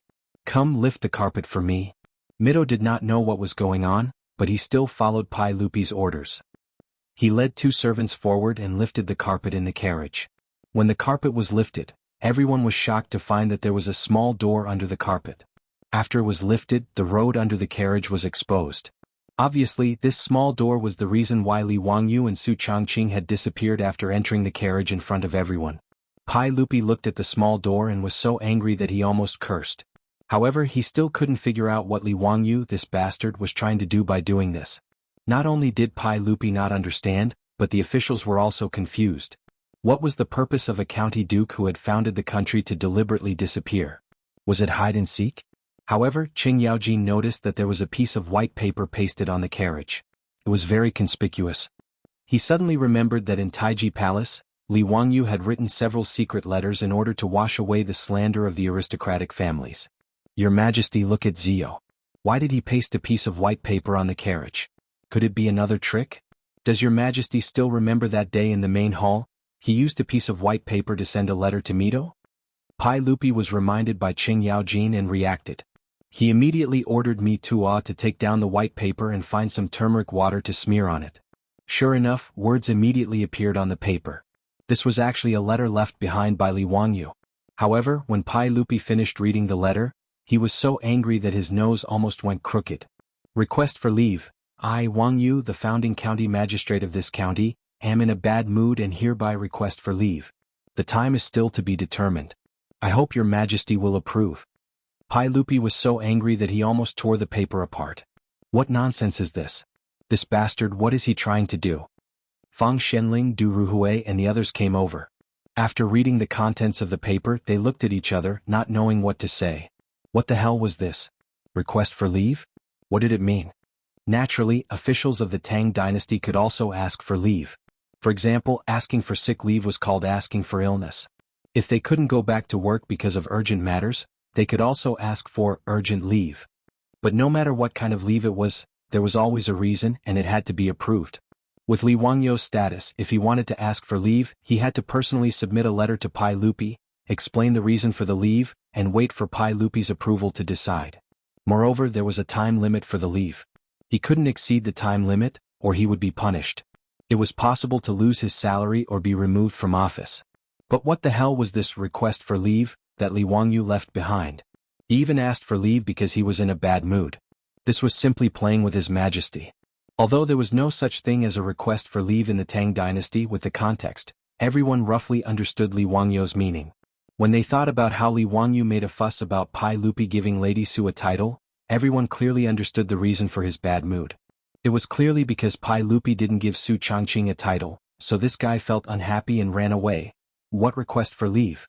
It was just an excuse. Pai Lupi was angered by the request for leave that Li Wangyu left behind. If Li Wangyu was in front of him, he would definitely order people to drag him away, lock him up in the Imperial Censorate's prison, starve him for 3 days and teach him a good lesson. Let's see if he still dared to tease his uncle in the future. Pai Lupi looked at the small door on the carriage and understood why Li Wangyu and Su Changqing disappeared. This guy must have played another trick. He entered the carriage in front of everyone, closed the door, and immediately left through the bottom of the carriage. In other words, Li Wangyu didn't leave Zhengzhou with the imperial carriage, but stayed behind. After understanding this point, Pai Lupi's face turned ashen. He immediately turned to Mi Tuo and ordered, Mi Tuo, immediately lead the 100 Horsemen department and return to Zhengzhou. Capture that bastard for me? Yes. Mi Tuo bitterly agreed. He knew that this was a difficult task even if he thought with his butt. County Magistrate Li Wangyu was an extremely intelligent person. If he wanted to hide, how could Mi Tuo find him? Moreover, the imperial carriage had left Zhengzhou for several days. When he returned to Zhengzhou, where would he find Li Wangyu? If Li Wangyu wanted to avoid the eyes and ears of the imperial court, there were many ways to do so. Zhengzhou was backed by the Yellow River and the Tongji Canal. There were also official roads that extended in all directions. Where could he find Li Wangyu? Was he going to ask the government to issue an arrest warrant? Wasn't that crazy? Arrest the founding county duke of the dynasty? This joke was too big. Not to mention Mi Tuo's headache, Li Wangyu's disappearance, naturally caused a lot of discussion in the camp. When Qing Chumo and the other playboys heard about this, they were so shocked that their mouths were wide open and they couldn't close them for a long time. Oh my god, Zio is such a playful brat. What is this? He actually tricked His Majesty and ran away? Bastard, such a fun thing and he didn't call us along. Brothers, let's go, we'll return to Zhengzhou. We must capture that bastard. Haha, brother Chumo is right. Such a fun thing and he didn't bring us along. He really deserves a beating. Let's go, let's go. We must catch that bastard and teach him a lesson. Let's go, we must join in the fun. Let's see who can catch Li Wangyu first. The playboys immediately asked Qing Yaojin, Fang Xianling, Du Ruhui and the other big shots for instructions. They said that they were familiar with Li Wangyu and that it would be safer for them to go find Li Wangyu. Pai Lupi naturally didn't have any objection to this. He waved his hand and agreed to this matter. Right now, he only wanted to quickly capture that bastard brat and give him a good spanking to vent the anger in his heart. He actually dared to quit his job and secretly run away from home because of a woman's matter. How hateful. Let's not talk about how Pai Lupi was sulking and how Mi Tuo and the other playboys planned to find Li Wangyu. At this time, in a small post station a few miles away from Pai Lupi's team, a young couple was chatting. Wangyu, won't we be discovered if we follow Li Shiming and the others like this? Ha, Changqing, have you forgotten that the most dangerous place is the safest place? They would never think that we are following behind the royal team. Moreover, we want to go to Sichuan, so we have to pass through the middle road. It's safer to follow the royal team. Ah, that's true. They will definitely go back to Zhengzhou to find us. Ha, no matter how cunning you are, you will still have to drink the water that I wash my feet with. Chapter 865. Pai Lupi could not have imagined that the missing Li Wangyu was just a few li behind him. Naturally, Fang Xianling, Du Ruhui and Qing Yaojin could not have imagined this. In their minds, Li Wangyu had probably already sailed south or east. At this moment, it would be extremely difficult to find him. There was a reason why Li Wangyu had chosen to flee. Ever since Li Wangyu had proposed to confer a title to Su Changqing and had been tactfully declined by Pai Lupi, Li Wangyu had begun to ponder the matter of going on strike. Since Pai Lupi and the other old fogies of the court were unwilling to confer a title to Su Changqing, then Li Wangyu would no longer serve them. In any case, the matter of Pai Lupi bestowing a marriage to Changle had already caused Li Wangyu to have thoughts of fleeing. This time he might as well use this opportunity to break away from Pai Lupi's line of sight and be free and unfettered for a period of time. This would also increase the pressure on Pai Lupi, allowing him to see his determination to confer a title to Su Changqing. Li Wangyu felt that he had done nothing wrong to Pai Lupi. Although he had not yet entered the ranks of the court for this cheap uncle, he could be considered to have done his utmost. Regardless of whether it was helping Pai Lupi resist the condemnation of the aristocratic families in speech and writing, or coming up with so many inventions that benefited both the country and the people, Li Wangyu felt that he had contributed greatly to Pai Lupi. However, Pai Lupi was constantly giving him trouble. This naturally caused Li Wangyu to feel dissatisfied. Li Wangyu clearly knew that he and Su Changqing were mutually in love, yet he insisted on giving him Princess Changle as his wife. This was simply causing trouble for Li Wangyu. In addition, Su Changqing had taken such a great risk in dealing with the epidemic in Shuzhou, yet Pai Lupi was not even willing to confer a title to him. This caused Li Wangyu to feel even more sullen and depressed. Therefore, after a mental struggle, Li Wangyu resolutely came up with a plan to run away from home. Regarding this, Su Changqing did not have any objections. In fact, he was very much in agreement.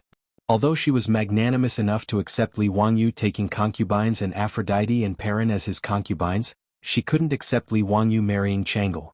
Although she didn't say it, she also felt it was rather awkward. She had no small complaints about Pai Lupi and Empress Zhang's son. Thus, the two of them hit it off and quickly discussed how to run away from home. Li Wangyu wasn't just planning to run away. He had also prepared a series of package plans to be implemented. He didn't believe that he couldn't get a title for his beautiful boss. Anyway, he had made up his mind that as long as Pai Lupi did not confer a title to Su Changqing, he would not return to Chang'an. It was precisely because of this mental preparation that Li Wangyu began to plan his escape. If they wanted to escape, they naturally couldn't all run together. That would make them too big of a target and too obvious. Therefore, Li Wangyu arranged in advance for Niu Wu to lead 2 trusted troops to escort Aphrodite and Perrin.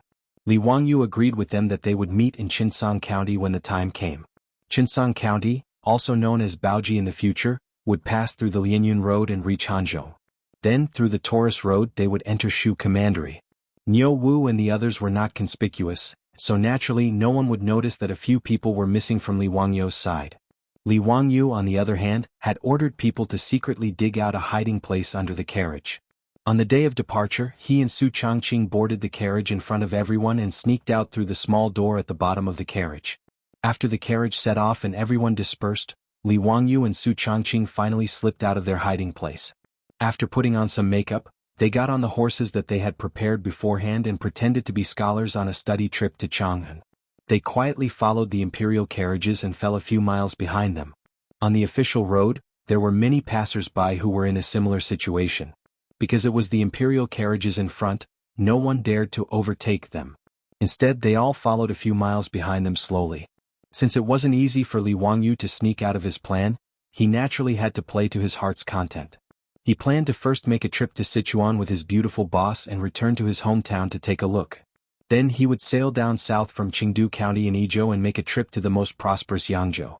Yangzhou and Yizhou were the most prosperous places in the Tang dynasty besides Chang'an. He and his beautiful boss were naturally interested in having a good trip. Seeing that there was only one day left before they reached Chang'an, Li Wangyu planned to bypass Chang'an and then go straight to Chinsong County. When Li Wangyu noticed that the imperial carriages in front of them had suddenly stopped, he guessed that his and Su Changqing's disappearance had probably been discovered. In this regard, Li Wangyu didn't panic at all. He was confident that they wouldn't be discovered. For this home-abandoning plan, he had done a lot of preparation work in advance. Including the public test between him and Su Changqing and the others, he had secretly prepared several backups with different identities. These public tests were genuine and were stamped with the seals of Changji County and Shuzhou Provincial Governor's Mansion.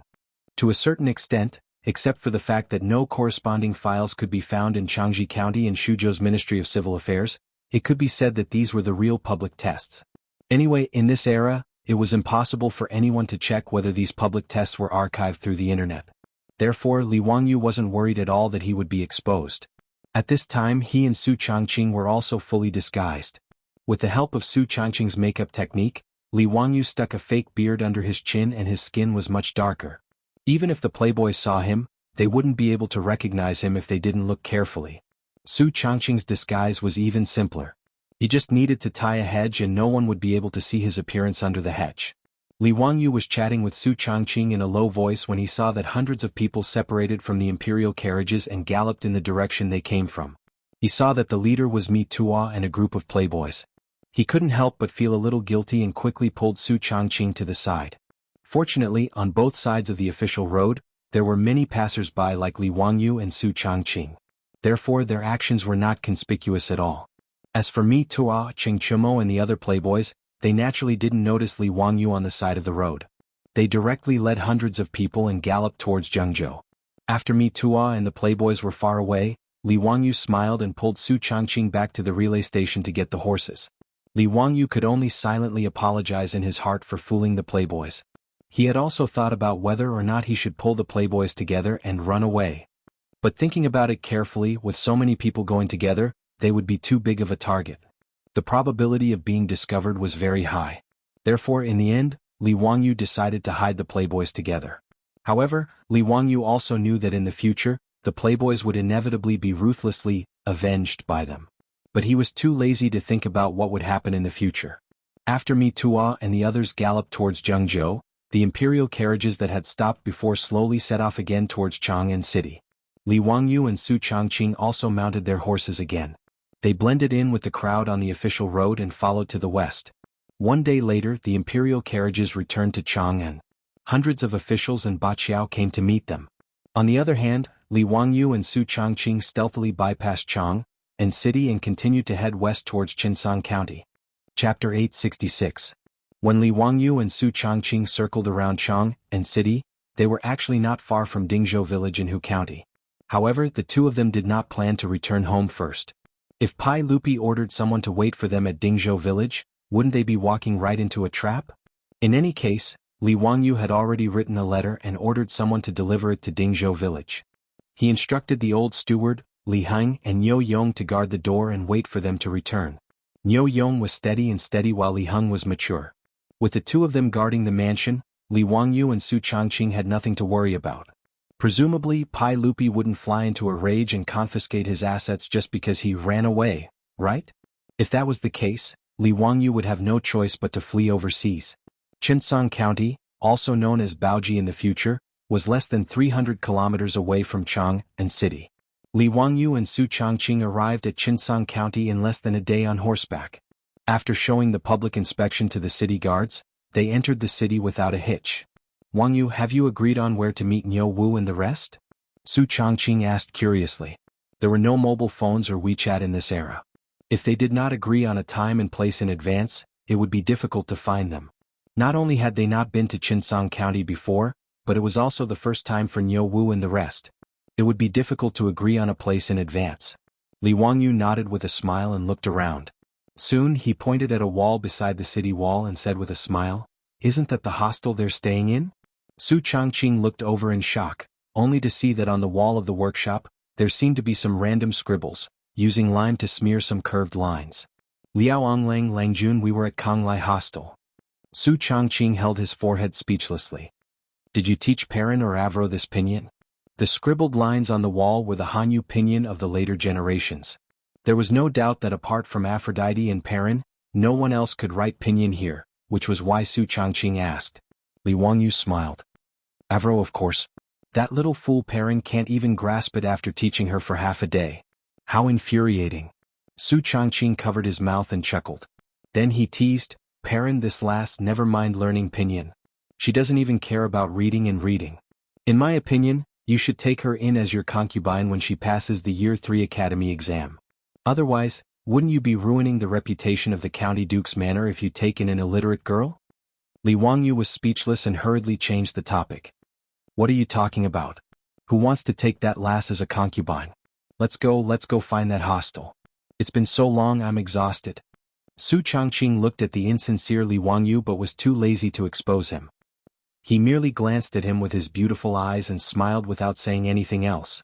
After asking a few passers-by, the two of them successfully found Konglai Hostel and met up with Niu Wu, Avro, and Perrin who were already waiting for them. After resting in Qinsong County for 2 days, the group set off for Shu County once more. There were many roads to choose from Chang and to Shu County, but most of them were rugged and difficult to traverse. The reason why Li Wangyu had agreed to meet Niu Wu and the rest at Qinsong County was to pass through the Lianyun Road and then the Taurus Road to enter Shu County. The Lianyun Road had been the official road of Sichuan and Shaanxi all the way until the Republic of China. Travelers, merchants, groups of camel caravans, and hundreds of horse caravans traveled through it every day. It was very lively. There were still many merchants and passers-by on the Lianyun Road during the Tang dynasty. Along the way there were mountains and lush ancient trees. Although it was steep, the scenery was still beautiful. Li Wangyu's group toured the mountains and rivers as they traveled, leaving behind their figures at Great Dongguan and Lianyun Temple.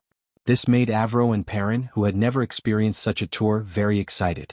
Even though Niu Wu and the other two officials from the prefecture were experienced and knowledgeable, but the three of them had never experienced such a relaxed state of mind and sightseeing. As for Li Wangyu and Su Changqing, they were much calmer.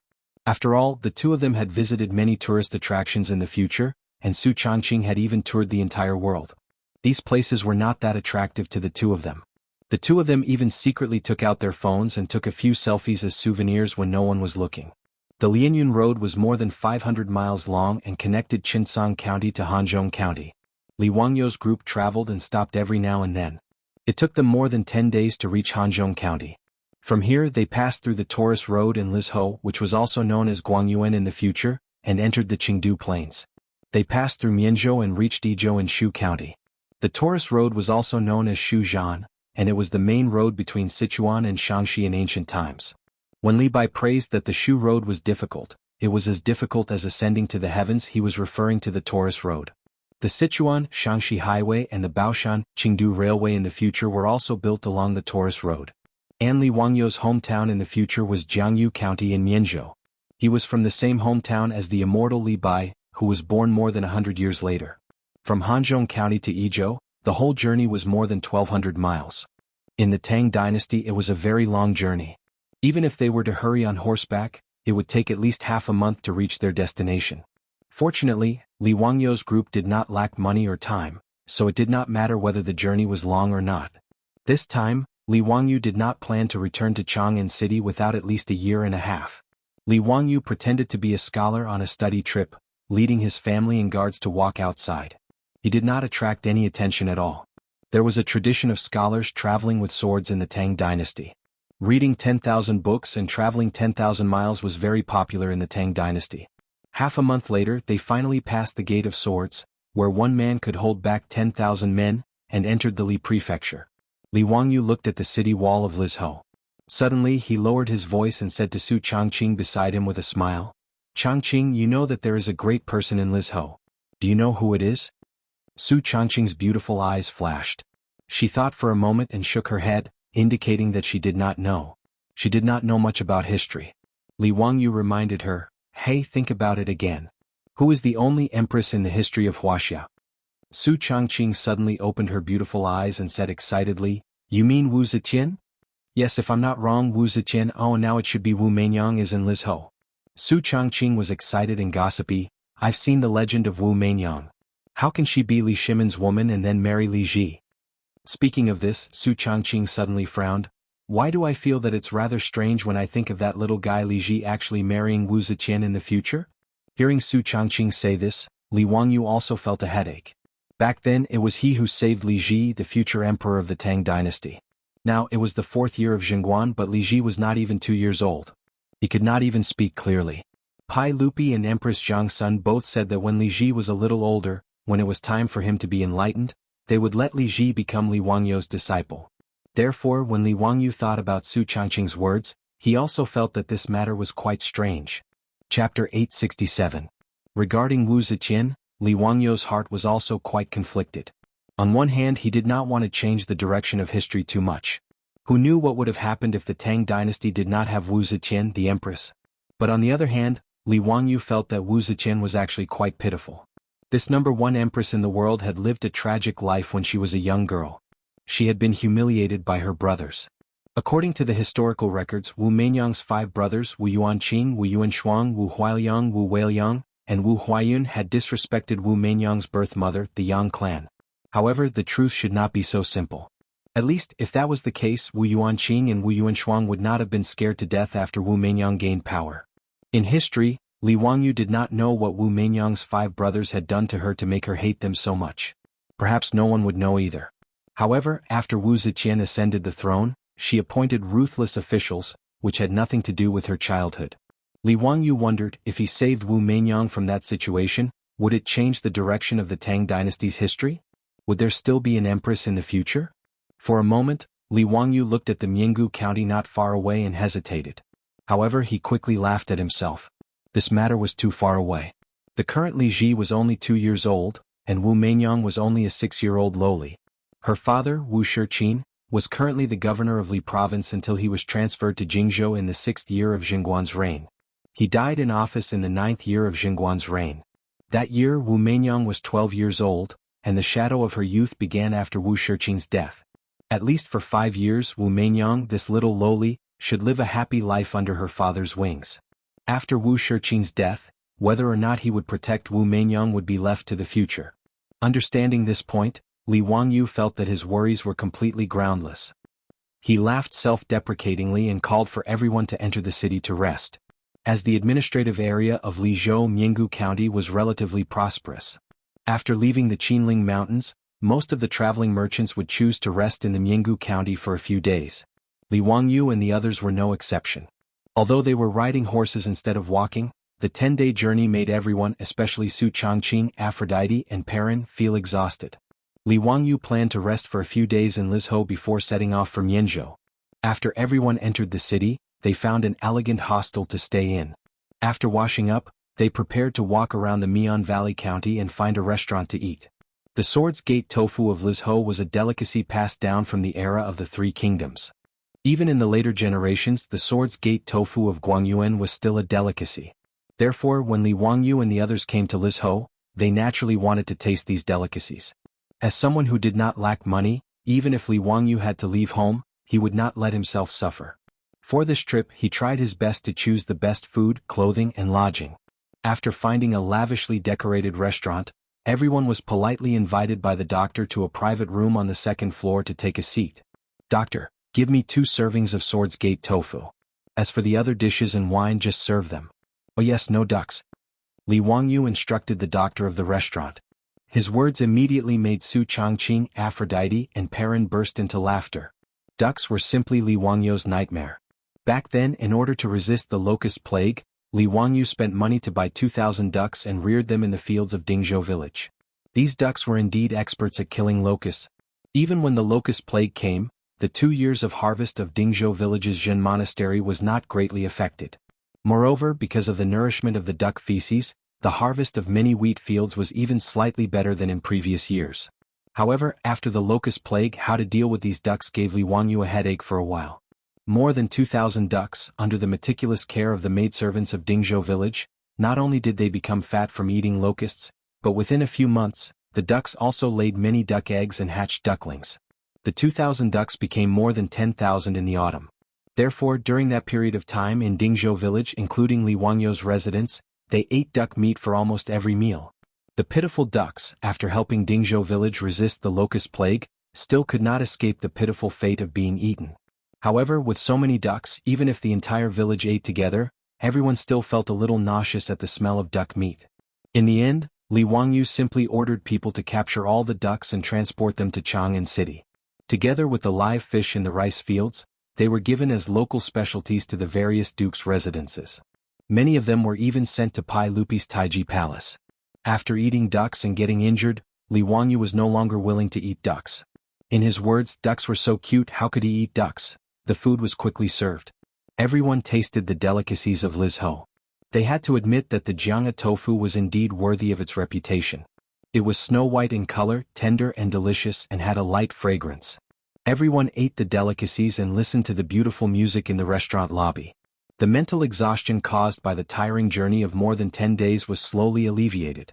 While everyone was happily eating and drinking, they heard the music in the lobby abruptly stop. Then there was a commotion.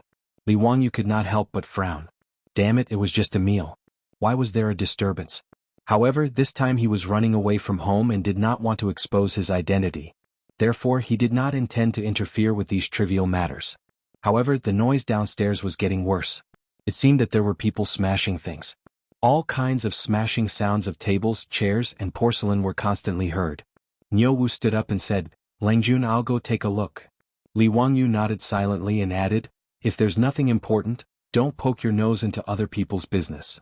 Niu Wu nodded and instructed 2 troops to guard the door of the room so that no one would disturb Li Wangyu and the others. He then pushed the door open and strode out. Li Wangyu was not worried about Niu Wu's skills at all. Therefore, he did not take it too seriously and continued to chat with Su Changqing, Aphrodite, and the others. But not long after, Li Wangyu heard Niu Wu's voice coming from downstairs. There were also sounds of punches and kicks. It seemed that Niu Wu was fighting with someone.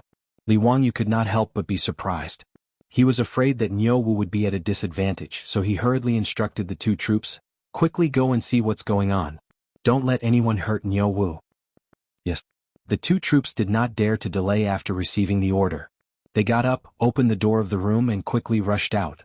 Hearing the clamor coming from downstairs, Li Wangyu could not help but instruct Su Changqing and the others not to show their faces. He also got up and prepared to see what was going on. Chapter 868. When Li Wangyu went down to the first floor of the restaurant, the conflict was more or less over. Niu Wu's skills were naturally beyond doubt. Even the troops that Li Wangyu had ordered to help didn't have to do anything. He alone relied on his fists and legs to beat up the people on the ground. Li Wangyu roughly looked. There were at least 7 or 8 people on the ground moaning incessantly. Looking at the clothes of these people, they seemed to be the servants of some mansion. Niu Wu was naturally unharmed. At this moment he was supporting a one-legged middle-aged man from the ground. The middle-aged man's hair was white and his forehead was full of wrinkles. His clothes seemed to have been torn from the previous tearing. His face was also mottled with blood and bruises. It was obvious that he had been beaten up before Niu Wu came. Beside the middle-aged man, there was a 13 or 14-year-old delicate and pretty girl. She was weeping like a pear blossom in the rain as she hurriedly wiped the bloodstains on the middle-aged man's face. On the other side of the restaurant's lobby, there were 2 well-dressed youths. They looked to be 14 or 15 years old. The servants that had been beaten to the ground by Niu Wu seemed to be the attendants of these 2 people. At this moment, the 2 youths were also scared pale by Niu Wu's bravery. However, they still had an expression of not wanting to give up. Niu Wu, what happened? Li Wangyu swept his gaze around. He already had a rough idea of what had happened. He secretly cursed that such a melodramatic plot could actually be encountered while eating. He had really seen a ghost. If his guess was correct, the one-legged middle-aged man and the delicate and pretty girl should be the father and daughter pair. As for the 2 well-dressed youths, it could be said that they were the hedonistic sons of some influential family in Lizhou. It was very obvious that the father and daughter pair were both commoners. Naturally, they wouldn't provoke these hedonistic sons for no reason. Then, it was very clear who was causing trouble just now. Niu Wu supported the one-legged middle-aged man and fiercely glared at the 2 youths. Then he turned his head and said, "Husband, these 2 people are very overbearing. They actually wanted to kidnap people without saying anything." That pretty girl was also very smart. Seeing Niu Wu talking to Li Wangyu in such a manner, she knew that Li Wangyu's identity was definitely not ordinary. She immediately knelt down and kowtowed to Li Wangyu. "Langjun, please help this servant and my father. This servant and my father do not know these 2 nobles. Who would have thought that this servant would play the zither and perform in this restaurant today?" These 2 nobles said that they would buy this servant back to their residence. My father refused, so he was beaten up by the servants in their mansion. The 2 well-dressed youths laughed and said, "It's your fortune that I think highly of you." Li Wangyu frowned when he heard that. It was just as he had expected. This kind of melodramatic plot actually happened right under his nose. It really made him feel helpless. Li Wangyu had run away from home. He was afraid that Pai Lupi would find out about his whereabouts, so he didn't want to cause too much trouble. He looked at the 2 well-dressed youths and said, "Xiao Lang, are there any misunderstandings? If there's a misunderstanding, apologize to this young lady. For my sake, let's forget about this matter." Li Wangyu intended to smooth things over and keep the peace, but the 2 youths didn't buy it. "Bah, who are you, Tian Shaling? How dare you meddle in my business?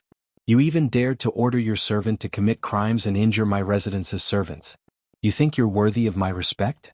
If you don't give me an explanation today, don't even think about leaving this Mian Valley County." Li Wangyu was amused when he heard that. Ever since he transmigrated to the Tang dynasty, other than when he was threatened by the Li clan of Hu County, no one had been so presumptuous in front of him for a long time. Even the current governor of Li province, Wu Shixiang, was only a secondary grade 3 official. In front of him, a secondary grade 2 official who founded the county, he had to call himself a subordinate official. These 2 youths really hadn't experienced the cruel beating of society. Their tone was so arrogant he didn't know which family they were from. Thinking of this, Li Wangyu looked at the 2 youths again. Suddenly, his heart moved and he asked, "Are you 2 Wu Yuanqing and Wu Yuanshuang?" His words made the 2 youths slightly stunned. They looked at each other and nodded. "Yes, it's your grandfather. You Tian Shaling actually know us 2 brothers? But today, even if we break the sky, you won't be able to solve this matter so easily. Let me tell you, if you don't satisfy me today." Li Wangyu didn't wait for them to finish speaking. He directly ordered Niu Wu and 2 of the mansion's troops, "Go, capture those 2 little bastards. Whip each of their buttocks 20 times. We'll talk later." Although Niu Wu and the 2 officials were slightly surprised, they did not hesitate at all. They went up and grabbed the 2 well-dressed youths like grabbing little chicks. They pressed them on the floor and pulled down their pants, revealing their snow-white buttocks. "Stop. Are you rebelling? Do you know who I am? I am the eldest son of the governor of Li State. You're crazy. You dare to hit us." Wu Yuanqing and Wu Yuanshuang struggled with all their might. But their small bodies, in the hands of the 2 troops, were no different from little chicks. Niu Wu didn't hesitate and didn't care about what they were shouting. He raised the whip in his hand and lashed out. You Tian Shaoling, you dare to hit your grandfather. Grandfather, stop. Quickly stop. My father is Wu Yuanshuang. He is the governor of Li State, the governor of Li State. How dare you, Save me, save me. Murder. Someone wants to rebel. Quickly report to the officials. Li Wangyu looked at the two brothers who were wailing like ghosts and howling like wolves. He laughed coldly in his heart. When he entered the city, he was still lamenting that the Empress Wu Ziqian was bullied by her 5 brothers when she was young. Who would have thought that he would meet the two brothers Wu Shishuang and Wu Shiqing as soon as he entered the Mian Valley County? A few years later, the 5 brothers who had caused Wu Meinyang's young heart to become violent and twisted. Wu Shishuang and Wu Shiqing were Wu Meinyang's half-brothers. The other 3, Wu Weiliang, Wu Huayun and Wu Huailiang, were her cousins. Wu Shishuang and Wu Shiqing were only 14 or 15 years old. They actually dared to kidnap women on the street. This kind of scourge, it was not wrong to beat them to death. Moreover, Li Wangyu had a very good reason to beat them. One must know that Li Wangyu was a relative of the imperial family. Although he had not been re-recorded in the imperial family's genealogy of the imperial family, Pai Lupi was his uncle. That was something that everyone knew. Just now, these 2 little bastards actually dared to call themselves Laozi and Grandpa. If they were serious, that would be the crime of deceiving the emperor. Even if Wu Shiqing was here, he would not be able to say a word. Perhaps he would have to personally beat these 2 bastards up again. When Niu Wu beat Wu Shishuang and Wu Shiqing until they were wailing like ghosts and howling like wolves, one of the Wu clan servants who had been beaten by Niu Wu finally struggled to get up. That person did not dare to go forward to save Wu Shishuang and Wu Shiqing. Instead, he took advantage of the fact that no one was paying attention to sneak out of the restaurant and ran away. Li Wangyu saw the servant's movements and knew that this person must have gone to call for reinforcements. However, he was too lazy to pay attention to him. He only watched coldly as Niu Wu continued to whip the 2 little bastards of the Wu clan. Chapter 869. Without any hesitation, Niu Wu followed Li Wangyu's instructions and gave Wu Shiqing and Wu Shishuang 20 lashes each. Fortunately, Niu Wu had heard the identity of the 2 brothers and knew that Li Wangyu only wanted to teach these 2 little bastards a lesson. Therefore, he did not use too much strength and did not use too much force. Even so, after 20 lashes, Wu Shiqing and Wu Shishuang's buttocks were covered in green and purple streaks, crisscrossing and very beautiful. As for the 2 brothers, their previous threats turned into pleading, then to wailing and finally to weeping bitterly. Because of this incident in the big restaurant, whether it was the doctor, the manager or the customers, they all shrank to the side, not daring to say anything to stop them. Everyone could see that the person who dared to disregard the identity of the governor of Li province and beat the Wu brothers was either a fool or an extraordinary person. This was a fight between immortals. As mortals, they naturally had to hide far away and did not dare to make a sound. The wailing busker and her father, who had lost a leg, were also shocked speechless. Wu Shiqing and Wu Shishuang, who were used to being tyrannical in Li province, would never have thought that they would meet with such a disaster today. Wu Shiqian was originally a businessman. Later, he gave up business and joined the army following Li Yuan and made a lot of contributions. His first wife, Xiang Li, died of illness not long after giving birth to Wu Shiqing and Wu Shishuang. Wu Shishuang's wife, Yang, gave birth to 3 daughters in a row. As a result, Wu Shiqian doted on his 2 sons very much and did not restrain them much on normal days. Wu Shiqing and Wu Shishuang, the 2 brothers originally in Chang'an City, did not have any bad habits. After all, Wu Shiqian was only a 5th grade officer of the Treasury Department. In Chang'an City he was only a small official. Compared to Cheng Chumo and the others, Wu Shiqing and Wu Shishuang naturally did not have any qualifications to be called foppish. In the first year of Jingguan, the original governor of Lizhou rebelled and was killed. Wu Shixiang was placed in an important position by Pai Lupi and became the governor of Lizhou. A governor was in charge of the military and political power of a province. It was equivalent to a provincial governor in the Middle and Late Tang dynasty. Naturally, they had a lot of power. After the Wu brothers followed their father to the Li prefecture, they were shocked to find that the 2 of them had actually become the biggest silk pants in the Li prefecture. As a result, the 2 brothers went from being cautious to being unscrupulous. In a short span of 2 to 3 years, they had completely let go of themselves. Normally, in the mansion in front of Wu Shixian, these 2 brothers would still act a little. Once they left the mansion, they would become the overlords of the Li province, and no one dared to provoke them. The 2 little bastards, who were only 13 or 14 years old, had already learned about the matters between men and women. Moreover, they never got tired of it. In these 2 years in Lizhou, who knew how many young ladies and young wives he had ruined? Today the two of them led a large group of servants to this restaurant to have a meal. Coincidentally, they saw the new performer in the restaurant. Seeing that the performer was delicate and pretty, the two brothers had a bad idea. They insisted on buying the performer back to the mansion to serve them. This performer was only performing in the restaurant. How could an innocent person agree to such a thing? Naturally, they made a scene. Li Wangyu asked about this matter and felt even more annoyed. He ordered Niu Wu, "Whip these two little bastards 10 times each." After he finished speaking, he asked the servants in the mansion to bring him a stool. He sat in the main hall of the restaurant and waited for the Wu family servants to bring reinforcements. Originally, Li Wangyu did not want to reveal his identity. However, since he had already interfered in this matter, and the two little bastards of the Wu family had already fought, he naturally could not sneak away. As a result, revealing his identity was unavoidable. Fortunately, Li Wangyu was not too worried. After all, even if the news was sent from Lizhou to Chang and City at top speed, it would take 7 to 8 days for the news to arrive. If Wu Shiyang sent the news of his appearance in Lizhou to Chang, and Pai Lupi would then send people to Lizhou, half a month would have passed. At that time he would have already led Su Changqing and the others away. As long as he deliberately concealed his whereabouts, Li Wangyu did not believe that anyone would be able to catch him. In addition, there was another reason why Li Wangyu took the initiative to reveal his identity. It was because of Wu Meinyang. These two Wu brothers were such bastards. Li Wangyu also had some other thoughts. When Niu Wu beat Wu Shiqing and Wu Shishuang until their cries became much softer, the sound of hurried horse hooves finally came from the street outside the restaurant. "Stop. Who are you? How dare you humiliate my son?" An old man in his 50s jumped off his horse with a face full of anger. He roared at Niu Wu, who was still waving his horse whip. However, Niu Wu did not even bat an eyelid. He continued to wave the horse whip in his hand. According to Li Wangyu's orders, he firmly lashed out the last 2 whips. Niu Wu was no longer the destitute old soldier of the Sui dynasty in Dingzhou village. He followed beside Li Wangyu. As the commander of Lai Hot's troops, he was used to seeing Pai Lupi and a group of dukes. Wu Shiyang, this kind of governor of a province, really did not enter his eyes. Not to mention that Li Wangyu was a county duke who founded the country. Even if he was a county marquis or county earl, could these governors still cause trouble? Wu Shiqing and Wu Shishuang dared to call themselves lousy and grandpa in front of Li Wangyu. Even if Li Wangyu was only a small county duke who founded the country, if he really wanted to pursue this matter, these two brothers would be skinned alive even if they did not die. Currently they were only given 30 whips each, which was already letting them off easy. Wu Shiyang did not know this. However, after seeing that the person beating his sons did not react at all after he spoke, he knew that the other party's background was definitely not small. He was not an impulsive person.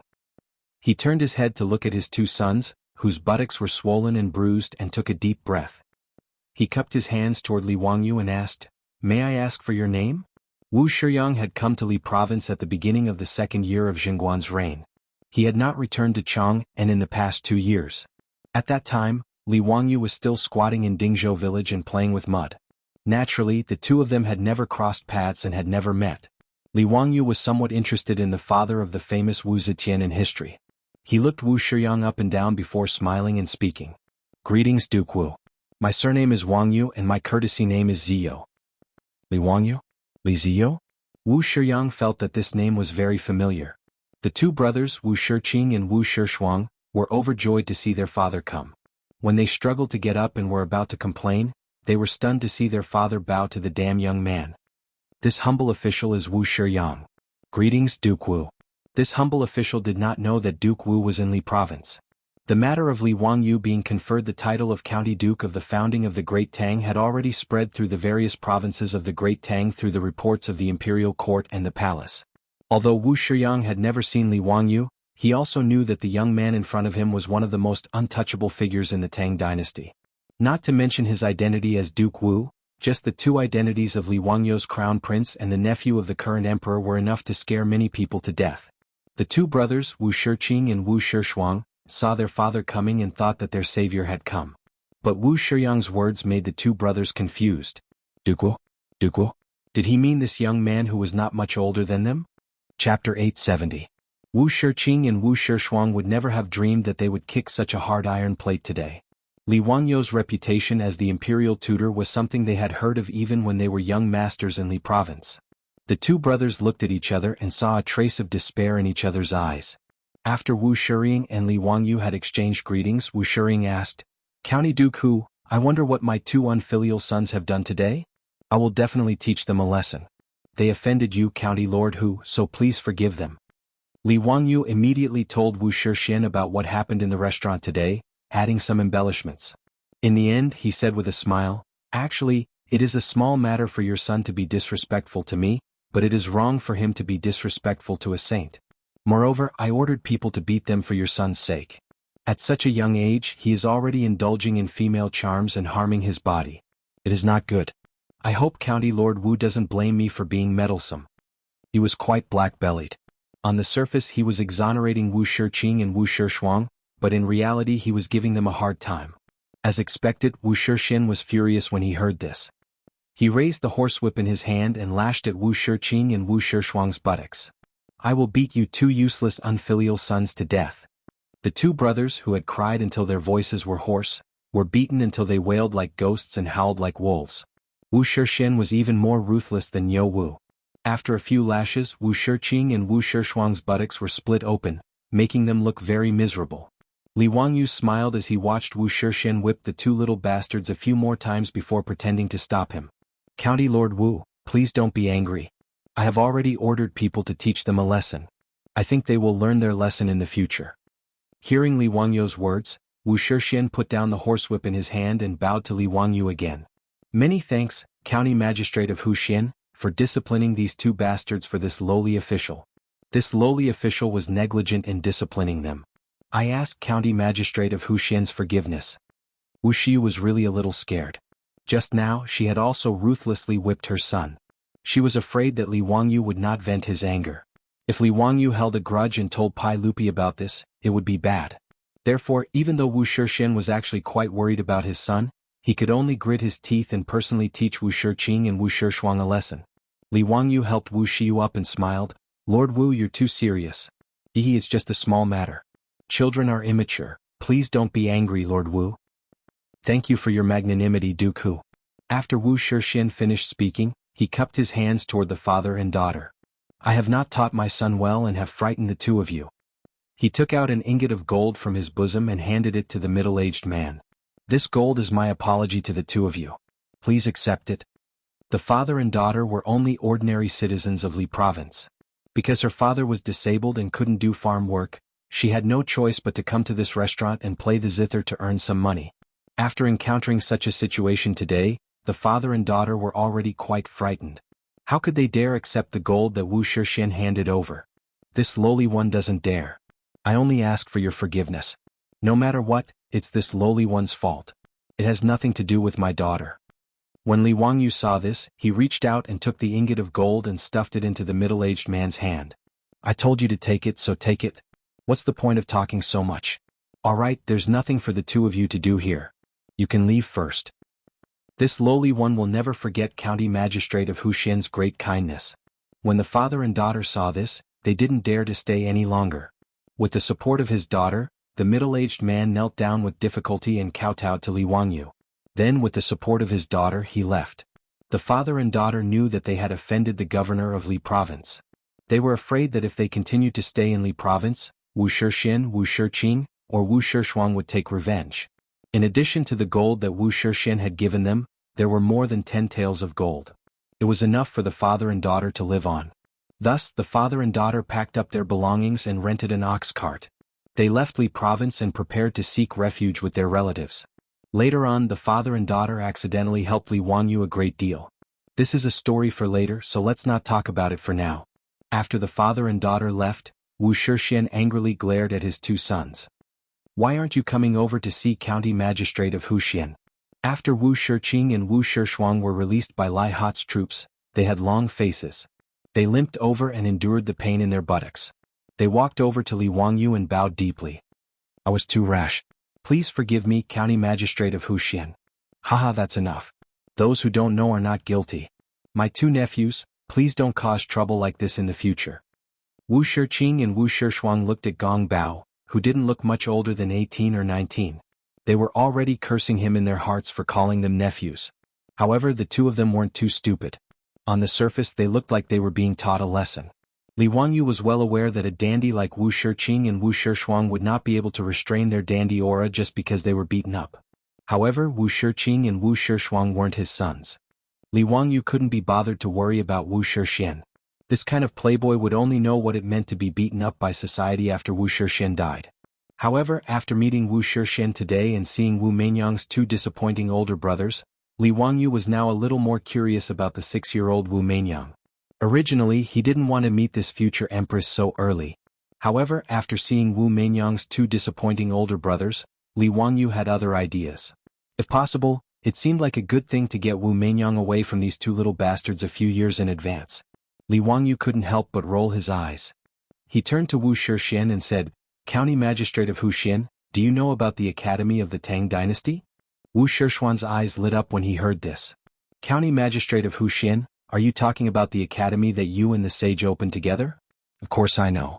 This Academy of the Tang Dynasty was founded less than a year ago. However, I do know that it's hard to get a place to enter this academy." He pointed to Wu Shiqing and Wu Shishuang and said, "I originally wanted to send these two unfilial sons to the academy to study. Unfortunately, they are too old and don't meet the academy's enrollment requirements." "That's a pity." Li Wangyu shook his head regretfully. "However, if County Magistrate of Huxian has other children, you can also give it a try." Wu Shixian was very regretful.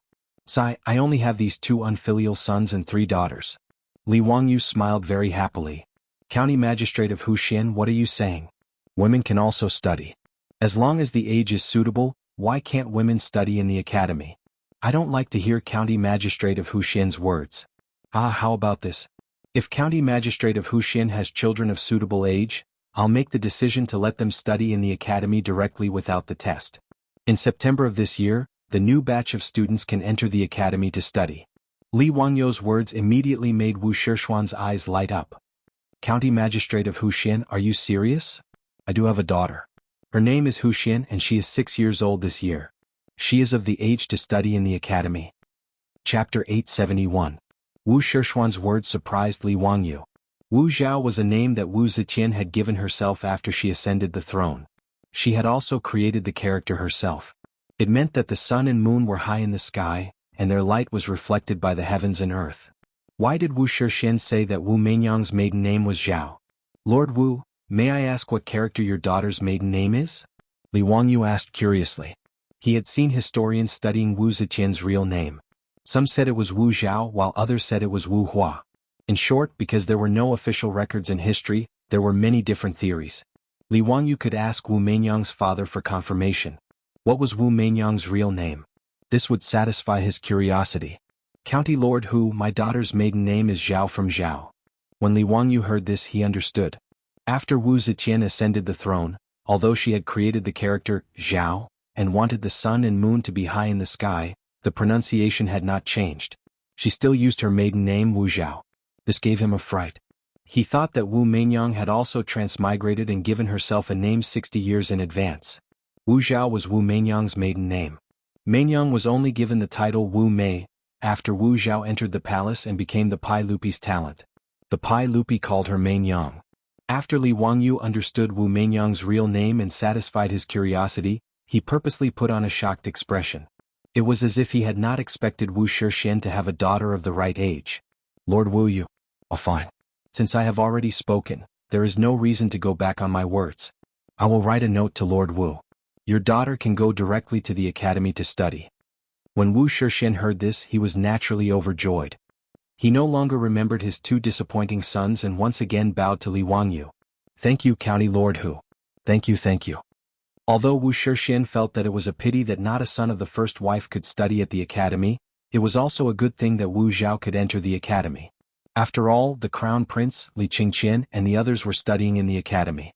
If his daughter, Wu Zhao, was fancied by the crown prince or a prince, then their Wu clan would ascend to the heavens in a single bound. No matter how big the hole in Wu Shiqiang's imagination was, even when that old Taoist Yuan Tiangang read Wu Meinyang's face and said that she was unspeakably noble, Wu Shiqiang didn't dare to think that his daughter would be able to ascend the throne in the future. Speaking of Yuan Tiangang giving Wu Ziqian a face, Li Wangyu once asked Yuan Tiangang for confirmation. Dragon eyes and phoenix neck, extremely precious. The old Taoist did say this sentence, but Yuan Tiangang never said something like, if you are a woman, you should be the master of the world. It was purely a far-fetched story made up by later generations. Yuan Qinggang's eyes were so sharp. He had seen countless faces in his life. How could he not see whether the swaddled Wu Meinyang was a boy or a girl?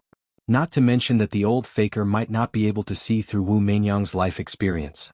Even if he could, it was impossible for him to say such disgraceful words to Wu Shiqiang. When Wu Shiqiang heard that Li Wangyu and the others were still living in the hostel, he immediately warmly invited Li Wangyu to stay in his mansion. Li Wangyu couldn't resist Wu Shiqiang's enthusiasm, so he could only nod and agree. Then he asked the troops to invite Su Changqing and the others to come down and greet Wu Shiqiang. May I ask if the sage has any arrangements for you to come to Lizhou this time? Wu Shiqiang couldn't help but feel a little strange when he saw that Li Wangyu had brought women with him and there were only 3 guards beside him. After all, in the previous report of the imperial court, Li Wangyu was still the commissioner of Hunan Taoism. Now that he suddenly appeared in Lizhou, Wu Shiqiang couldn't help but think more. Haha, Mr. Wu, you worry too much. I just have nothing to do and want to travel to relieve my boredom. Although Wu Shiqiang was suspicious of Li Wangyu's explanation, it wasn't appropriate for him to continue asking. He could only suppress this matter and not mention it. Of course, he didn't expect that the dignified county duke who had founded the country would be so mischievous and run away with his woman.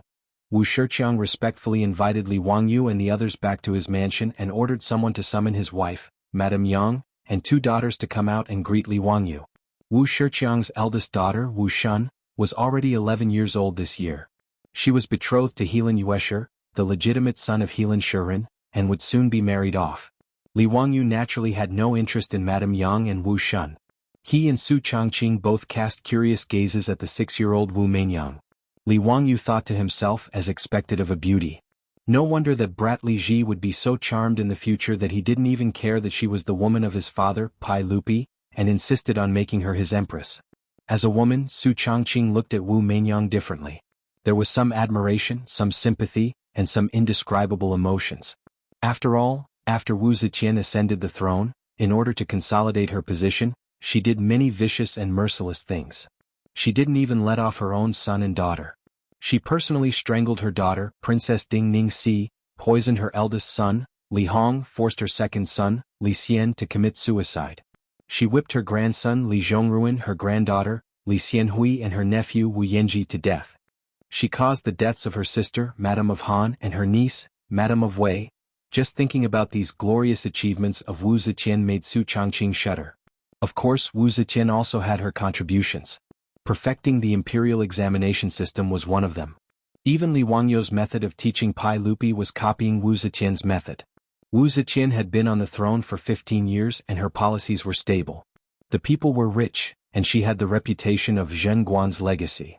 She had laid down the foundation for the Tang dynasty's long-lasting rule. From this point, Wu Ziqian could be considered quite outstanding. As a result, Su Changqing's feelings towards the future Wu Ziqian, the current Wu Zhao, were complicated. It was understandable. However, in Li Wangyu's eyes, the 6-year-old Wu Meinyang's words and actions were no different from that of a normal child. It was true that she was smart, but she was definitely not some kind of monster. When she heard that she could receive Li Wangyu's recommendation and directly go to the Tang dynasty's academy in Chang, and to study, Wu Zhao was naturally overjoyed. She then obediently knelt down and kowtowed to Li Wangyu. This slave kowtows and thanks County Lord Hu, the little loli said crisply. Li Wangyu casually accepted Wu Meinyang's 3 kowtows, but he was secretly happy in his heart. The future empress was now kneeling in front of him and kowtowing respectfully. No matter how he thought about it, he was a little excited. Of course, Li Wangyu didn't know how Wu Meinyang's life would change after he interfered. It was even hard to say if there would be another Empress Wu Ziqian in history in the future. However, Li Wangyu was too lazy to care about these things. He didn't even know if Li Ji could ascend the throne, let alone Wu Meinyang. After all, Li Qingqian was now calling him teacher, and he was becoming more and more educated. His original arrogant habits had long disappeared after studying in the academy for almost a year. Now Pai Lupi was quite satisfied with his 2 sons. Whenever he was free he would bring Li Qingqian and Li Tai around to play, looking like a filial father. Under these circumstances, it was hard to say what the future of the little brat Li Ji, who was still learning how to speak, drooling and running around naked, would be. Thinking of this, Li Wangyu couldn't help but think of another idea. Duke Wu, this Duke sees that your daughter is very smart. I have an idea that I would like to discuss with Duke Wu. Chapter 872. Wu Shixian asked curiously, what orders does the Duke of Huxin have? This Duke sees that your daughter is smart and very pleasant, so this Duke intends to accept her as a disciple. What does Duke Wu think? Li Wangyu's words naturally caused Wu Shixian, Madame Yang, and Wu Meinyang to be overjoyed, while Su Changqing silently rolled his eyes. Su Changqing still remembered the look on this guy's face when he asked him to accept Ma Zhou as a disciple. But ever since he accepted Ma Zhou and Yan Libin as his disciples, Li Wangyu seemed to be addicted to accepting disciples. Li Qingqian, Li Tai, Li Lizhi, Li Ji, Shangguanyi and Lu Ringgui. Counting carefully, this guy has already accepted 8 disciples unknowingly. And now he wants to accept Wu Meinyang as a disciple. What does he want to do? Is he really going to be the first imperial teacher of the Tang dynasty? If history does not change in the future, Li Wangyu's identity is a bit scary. The teacher of Crown Prince Li Qingqian, High Emperor Li Ji and Empress Wu Shixian, this identity can be said to be unprecedented. If the historians of later generations study this period of history, they really don't know what to say about Li Wangyu. In fact, this was also the idea that Li Wangyu proposed to Wu Shixian to accept Wu Meinyang as a disciple. Anyway, he has already accepted so many disciples now. It doesn't matter if it's a sheep or a flock of sheep. This kind of thing, being the teacher of several Tang emperors, is quite exciting. In addition, Li Wangyu also wants to try and see if he can slightly correct Wu Meinyang's extreme character. If she can really ascend the throne in the future, it would be good to use fewer cruel officials. Another thing is Li Wangyu's little selfishness. He and Su Changqing will sooner or later spread their branches and leaves in the Tang dynasty. Even if it was for the sake of his descendants, he had to give himself a status that no one else could match. At the very least, he would be a solid backer for his descendants. If Li Ji or Wu Meinyang ascended the throne, they would not become enemies with his descendants. That was enough. As for things that were even further away, Li Wangyu couldn't think of them, nor could he care about them for such a long time. Wu Meinyang didn't wait for her father to speak. She had just stood up when she knelt down before Li Wangyu and kowtowed 3 times. Disciple Wu Zhao is willing to be apprenticed to the master and learn from him. Disciple will follow master's instructions and will not dare to disobey master's teachings.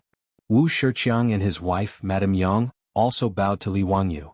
It is Zhao Nyang's fortune that County Duke Hu has taken a liking to her. County Duke Hu, please do not hesitate to discipline him. This humble official will be eternally grateful. Li Wangyu nodded with satisfaction. Good, since that's the case, I'll accept you as my disciple. You haven't given your name yet, right? Master will bestow upon you a courtesy name, Mei. She was charming, beautiful and good. Mei, I will call you Meinyang from now on. His words caused Su Changqing to roll his eyes to the side, almost to the point of rolling his eyes to the sky. This guy really walked the path of Pai Lupi, leaving Pai Lupi with no way out. In fact, Li Wangyu really wasn't prepared to give Pai Lupi a chance to bestow a name.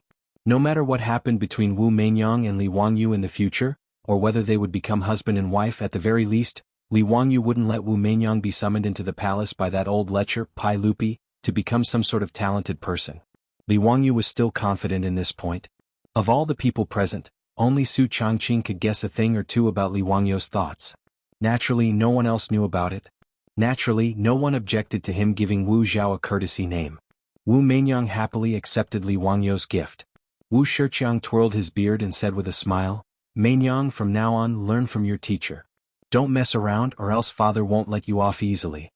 Wu Meinyang stuck out her tongue at Wu Shixiang and said, I won't. Meinyang will definitely listen to teacher from now on. She then looked at Su Changqing and obediently bowed to Su Changqing. Meinyang greets teacher's wife. Su Changqing felt somewhat embarrassed by Wu Meinyang's words. However, it was not appropriate for him to refute her in front of everyone. Thus, he pulled Wu Meinyang into his embrace and began to whisper to her. Su Changqing, who was originally conflicted about this little lowly Wu Meinyang, also understood. The future Empress Wu Zetian was a matter for the future. At the very least, the Wu Meinyang in front of him now was an obedient and cute little lowly. It would be too much to worry about something that might happen in a few decades. Instead of worrying that Wu Meinyang would become too extreme in the future, it would be better for her to teach the future Empress together with Li Wangyu. Might even be a good story. After thinking this through, Su Changqing became more and more intimate with Wu Meinyang, and the little lowly Wu Meinyang also fell in love with this gentle and lovely teacher's wife. Li Wangyu smiled and looked at Su Changqing and Wu Meinyang, who were whispering to each other. He turned to Wu Shiqiang and said, "Master Wu, I still have to travel for a period of time and have no time to teach Meinyang for the time being. Master Wu, please arrange for someone reliable to send Meinyang to the Chang and Tang Dynasty Academy before September of this year. When I return to Chang, and I will personally teach Meinyang." Wu Shiqiang naturally had no objections and nodded repeatedly in agreement. Wu Meinyang heard their conversation and hurriedly said, "Teacher, Meinyang also wants to accompany you on your trip. Teacher, please bring Meinyang along." How could Li Wangyu be willing to take a 6 or 7-year-old little lowly and run away from home? He naturally rejected Wu Meinyang's words. "Meinyang, listen to me. When I travel I have to eat and sleep in the open. How can it be convenient to bring a little girl like you along? Go to Chang, and obediently and wait for me to return." "No, teacher, please bring Meinyang along. Meinyang is not afraid of hardships." Li Wangyu felt a headache coming on and simply put on a straight face. "Meinyang, are you not going to listen to your teacher's words? What did you say just now? Is this what you mean by listening to your teacher?" His words immediately made the little lowly Wu Meinyang's expression darken. She looked as if she had been wronged and was about to cry. Su Changqing was speechless. He glared at Li Wangyu and hurriedly persuaded the little lowly in his arms. Finally, Wu Meinyang did not cry on the spot. Seeing this, Li Wangyu couldn't help but reflect. Was it right or wrong for him to accept such a young Wu Meinyang as his disciple? Even if she would be a vicious and merciless empress in the future, she was only a 6-year-old little lowly at this moment. It was really troublesome for him to take care of a child of this age. Li Wangyu looked at Su Changqing, who had made Wu Meinyang laugh through her tears. He secretly made up his mind that in the future, he would leave the matter of teaching the empress to his beautiful superior. One was the modern white-boned spirit, and the other was the #1 empress in the world. Yes, to a certain extent, the two of them had something in common. At the very least, they could manage a large group of men. If Su Changqing knew what Li Wangyu was thinking, he would probably have the heart to kick him to death. Li Wangyu and the others lingered in Myinggu County of Lizhou for a few days before finally setting off again. Under the reluctant farewell of the little lowly Wu Meinyang, Wu Shiqiang personally escorted them towards Yichang County. Chapter 873. Yichang County was more than 50 miles away from Lizhou County. This was the ancient city of Zhaohua in the future. Li Wangyu could not reject Wu Shiqiang's enthusiasm and could only let him lead a group of Lizhou officials to escort them all the way to Yichang County's Orange Ferry. Outside the east gate of Yichang County was the intersection of Jialing River and Bailong River, Orange Ferry. This was the tourist attraction of the future, the Orange Ferry. The reason Li Wangyu wanted to come to this ferry was to hide his tracks. He purposely told Wu Shiqiang that they were going to take a boat to the south and head directly to Jiangnan and Yangzhou. Wu Shiqiang naturally did not suspect this. If they took a boat from here, they could go down the Jialing River to the Changjiang River and then go down the river to Jiangnan. Compared to traveling by land, traveling by water was obviously more comfortable and convenient. At Orange Ferry in Yichang County, Li Wangyu and his group boarded a river boat that Wu Shiqiang had found for him. After waving goodbye, they went down the river. However, Li Wangyu's goal was naturally not to go to Jiangnan. So when the boat reached a wild ferry, he ordered the boatman to stop there and the group of people took their horses and abandoned the boat to go ashore. To prevent the boatman from leaking the news, Li Wangyu even took out the goldfish talisman from the county that founded his country and ordered the boatman to continue to sail the empty boat downstream. He did not allow them to turn back to Yichang County. Li Wangyu and his group hid their tracks and slowly headed toward Mianzhou. In Chang and city's Taiji Palace, Pai Lupi was spitting at Mi Tuo. "Trash. It's been more than a month and you're telling me that you can't find any trace of that bastard. Do you think he can go to heaven?" Mi Tuo knelt in front of Pai Lupi. His head was tightly pressed against the floor as he silently endured Pai Lupi's saliva washing his face. "Everyone, I am useless. I deserve to die 10,000 times." "You really deserve to die, you killing genius. Is my 100 cavalry department just for show?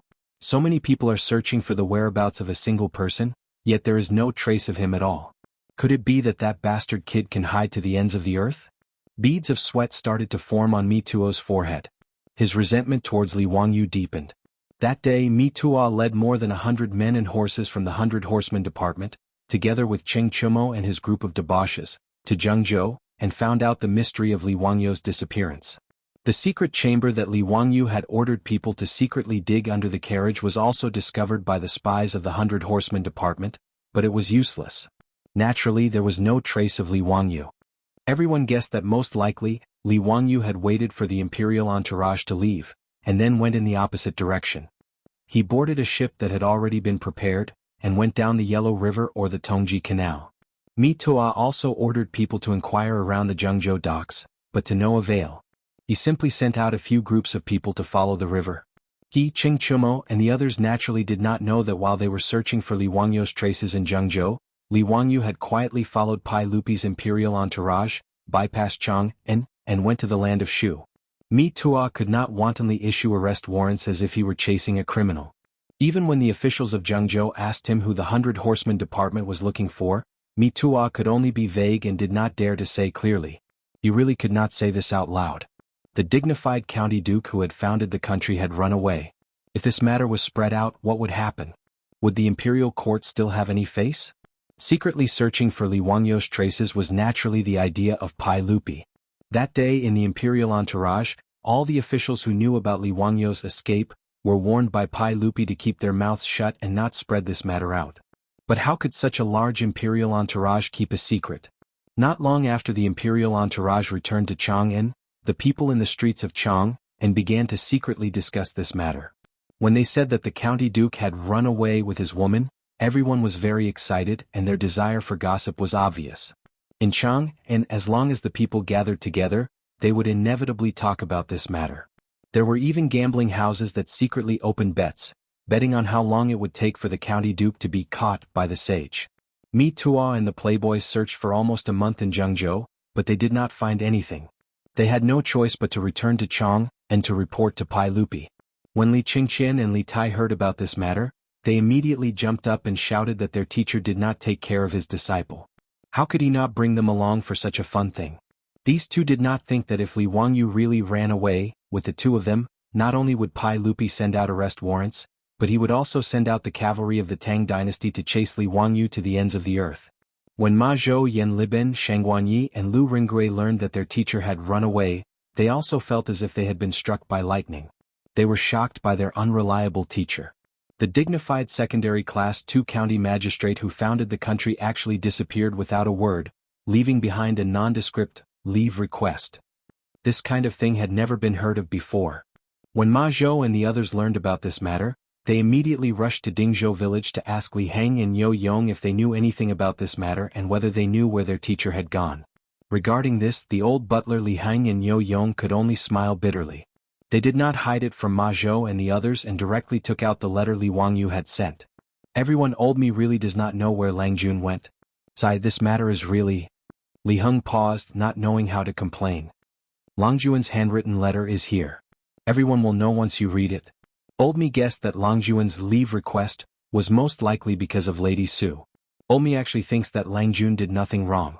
This time, Lady Su risked her life to enter Yanling County because of the epidemic in Shuzhou.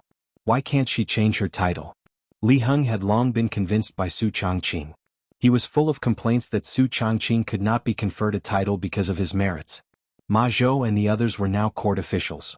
Naturally, they could not join Li Heng in complaining about the saint's decision. However, after the 4 of them read the letter, they looked at each other in dismay. Old Li, have you arranged the things that Master asked you to do? Li Heng nodded affirmatively. Of course. Old me dare not neglect Lang Jun's orders. Of course I have ordered it. This. Ma Zhou looked at Yan Liben and the others and did not know what to say. His teacher really knew how to make things difficult. However, since things had come to this, Ma Zhou and the others could only accept it and prepare to act according to their teacher's plan. A few days later, Ma Zhou Si and the others stepped forward at the same time. Holding the ceremonial tablet, they bowed to Li Er and said, "This subject supervises Censor Ma Zhou, this subject is Junior Supervisor Yan Liben, this subject is Secretary Shang Guanyi, and this subject is Lu Ringgui." Pai Lupi was slightly stunned. He did not understand why Li Wangyu's 4 great Vajras stepped out together today. Come. We heard that during the epidemic in Shuzhou, my daughter Su Changqing performed meritorious deeds for the country. She risked her life alone and saved thousands of people. Ma Zhou praised Su Changqing in front of Pai Lupi and the court officials. Therefore, We request your majesty to reward those who have performed meritorious deeds. We request your majesty to confer Su Changqing a title as a reward for her meritorious deeds. I second the motion. Yin Libin and the others chimed in as well. Ma Zhou and the others' words were like throwing a bomb into Taiji Palace.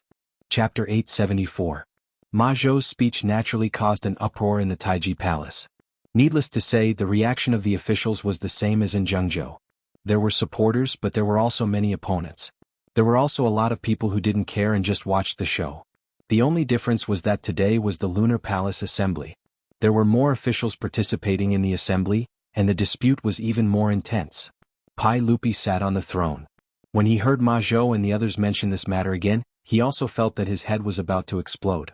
Ever since Li Wangyu asked for leave, Pai Lupi also regretted it. In fact, to Pai Lupi, whether or not Su Changqing was conferred the title of nobility was not important. Since Emperor Gaozu of Han could confer the title of nobility to women, he could also do the same. The reason why Pai Lupi didn't say anything in Zhengzhou was actually because of his own selfishness. It was all because of his eldest daughter Changle's marriage. The Shuzhou epidemic caused Pai Lupi to admire Su Changqing, this amazing woman, in his heart. However, Li Wangyu actually dared to refuse his proposed marriage. After that, he even dared to boast shamelessly about a Huang and vying. He was simply wicked beyond redemption. Pai Lupi felt that he was already very magnanimous to only send this stinking shameless guy to Huayin County to be a county magistrate. Therefore, Pai Lupi, this narrow-minded emperor, was unwilling to follow Li Wangyu's wishes and confer the title of nobility to Su Changqing. However, he never expected that Li Wangyu, that bastard, actually took Su Changqing and ran away without saying a word. This made Pai Lupi so angry that he almost took out a knife to chop people to vent his anger. Pai Lupi sent the cavalry department to secretly search for Li Wangyu for more than a month, but they couldn't find any trace of him. This made this eternal emperor secretly regret. Only after losing something would one know how to cherish it. This saying was absolutely true. After Li Wangyu ran away, Pai Lupi realized that his nephew was irreplaceable. Not to mention the new gadgets he had created, just the number of troubles Li Wangyu had solved for him on a daily basis made Li Er sigh with emotion. This nephew of his was truly a genius. Out of all the civil and military officials in the imperial court, there was really no one who could compare to his nephew. Even Fang Xianling and Du Ruhui, whom he valued the most, were only good at government affairs. But when it came to finding a new way to solve some of the intractable diseases, that Pai Lupi had a headache, they were not as good as Li Wangyu. Because of this matter, Empress Zhangsun was quite critical of Pai Lupi. After all, in Empress Zhangsun's view, Li Wangyu was her nephew. Changle's future husband had to be Li Wangyu. But now, Pai Lupi forced Li Wangyu to run away from home, because of a small matter like conferring a title to Madame Su. How could Empress Zhangsun not complain? Moreover, Empress Zhangsun was also a woman. Because of Changle's marriage, she had some inexplicable subtle feelings for Su Changqing. But when she heard that Su Changqing dared to resolutely lead a group of doctors to Yanling County to treat the people in the face of the big head plague that made people pale at the mention of it, it was enough to make Empress Zhangsun's grudge in her heart disappear. It was not a disgrace to the dignity of the imperial family for such an extraordinary woman to marry the same husband as her daughter. It was because of this psychological change that Empress Zhangsun didn't give Pai Lupi a good look, even though she didn't say it out loud when Pai Lupi forced Li Wangyu to run away. And Princess Royal Changle was even more depressed every day. She almost washed her face with tears. Pai Lupi, who felt that he was in the wrong, returned to the harem. He didn't dare to see his wife and daughter. He was very embarrassed. Today in the main hall, Ma Zhou and the others formed a group to go to the court and once again raised the matter of conferring a title to Su Changqing. Pai Lupi almost directly agreed to it to completely solve this troublesome matter. But before Pai Lupi could speak, a large group of aristocratic family officials, led by Grand Minister Wang Ying and many stubborn old ministers, stood out and resolutely opposed the words of Ma Zhou and the others. Your Majesty, you can't do this. It's a big taboo for a hen to take the throne. This woman can't be conferred a title. Your Majesty, if you confer a title to a woman, I'd rather kill myself in the Taiji Palace and learn from Wu Zixu. Your Majesty, if you insist on conferring a title to that woman, I don't dare to agree. I'm willing to beg for bones. Pai Lupi was also caught off guard by the reaction of the ministers. Today was the first day of the court assembly.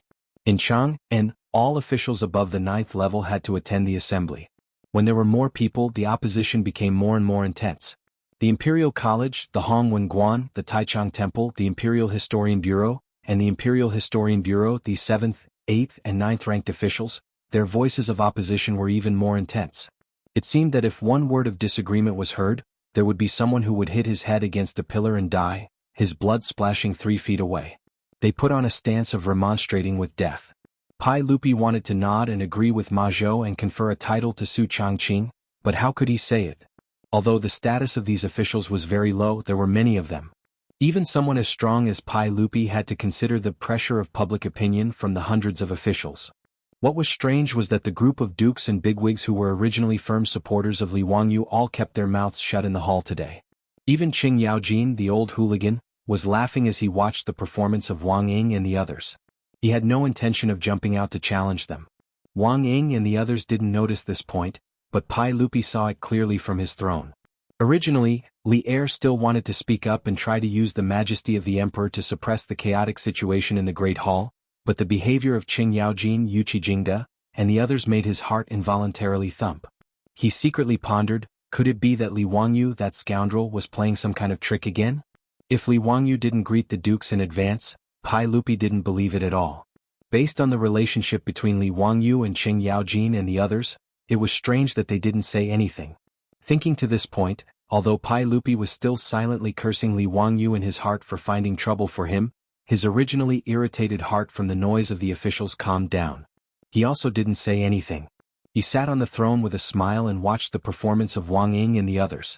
As the minister of Taichung Temple, Wang Ying's literary talent and eloquence were naturally very good. The old man saw that Pai Lupi was smiling and didn't say anything. It seemed that Pai Lupi was very encouraging and he became even more energetic. He stood in the main hall and talked non-stop. He talked about the 3 sovereigns and 5 emperors, King Zhou of Shang, and the gains and losses of the former Han dynasty.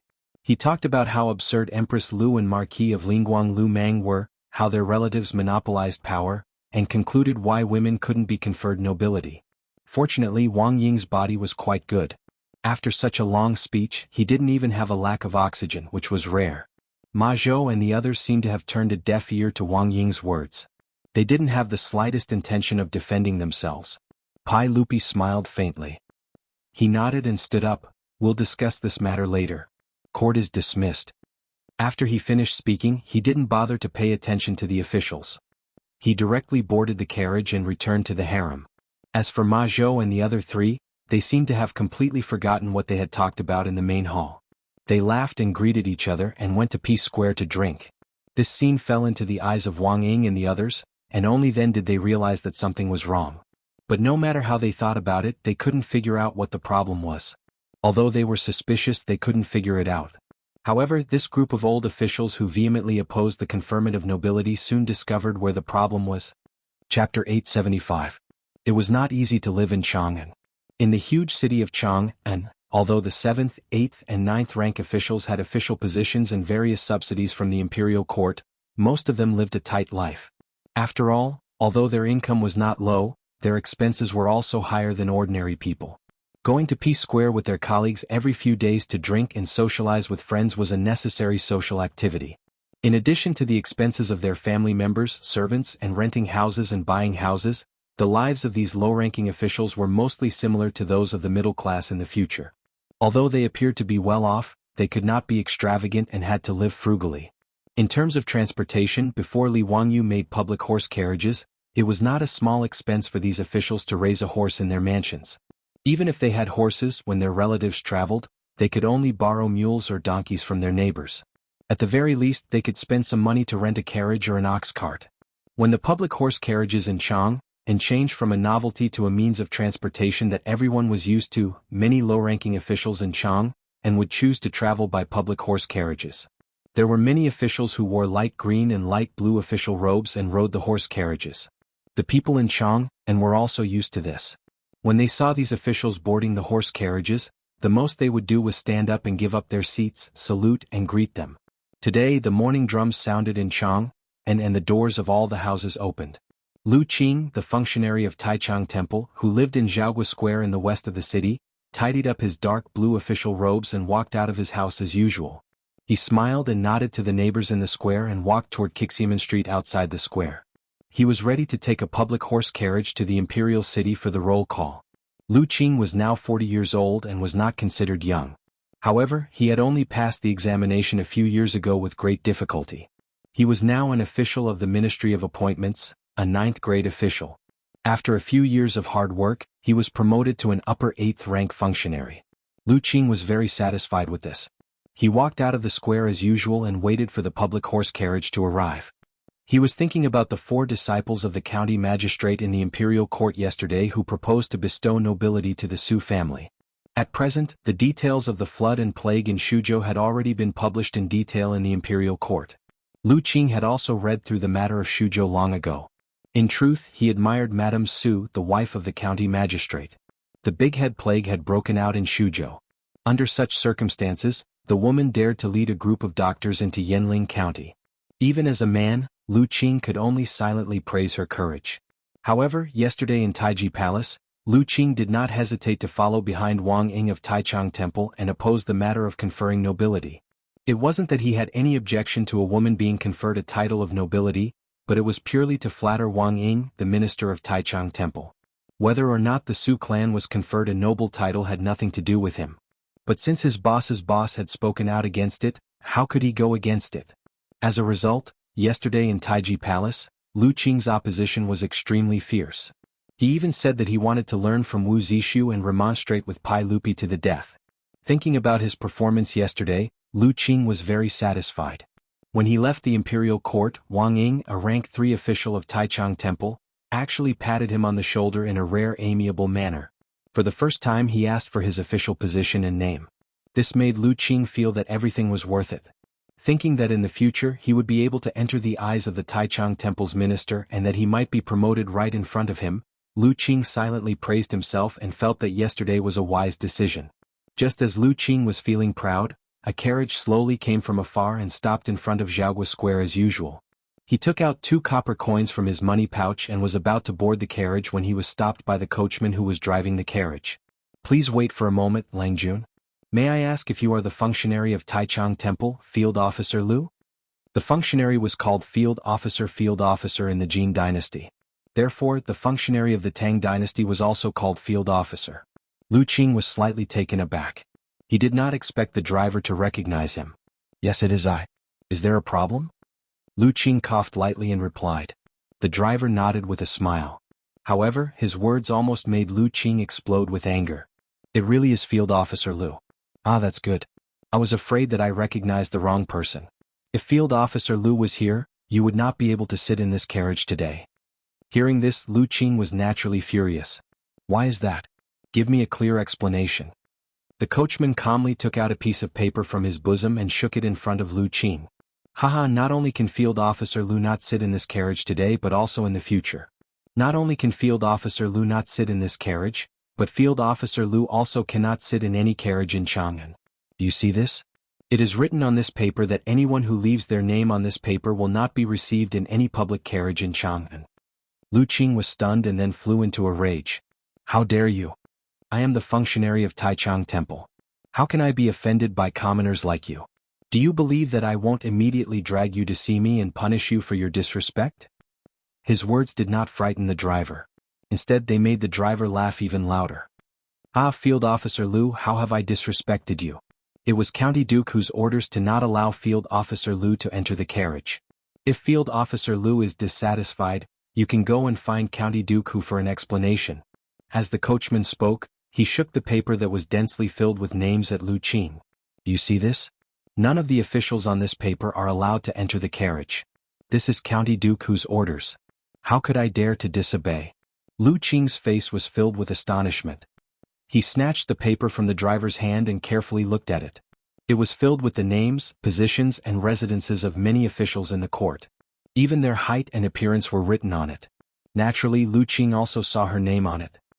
He raised his head in disbelief and asked, I have never met County Duke Hu before. There is no enmity between us.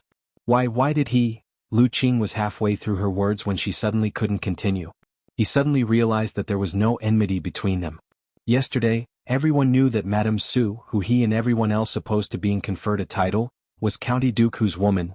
When he carefully looked at the names on the paper, Weren't they all the people who had spoken out the most fiercely in the court yesterday? When he thought of this, Lu Qing's forehead was almost covered in sweat. He had wholeheartedly wanted to flatter his superior, but he had completely forgotten that he would be punished by County Duke Hu. At this time Lu Qing only felt dizzy. Never in his wildest dreams could he have imagined that when he went with the flow and agreed with Taichung Temple's minister, county magistrate, who would actually take note of it and write it down. Even the coachman had a copy of it. Who was County Duke Hu? He was the founding county duke of the current lower second rank, the crown prince's imperial tutor and the sage's nephew. He had even heard that His Majesty wanted to betroth the eldest princess to County Duke Hu. He was such an important person. Was he blinded by lard to make things difficult for his woman in order to curry favor with the Taichung Temple official?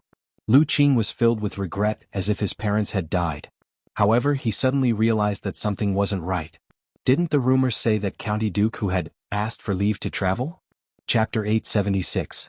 Lu Qing was right. Li Wangyu didn't do these things directly. Instead, after he sent the letter to Li Heng, Ma Zhou, and the others carried out the results. Yesterday, Ma Zhou and the others went to court with the main purpose of arousing the opposition of Wang Ying and the others. After the four of them lit the fire, they didn't speak anymore. They just looked on coldly from the side and silently noted down which officials in the court were the ones who opposed. Afterwards, the four of them sent someone to deliver the list to Dingzhou village and give it to Li Heng. They didn't need to worry about anything else. After the old housekeeper Li Heng received the list of officials, he immediately found shopkeeper Son of Sun's bookstore and had it printed out. The public horse carriages in Chang and city belonged to Li Wangyu and the villagers of Dingzhou village. All the coachmen were villagers of the village. Hearing that someone wanted to oppose Lady Su, these villagers didn't say anything and immediately nodded to carry out the order. If it weren't for Li Heng and the old village suppressing them, it was possible that they would have beaten up the officials on the list. The naughty children of the villagers of Dingzhou village were all sent to the academy by Li Wangyu to study.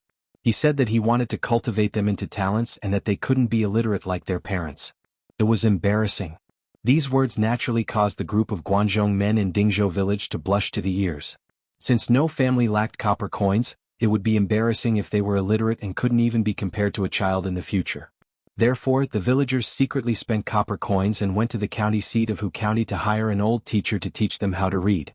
After half a year of literacy, the villagers of Dingzhou village could at least read and write. Although they couldn't write and count, they could at least read. Even Li Wangyu's plagiarized Romance of the Three Kingdoms could now be read by the villagers with books in their hands. Back then, it was normal to not be able to recognize all the words or recognize a few wrong words. Given the current literacy rate of Great Tang, if the villagers of Dingzhou village were to claim that they were also scholars, no one would be able to say that they weren't. Therefore, early this morning, all the coachmen of public carriages in Chang and city had a list of officials printed overnight. They followed the list and refused to take any passengers. In fact, Li Wangyu had instructed Li Heng to do this in the letter mainly to disgust those officials who opposed Su Changqing's conferment of nobility. After all, there were no photos in this era. The only information recorded on the paper was the name of the official, his position, and where he lived. Therefore, if Lu Qing had not said that she was Lu Qing, she would have gotten into the car. However, it was naturally unrealistic for these officials to hide their heads and tails. Therefore, today in Chang'an City, all the low-level officials who had spoken out against the conferment of nobility in Taiji Palace yesterday were all refused by the coachman of the public carriages. Lu Qing wanted to curse, but when he thought of the county magistrate behind these coachmen, he opened his mouth but could not say anything. He could only watch the carriage leave. He sighed deeply, but could only turn back to the inner lane and prepare to borrow a donkey from a familiar neighbor. After all, the imperial city was quite far from the Zhaogua square where he lived. If he walked there, it would probably be noon by the time he arrived. As for the big shots like Grand Chancellor Wang Ying, they naturally did not know about this matter. After all, they had not fallen to the point where they needed to take the public carriages. However, what Li Wangyu had instructed the old butler Li Heng to do in the letter was not as simple as refusing to take the public carriages. With Li Wangyu's current connections in Chang'an City, it was fine if he did not take action. However, if he did, it could be said to be a thunder in the sky, and the momentum was quite shocking. In Chang'an City, all the officials who were on the list were shocked to find that not only did the public carriages refuse to take them, but even the shopkeepers and waiters of the shops in the eastern and western markets held the list and refused to sell goods to them. Even many restaurants in Chang'an City, after knowing their identity, welcomed them with smiles and a very good attitude, but did not allow them to eat or drink in the restaurants. Even the painting houses and brothels in the Ping Kong Square refused to do business with them. For a time, this group of low-level officials were all stunned. In fact, Li Wangyu had learned this trick from shopkeeper Ren of the Renji saddle shop. At that time he had wanted to build a toilet, but he was thrown into the prison of the censorate by a group of old officials. In a moment of anger, shopkeeper Ren joined a group of merchants and went on a strike. However, shopkeeper Ren's identity and status could not be compared with Li Wangyu's. They both went on a strike, but the influence was completely different. In Chang and city, behind many merchants, restaurants, painting houses and brothels, there were a group of dukes and important officials in the imperial court. And most of these people were on good terms with Li Wangyu. When they received Li Wangyu's letter, they were naturally willing to help. And Su Changqing's Shun Feng carriage company in Chang and city was even more influential. In the eastern and western markets, tens of thousands of merchants, who did not have business with Shun Feng carriage company. Compared with offending those officials, these merchants were naturally more willing to listen to Li Wangyu's words. Moreover, now the largest merchant in Chang and city, Chiu family, was in contact, so no one dared to disobey. For a time, many middle-level and low-level officials in the imperial court in Chang and city, who had spoken out against Su Changqing's knighthood at the Taiji Palace that day, all felt extremely troubled. Recently, many officials did not even dare to wear their official robes when they went out, let alone report their official titles and names. For example, functionary Lu Qing, in order to go to the imperial city for the roll call, every day when he went out, he brought a package with his official robes in it. They secretly took public carriages and entered the imperial city before finding a place where no one was around to change their robes. After going off duty, they did this again to avoid the pain of walking home. Moreover, they did not dare to complain to the imperial court about this matter. Until now it was too late for them to regret. Why did they provoke Li Wangyu for no reason? Now Li Wangyu, the county duke who founded the country, had not returned to Chang'an city yet, but they were already disgraced. If Li Wangyu came back in the future, they would not have a good time. At the thought of the consequences, these officials' intestines turned green with regret. However, there was no medicine for regret at this time. If they changed their words, they would offend their immediate superior and be criticized for being indecisive. Then they would really be finished. At this time they could only go to Grand Chancellor Wang Ying and the other big shots to complain, hoping that these big shots who had led the opposition would back them up. When Wang Ying and the others learned of this matter, they only sneered a few times. They felt that county duke who was just SOSO and did not take it seriously. The so-called strike had nothing to do with these big shots of the aristocratic families, so they did not bother to think about it. However, in order to earn a knighthood for Su Changqing, Li Wangyu's means were naturally not as simple as a strike. Every 2 days the group of old officials, including Wang Ying, could not sit still any longer. Chapter 877. Ever since Li Wangyu came up with the romance of the Three Kingdoms, many storytellers in the brothels of Chang and city began to talk about the book. In an era where entertainment was extremely scarce, illiterate people were everywhere. Even if ordinary people could afford to buy books, they could not understand them. Therefore, listening to stories every day became the favorite entertainment of the people of Chang and city. They did not spend much money, but they could have fun for a day. No matter how long the romance of the Three Kingdoms was, there would be a time when it was finished. After Li Wangyu copied a book, he did not have the patience to continue copying books. Therefore, many people had listened to the romance of the Three Kingdoms several times and had long memorized it. Fortunately, Li Wangyu quickly came up with the baseball league and the soccer news. Therefore, these storytellers had new things to talk about every day. Just by talking about the process of the previous day's competition, and then according to the prediction and analysis in the newspaper, it could also attract the people to come and listen to the book. Lu Qing's mother and daughter-in-law were also people who liked to listen to stories. Every day, after Lu Qing went to the yamen for the morning roll call, they would go to the brothels together to listen to stories for a few hours to pass the time. Fortunately, the stories were not expensive. Each person could spend a copper coin to listen to the stories for a whole day. Today, Lu Qing's mother and daughter-in-law went to the storytelling workshop as usual. After paying a copper coin, a waiter came to bring them hot water. Although Li Wangyu came up with the method of brewing tea, it was not popular in the workshop. Therefore, when they listened to the stories, they only had plain water. Everyone, yesterday's book was really good. Although I've heard the part where Zhao Zilong of Changshan slaughtered his way in and out of Chao's camp more than 5 or 6 times, I'm still very excited. The everyone that Lu Qing's daughter-in-law mentioned was not Pai Lupi, but her mother-in-law. In the Tang dynasty, the everyone was how the close servants of the emperor addressed the emperor. It was also how the daughter-in-law addressed her mother-in-law. Son, you're right about that. Not only you but I am also the same. I don't know if we're going to continue talking about Zhang Yida causing havoc at Changban Bridge today. That part of the story is my favorite. It's very lively. As the mother-in-law and daughter-in-law were talking, the storyteller went up on stage and bowed to everyone below the stage. He gently patted the stop words in his hand on the table, and the hall quieted down. A storyteller's stop was actually a gavel. Different people used different names. The one on Pai Lupi's table was Jinshan He, while the one Empress Zhang Sun used was Fengxia. Fang Xianling du Ruhui and the other prime minister's weapons were called Zuochao Gang, while Qing Yaojin's weapons were called Frightening Tiger's Courage. Only ordinary officials could use them, and they were known as Startling Hall Wood. The ones used by monks were known as Awakening Wood, and the ones used by Taoists were known as Suppressing Altar Wood. From the emperor to the officials, to the doctors, pawnshops, and inns, this little piece of wood had different names. After the storyteller patted the stop words, he slowly said, "Today Old Me is going to tell a new book called Exorcising Ghosts." His words immediately caused a buzz in the hall. Lu Qing's daughter-in-law had an excited expression. "Everyone, it's a new book, a new book. Yes, this old one has never heard of the exorcism stratagem. I really did come today." There were many people who were just as excited as the mother-in-law and daughter-in-law. Because of the storyteller's words, the hall became a mess. This situation was clearly within the storyteller's expectations. He waited for everyone to discuss for a while before patting the stop words in front of him again, indicating for everyone to be quiet. Speaking of which, in the 4th year of Jingguan's reign, there was a sudden rainstorm in Shuzhou. The storyteller began to spit out lotus flowers, talking non-stop about the book. Without a doubt, the book he was talking about was Li Wangyu, Su Changqing, and the others' disaster relief in Shuzhou. And that exorcism referred to plague ghosts. The storyteller started from the flood in Shuzhou, all the way to Li Wangyu's rescue mission in Shuzhou. Everyone in the hall listened with rapt attention, not daring to breathe loudly. When they heard that the Big Head Plague had appeared in Shuzhou's Yanling County, many people cried out in alarm.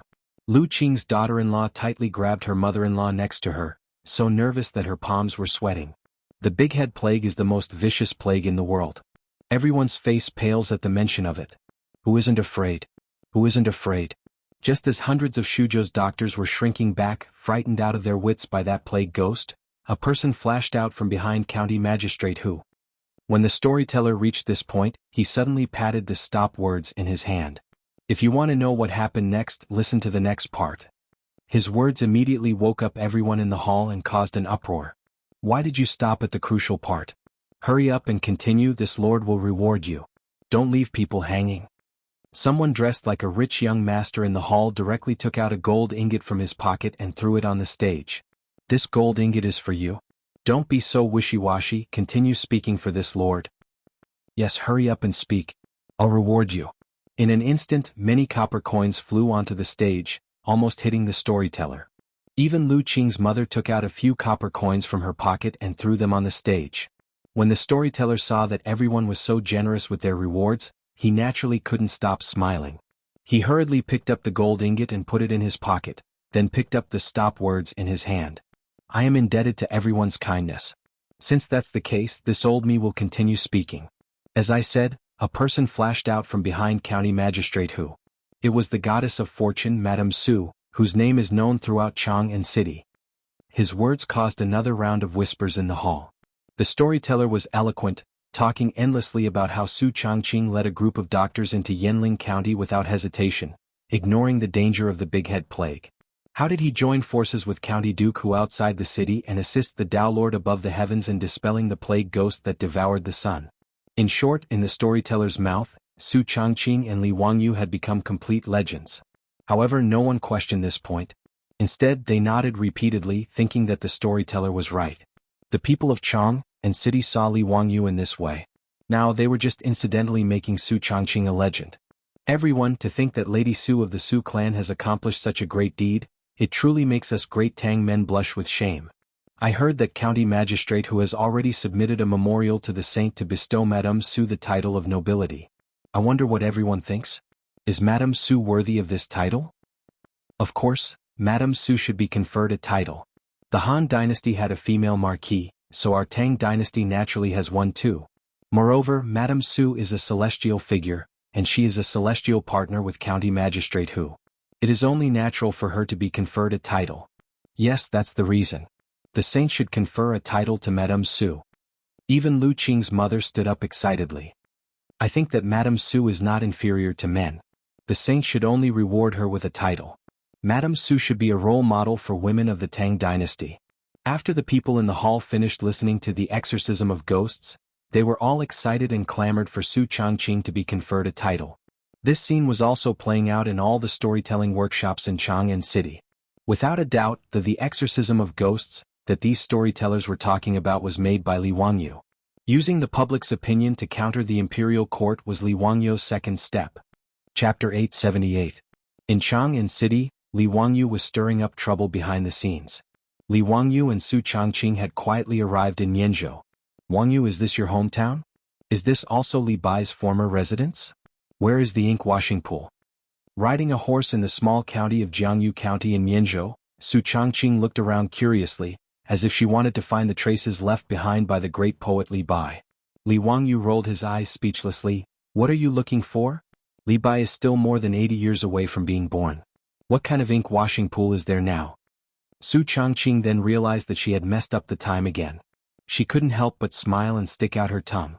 She immediately smiled and said, I don't know if the great poet Li Bai's name will still be recorded in history after someone copied so many of his poems. Don't worry, Li Bai wrote more than 1,000 poems in his life.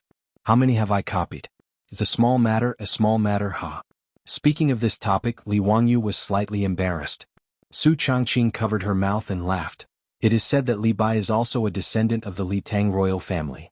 Speaking of which, you are also a relative. Li Wangyu was slightly stunned.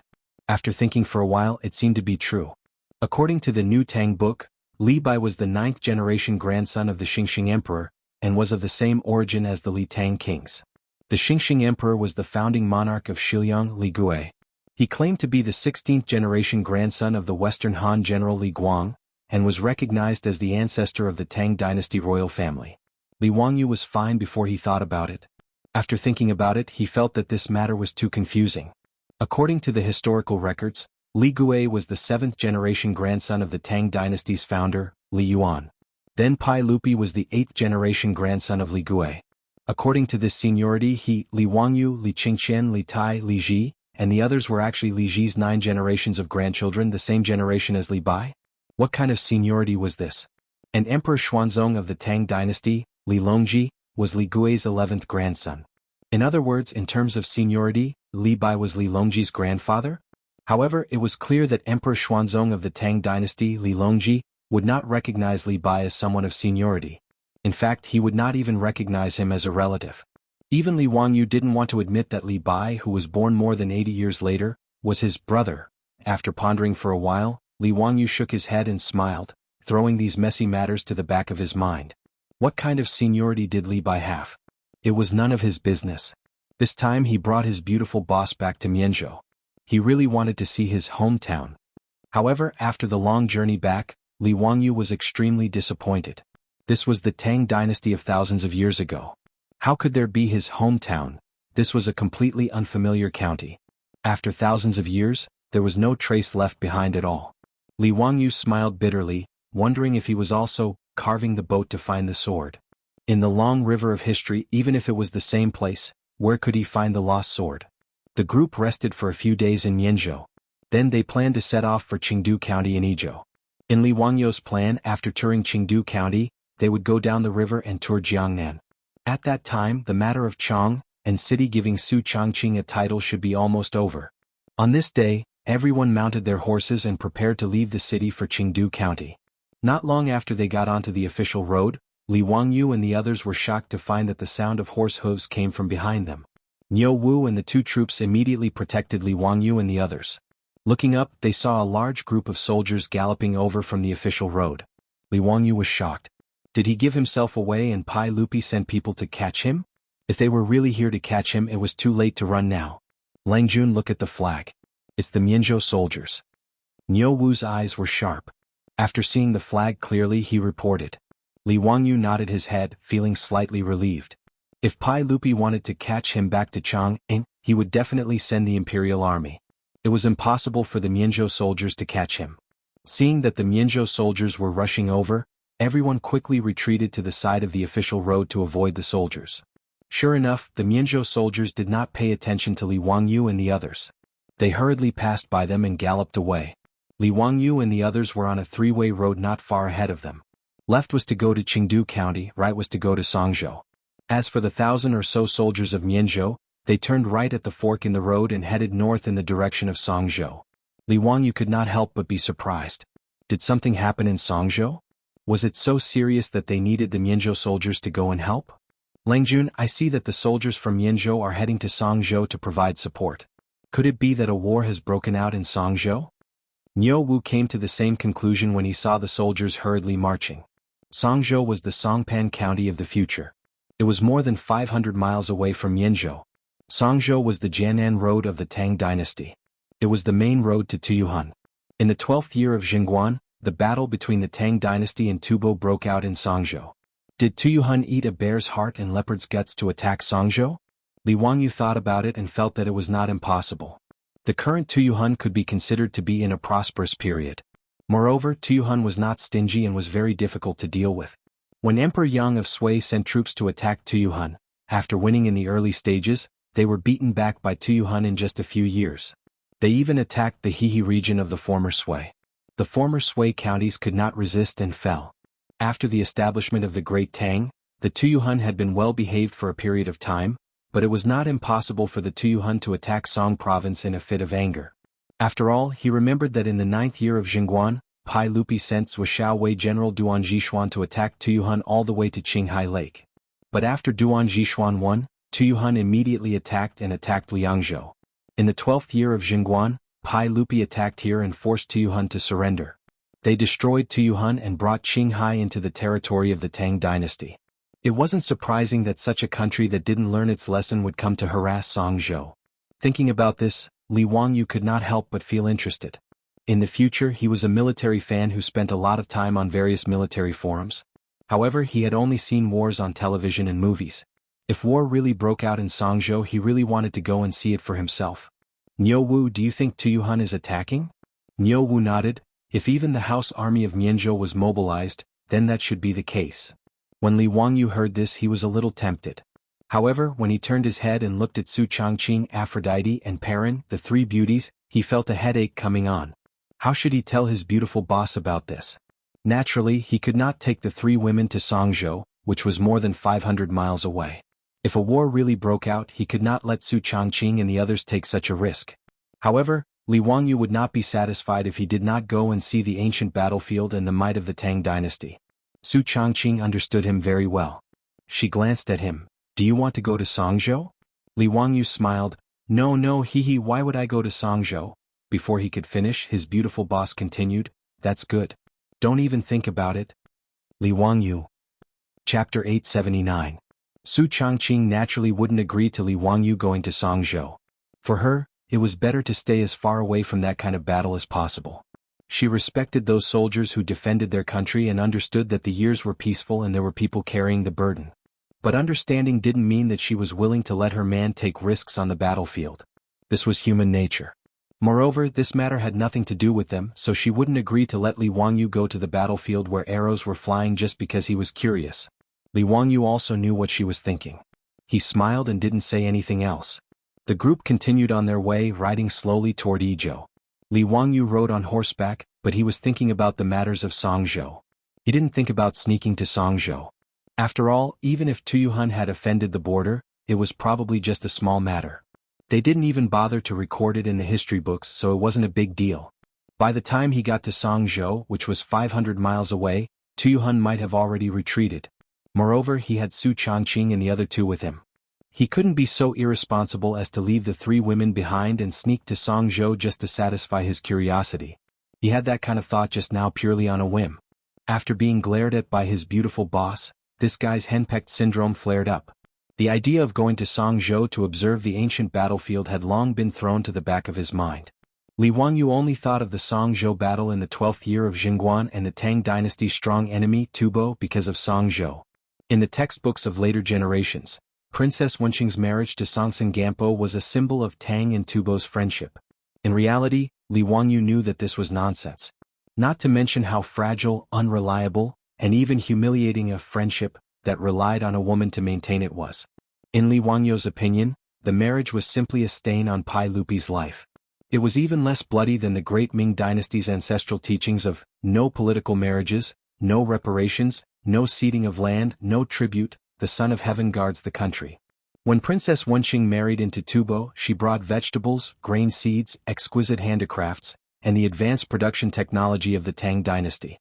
However, the Tubo people did not think that it was friendship at all. Instead, they thought it was the Tang people's reverence for Tubo. As for Princess Wenqing, she was also not liked by Songtsen Gampo. When Songtsen Gampo married Princess Wenqing, he already had a Nepalese ruler princess as his wife, and she was rather favored. The so-called Red Palace built to marry Princess Wenqing, which was the Padala Palace of the later generations, was built for Princess Zun. It was easy to tell if it was real or fake. If it was a palace built to ease Princess Wenqing's homesickness, the architectural style would not be an Apura-style palace, but a palace of the Tang dynasty. Li Wangyu naturally knew what the Padala Palace looked like in the future. To say that the Padala Palace was built by Songtsen Gampo to marry Princess Wenqing was purely a lie. According to the records of the kings of Tibet, Princess Wenqing had been in Tibet for many years. She had no children and no favor, and her status was mediocre. Usually she served Songtsen Gampo like a maid. 9 years later, Songtsen Gampo died, and Princess Wenqing was a widow for 31 years. This was the real experience of Princess Wenqing. Li Wangyu secretly made up his mind that no matter what, he would not let this happen under his nose. If the Tubo Grand Minister Ludong Zangin went to the Tang dynasty to ask for a marriage, Li Wangyu even began to think about whether to directly kill this guy. Destroy Tubo. This idea was like a wildfire, suddenly burning in Li Wangyu's heart, and it did not go out for a long time. He even had the impulse to directly turn back to Chang'an City, find Pai Lupi, Fang Shenling, Du Ruhui, Qing Yaojin and the others and have a good plan. Li Wangyu felt that 10 years of preparation should be enough for the Tang dynasty to accumulate strength, destroy Tubo in one fell swoop, and bring it into the territory of the Tang dynasty. After transmigrating to the Tang dynasty, Li Wangyu, who had been living a carefree life and waiting for death, had a clear goal for the first time.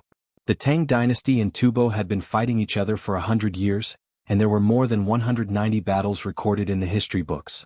However, the powerful Tang dynasty could not do anything to Tubo, let alone bring Tubo into the territory of the Tang dynasty. The reason, besides the strong army of Tubo, was the problem of geography. As everyone knew, the Qinghai Tibet Plateau was due to altitude sickness. In the era of cold weapons, even the cavalry of the Tang dynasty could not do anything about altitude sickness. In particular, the Tang dynasty did not understand the cause of altitude sickness. They only knew that it was a disease called miasma disease, and they lacked effective prevention and treatment methods. In addition, in the Tang dynasty, cotton was not planted and used on a large scale. The soldiers lacked good methods to resist the cold, and the low temperature and logistical difficulties in the plateau area limited the cavalry of the Tang dynasty from attacking Tubo. In Li Wangyu's opinion, altitude sickness was not difficult to overcome. When one entered the plateau above 3,000 meters, 50% to 75% of people would experience altitude sickness. However, after 3 to 10 days of adaptation, altitude sickness symptoms would gradually disappear. In addition, Chinese medicine like roseroot could effectively overcome altitude sickness, so it should not be a big problem to overcome altitude sickness. The difficulty of attacking Tubo was to resist the cold and logistical difficulties. To resist the cold, they would need to plant cotton on a large scale. Li Wangyu silently remembered this in his heart, and he planned to discuss this with Pai Lupi after returning to Chang'an. The logistical problem was actually not difficult. Li Wangyu immediately thought of luncheon meat, pork floss, fried noodles, and other military rations that could be easily produced in the Tang dynasty to feed the army. With that, the Tang army could go into battle with light equipment. Now that he and Yen Liben had created the hydraulic forging hammer, the equipment of the Tang army would be even better. With that, Li Wangyu did not believe that they could not destroy Tubo. Li Wangyu thought about it. If they wanted to destroy Tubo within 10 years, there was one more thing that they had to plan and prepare in advance. That was to send out various spies deep into the plateau to understand the climate, roads, and geography of Tubo. Only then would the army have a clear target to attack. Otherwise, if hundreds of thousands of troops were sent out, even if they reached the plateau, they would not be able to see anything. Thinking about this, Li Wangyu suddenly slapped his head. To think that he called himself a military fanatic, and he actually forgot such an important thing. When he was building his castle, he made a sand table, and Pai Lupi, Qing Yaojin, and the others treated it like a treasure. However, he actually forgot to make a map and give it to Pai Lupi. There was no need to mention how rough and simple the maps of the Tang dynasty were. If Li Wangyu drew a map from his imagination, it would also be unreliable. However, how could he forget that Su Changqing's phone had a navigation software? Even if there was no internet or GPS, there was an offline map that could be downloaded. Those maps of the cities in the future were naturally useless. However, even if it was a simple map of the entire country, if he copied it down, the scale and accuracy of it would be better than all the maps of the Tang dynasty. Why would he still need to do so many things in Chang'an City? If this map was presented, it would immediately blindly err, as well as the Duke's 24K corium gold dog eyes. If he changed Su Changqing's title, would that still be a problem? Chapter 880.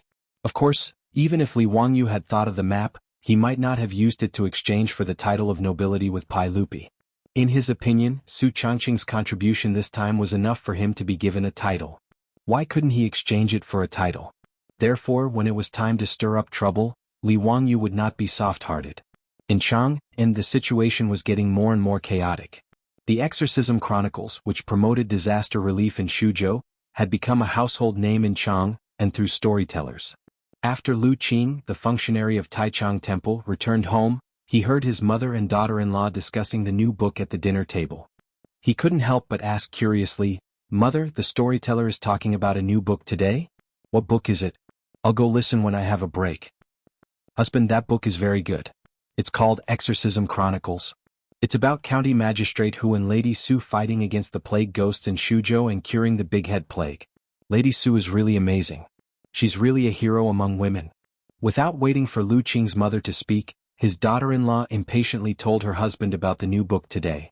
Lu Qing's mother also nodded, feeling that her daughter-in-law was right. "That's right. This Exorcism Chronicles is really good. If I have a break, I'll go listen to this book." Lu Qing's face immediately darkened when he heard this. He immediately thought of Lady Su's knighthood. If there were no accidents, this Exorcism Chronicles must have been created by County Magistrate Hu. This was a blatant conspiracy. When the people of Chang'an knew about this, those who opposed Lady Su's knighthood would be drowned in the saliva of the people of Chang'an. This was worse than refusing to take public carriages or sell goods to them. Thinking of this, Lu Qing's back was almost covered in sweat. As expected, his mother continued, "Today, I heard from the storyteller that there were 3 female marquises in the former Han dynasty. Since they were given the title of Marquis and Lady Su made such a great contribution, why didn't the sage reward her? If my son has the chance, he'll open Madame Su's eyes. If our dynasty can also produce a female Marquis, mother as a woman will also be honored." "That's right. Mother is right." Lu Qing's daughter-in-law agreed. Functionary Lu Qing did not dare to say anything else. He could only nod his head in agreement, but his heart was filled with grievances. Naturally, he didn't dare to tell his mother and daughter-in-law that he had been one of the most vehement opponents of Su Changqing's knighthood that day at Taiji Palace. Furthermore, he had been recorded in a small notebook by the magistrate of Huxian. Only now did Lu Qing know what it meant to suffer a double loss. She was so regretful that she wished she could slap herself a few times. But as an official of Taichung Temple, if he changed his tune at this time, he was worried that Taichung Temple's Qing Wangying would hold a grudge against him, then his future would be completely ruined. For a moment, Lu Qing was also afraid of beating a wolf with a hemp stick and did not know what to do. The Exorcism Chronicles became popular in Chang'an, but Wang Ying and the others also felt uncomfortable. How could they have known that there was a method like Li Wangyu's to create hype for someone? In fact, Li Wangyu's method of using storytellers to spread Su Changqing's glorious deeds and glorious image was not even worth mentioning in the future. In the future, when one wanted to create hype for the debut of a little fresh meat on the internet, those methods were brilliant and varied. Creating something out of nothing, using a topic to make a fuss, imagining things out of thin air, performing a double act, riding on popularity and so on, all 360-degree hyping without any blind spots, was called creating hype. But even Li Wangyu's childish hyping methods were enough in the Tang dynasty. Now in Chang'an, everyone was full of praise for Su Changqing. Even the title of Goddess of Wealth was not called Su Changqing anymore. In private they all called Su Changqing Bodhisattva Su. Li Wangyu was thousands of miles away in Shu County, but with a few letters he stirred up Chang and into a pot of porridge. Every day in the imperial court, the topic of whether to confer a title on Su Changqing always made the officials clamor in front of Pai Lupi for a while, which gave Pai Lupi a headache. Wang Ying and the others were getting weaker and weaker. The low-level officials who had previously cheered for them were not of high ranks, but they had the advantage in numbers. With so many officials clamoring, even Pai Lupi had to consider the consequences. But ever since Li Wangyu secretly plotted and played many tricks, officials like Lu Qing, the functionary of Taichung Temple, did not dare to stand out to express their support because of the pressure from Wang Ying and the others, but they also kept silent. No matter how Wang Ying and the others hinted at them, they just pretended not to see and kept silent about Su Changqing's conferment. After all, they were not fools. They did not want to offend Wang Ying and the others, or offend Li Wangyu, the county magistrate. Staying neutral was what smart people should do. Wang Ying and the others did not have the strong support of these low-level officials, so naturally their voices of opposition were much smaller. After half a month of such chaos, Pai Lupi finally could not stand it anymore. On this day in the imperial court, Pai Lupi ignored the objections of Wang Ying and the others and directly issued a decree, announcing to the world that Su Changqing would be conferred the title of Marquis of Founding County. The first and probably only female Marquis of the Tang dynasty was born. Su Changqing's title was Marquis Yanling. The purpose was naturally to commend Su Changqing for fighting the epidemic in Yanling County of Shuzhou. After this matter was made public, the world was in an uproar. A female conferment of nobility was something that had not happened for hundreds of years since the Han dynasty. Moreover, Pai Lupi also conferred Su Changqing the title of Marquis of Founding County. Who knows how many people's jaws dropped. But other than Wang Ying and the group of stubborn old men, no one said anything. For example, the functionary of Taichung Temple, Lu Qin, and the others secretly rejoiced in their hearts. This unlucky matter was finally over. After Pai Lupi conferred the title of Marquis on Su Changqing, he immediately ordered people to announce it to the world. When the messenger heard it, he even ordered people to deliver the imperial edict of conferring Su Changqing the title of Marquis to the 360 provinces of the Tang dynasty. His objective was self-evident. It was to notify Li Wangyu, who was free and unfettered somewhere, to quickly scram back to me. However, at this time, Li Wangyu and the others were still leisurely touring various parts of Yizhou. The distance from Yanzhou to Qingdu County was only a little over 300 li. If they hurried on horseback, it would take them 2 days. However, they were not in a rush and did not feel any sense of urgency. Therefore, they did not directly go from Yanzhou to Qingdu County. Instead, they leisurely traveled to the vicinity of Mingyang County in Pengzhou, preparing to go to Danjing Mountain to admire the peonies. The Tianping peonies of Danjing Mountain were especially blooming and were equally famous as the peonies of Luoyang and Hezi. The Tang people had always loved the peonies.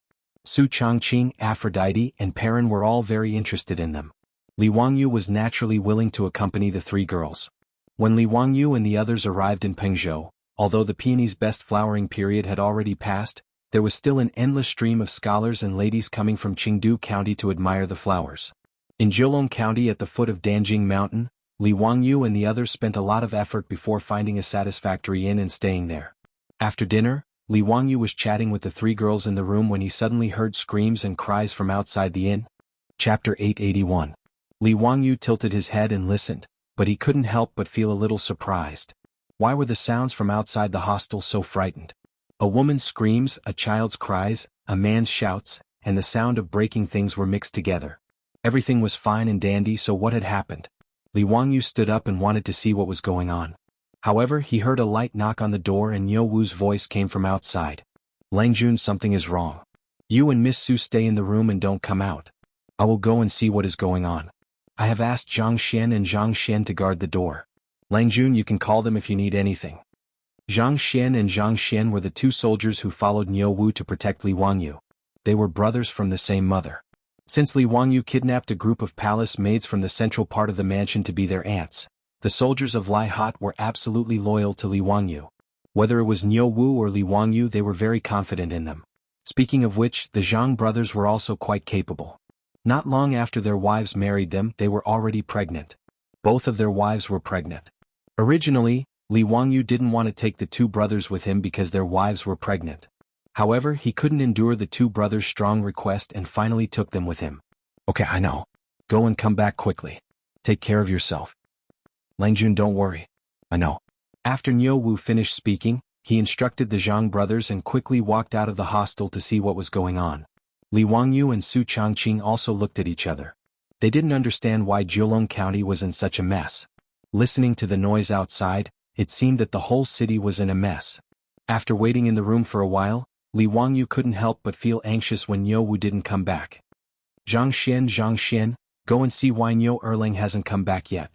Without waiting for the Zhang brothers to speak, they saw Niu Wu hurriedly running back. He didn't even care about etiquette and directly knocked open the door. Langjun, leave quickly. Something's wrong. What happened? Why are you so flustered? Li Wangyu quickly got up and asked. Niu Wu swallowed his saliva and said, the assistant minister is causing trouble again.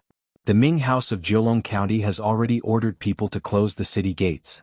Let's go now and use your goldfish talisman to open the city gate and go to Chengdu County. Our horses are fast, the guards won't be able to catch up with us. What? When Li Wangyu heard this, his mind buzzed and he felt a little dizzy. He had never thought that instead of going to Songzhou to join in the fun, he would lead Su Changqing and the other two into a dangerous place. It was not a small matter for a subordinate to rebel. The Liao people were a minority in the southwest of China during the Han and Tang dynasties. In Shu Prefecture, there were more than 100,000 households in Brazil, Guanghan, and Zhejiang. The living conditions of these Liao people were very primitive, and they were still in the slash-and-burn stage. The Liao people refused to accept the royal authority of the Central Plains, so they often clashed with the Han people. The Jianan assistant minister mostly lived in Bazhou, Meizhou, Yizhou, and other areas where there were many Han people. The Tang dynasty gave them a lot of preferential treatment. According to the Tang dynasty historical records, households that have been deserted will pay half the tax. If there are floods, droughts, and pests, there will be no rent. If there are 6, there will be no transfer. If there are 7, there will be no classes. This meant that the Liao people only paid half of the taxes that the Han people paid. If there were disasters, there would be no rent. But even so, due to the difference in culture and customs as well as the Tang people's disdain for the Liao people, there were many conflicts between the Liao people and the Tang people. This was especially true in the beginning of the Tang dynasty. When the Jianan assistant ministers were established in Bazhou, Meizhou, Hangzhou, Yizhou, and other provinces, there were often Liao people who rebelled. Li Wangyu didn't expect that he and Su Changqing would encounter Liao people just because they came to look at the peony flowers. Even the Ming House of Jiulong County ordered the city gates to be sealed. From this, it could be seen that the Liao people weren't to be underestimated. If he was alone, Li Wangyu wouldn't be too worried. After all, he had Niu Wu and the Zhang brothers protecting him. Furthermore, Jiulong County wasn't too far away from Chengdu County. Even if the Liao people surrounded the city, he didn't believe that the Liao people would be able to break through the city walls quickly. However, with Su Changqing and the other two by his side, Li Wangyu wasn't willing to take such a risk. It was better to be safe than sorry. If an accident really happened, Niu Wu and the Zhang brothers might be brave, but they might not be able to protect everyone. Thus, a gentleman wouldn't stand under a collapsing wall. Following Niu Wu's suggestion, the best choice was to leave the city and escape to Chengdu County. Niu Wu, what's the situation like? Did the Liao people attack outside the city? I don't know, but I don't think they've surrounded Jiulong County. I haven't heard any movements outside the city. Okay, since that's the case, we'll immediately leave the city and go to Chengdu County. Li Wangyu hurriedly called for Su Changqing, Aphrodite, and Perrin to leave. They were protected by Niu Wu and the Zhang brothers. They didn't even have time to pack their bags before they hurriedly rushed to the stables of the hostel. After taking out the horses, they rode towards the south gate of Jiulong County. Jiulong County wasn't big. They quickly arrived near the south gate, but they were blocked by the surging tide of people on the main street. The news of the Liao people's rebellion had already spread throughout the city. Not only did the people of Jiulong County want to escape the city, but the scholars and ladies who came to look at the peony flowers also wanted to escape. Thus, the narrow street was filled with people who wanted to escape the city. However, the city gate of Jiulong County was already closed. No matter how the people cried, the soldiers guarding the city didn't have the slightest intention of opening the gate and letting them leave. In fact, Li Wangyu was well aware that the city gate wouldn't open under such circumstances. Who knew if there were Liao people lying in ambush outside the city? If the city gate was opened and the Liao people took the opportunity to kill their way in, it would be a bloody disaster. Originally, Li Wangyu wanted to show his goldfish talisman and force the soldiers to open the city gate.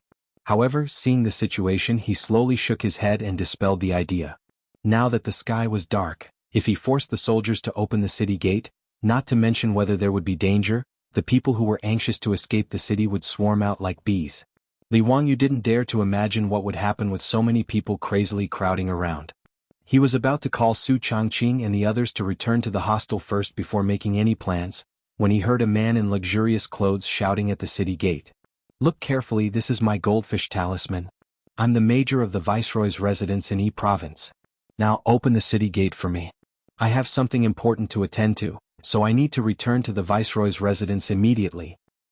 The soldiers guarding the city confirmed that the goldfish talisman in the man's hand was real, but they did not dare to obey him. Reporting to Sima without the Ming residence's orders, "We do not dare to open the city gates. Quickly summon the county magistrate of Jiulong County. Go now." The soldiers looked at each other awkwardly. In the end, the squad leader dared not delay because of the man's identity, so he could only summon a soldier to summon the county magistrate of Jiulong County. Chapter 882.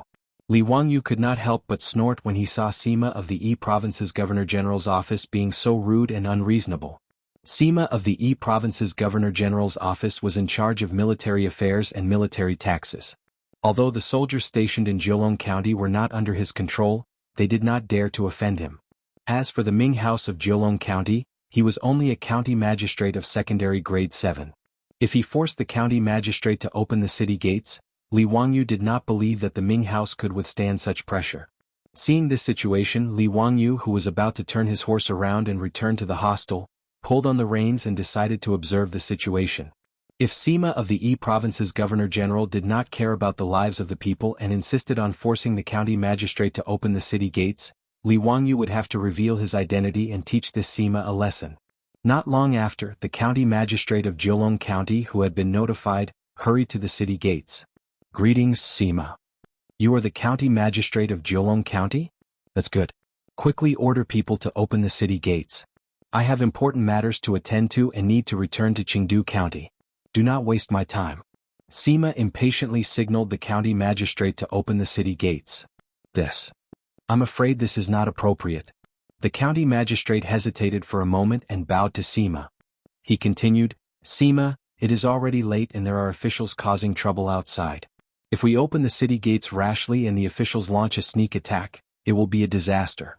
As the county magistrate of Jiulong County, I cannot bear this responsibility. Please forgive me, Sima." The county magistrate's words did not move Sima at all. Instead, he was impatient. "Don't speak nonsense. I have already ordered people to go up the city walls to observe. There are no officials outside at all. Furthermore, I have received news that those officials are still tens of miles away and have not yet arrived at Jiulong County. Why can't you open the city gates?" "Sima, the current military situation is unclear. Ever since I received news of the rebellion, I've ordered people to immediately leave the city and rush to the Yi Province Governor's office to warn them." Although Jiulong County was a lower county, there were still more than 200 government soldiers in the city. In addition, there were 3 groups of Yamen runners and Minzhuang from the county Yamen. Presumably, there would be no problem in defending the city. "Sima, you should stay in the city for a few days and wait for Yi Province's Governor-General's office to send reinforcements. Wouldn't that be safer?" In Li Wangyu's opinion, the county magistrate's words were reasonable. At this point he had also calmed down. He felt that the equipment of his subordinates was very outdated, and they definitely lacked siege weapons. In that case it would be safer to stay in Jiulong County. It was already late and night had fallen. If they rashly left the city and encountered something along the way, it would be even worse. Needless to say, if the city gates were opened rashly, the panicked commoners would rush out of the gates, which could easily lead to a stampede. Whether it was for public or private reasons, the right thing to do was to close the city gates and wait for reinforcements. However, the words of Jiulong County's county magistrate did not calm Sima down. Instead, he raised his voice. "Don't speak so much nonsense. I ordered you to open the city gates. Are you deaf?" The county magistrate of Jiulong County was also a tough nut to crack. He stretched out his hand and straightened his light green official robes. With a serious expression, he said, "Sima, forgive me for not being able to comply with your orders." The more the two sides spoke, the more tense the situation became. The county magistrate of Jiulong County did not intend to continue talking nonsense with Sima. Even if Sima was a lower-class, rank 4 official, he could not control the county magistrate. There was no subordinate relationship between the two. You are just a rank 7 county magistrate. Are you trying to overturn the heavens? Do you still have any respect for your superiors? Do you believe that I won't chop you into pieces right now? Sima was enraged by the words of Jiulong County's county magistrate. He suddenly pulled out his barrier blade from his waist and placed it against the county magistrate's neck. Stop. Li Wangyu originally intended to continue hiding his identity. However, when he saw the situation, he could no longer hold back and shouted, "Niu Wu, go and take his weapon." Yes. Niu Wu had long disliked Sima. After receiving Li Wangyu's order, he immediately jumped off his horse and rushed in front of Sima. Before Sima could react, Niu Wu had already reached out and grabbed his wrist. Sima naturally did not dare to kill the county magistrate of Jiulong County. He only pulled out his barrier blade to scare the county magistrate. However, he did not expect that a one-eyed brawny man would suddenly appear beside him and directly bind his wrist that was holding the barrier blade. Sima subconsciously wanted to pull out his barrier blade. However, he could not move at all. He could not help but roar, "Who are you? How dare you be so presumptuous in front of me?" At this time, Li Wangyu also jumped off his horse. Under the protection of the Zhang brothers, he separated the crowd and walked in front of Sima and the county magistrate of Jiulong County. He was too lazy to talk nonsense. He directly took out the goldfish talisman that represented his identity and showed it to the two of them. When Sima and the county magistrate of Jiulong County clearly saw the goldfish talisman in Li Wangyu's hand, both of them turned pale with fright. On the goldfish talisman were written the words, "County Duke who founded the country, conferred the title of County Duke." The young man in front of them was the County Duke who founded the country? County Duke who founded the country? Sima and the county magistrate of Jiulong County immediately reacted. The young man in casual clothes was actually the famous County Duke who founded the country, the Crown Prince's imperial tutor and the saint's nephew. The county magistrate of Jiulong County immediately bowed and said, "Humble county magistrate of Jiulong County, Dugu Feng, pays his respects to County Duke who founded the country. I did not know that the Duke was here. Please forgive me." Sima's face turned even redder. He did not care that one of his wrists was still held by Niu Wu. His posture was very awkward as he bowed down. Humble County Magistrate Wang Zhengyichuan of Yi Province pays his respects to. Before he finished speaking, Li Wangyu directly interrupted him. "Wang Sima, let me ask you. What is the meaning of you placing your barrier blade on Dugu Minghouse's neck? Are you plotting to murder an official of the imperial court?" Li Wangyu's words immediately caused Sima's back to be soaked in cold sweat. These words were heart-wrenching. Although Zheng Yichuan was a county magistrate of Yi Province's governor's office and a secondary class rank 4 executive of Yi Province, he did not have the authority to casually raise his blade or spear against the county magistrate of Jiulong County, let alone threaten to kill him. This matter could be big or small. It all depended on how one interpreted it. "Please forgive me, Duke. This humble official was only joking with Dugu Minghouse in a moment of excitement. You can't take it seriously, you can't take it seriously. How would this humble official dare to plot against Dugu Minghouse? It's a misunderstanding, just a misunderstanding." Li Wangyu glanced at him and suddenly asked, "Is Sima Wang from Taiyuan Wang clan?" When Wang Yichuan heard this, he hurriedly nodded. "That's right. This humble official is indeed from Taiyuan Wang clan. Does the Duke have a relationship with Taiyuan Wang clan?" From Wang Yichuan's point of view, being born from the 7 noble clans was something he should be most proud of. However, Li Wangyu's next words made his heart sink to the bottom of the valley. There is no relationship, but there is a grudge. Wang Yichuan had lived for half his life, but this was the first time he had seen someone who did not put the 7 noble clans in their eyes. It was also the first time he had heard someone who dared to say that he had a grudge with Taiyuan Wang clan. "Haha, the Duke is joking. Who is joking with you? Haha, your Taiyuan Wang clan has repeatedly opposed this Duke. Who in Chang and city doesn't know about this?" Li Wangyu's words immediately shut Wang Yichuan's mouth. He did not dare to say anything more. Chapter 883.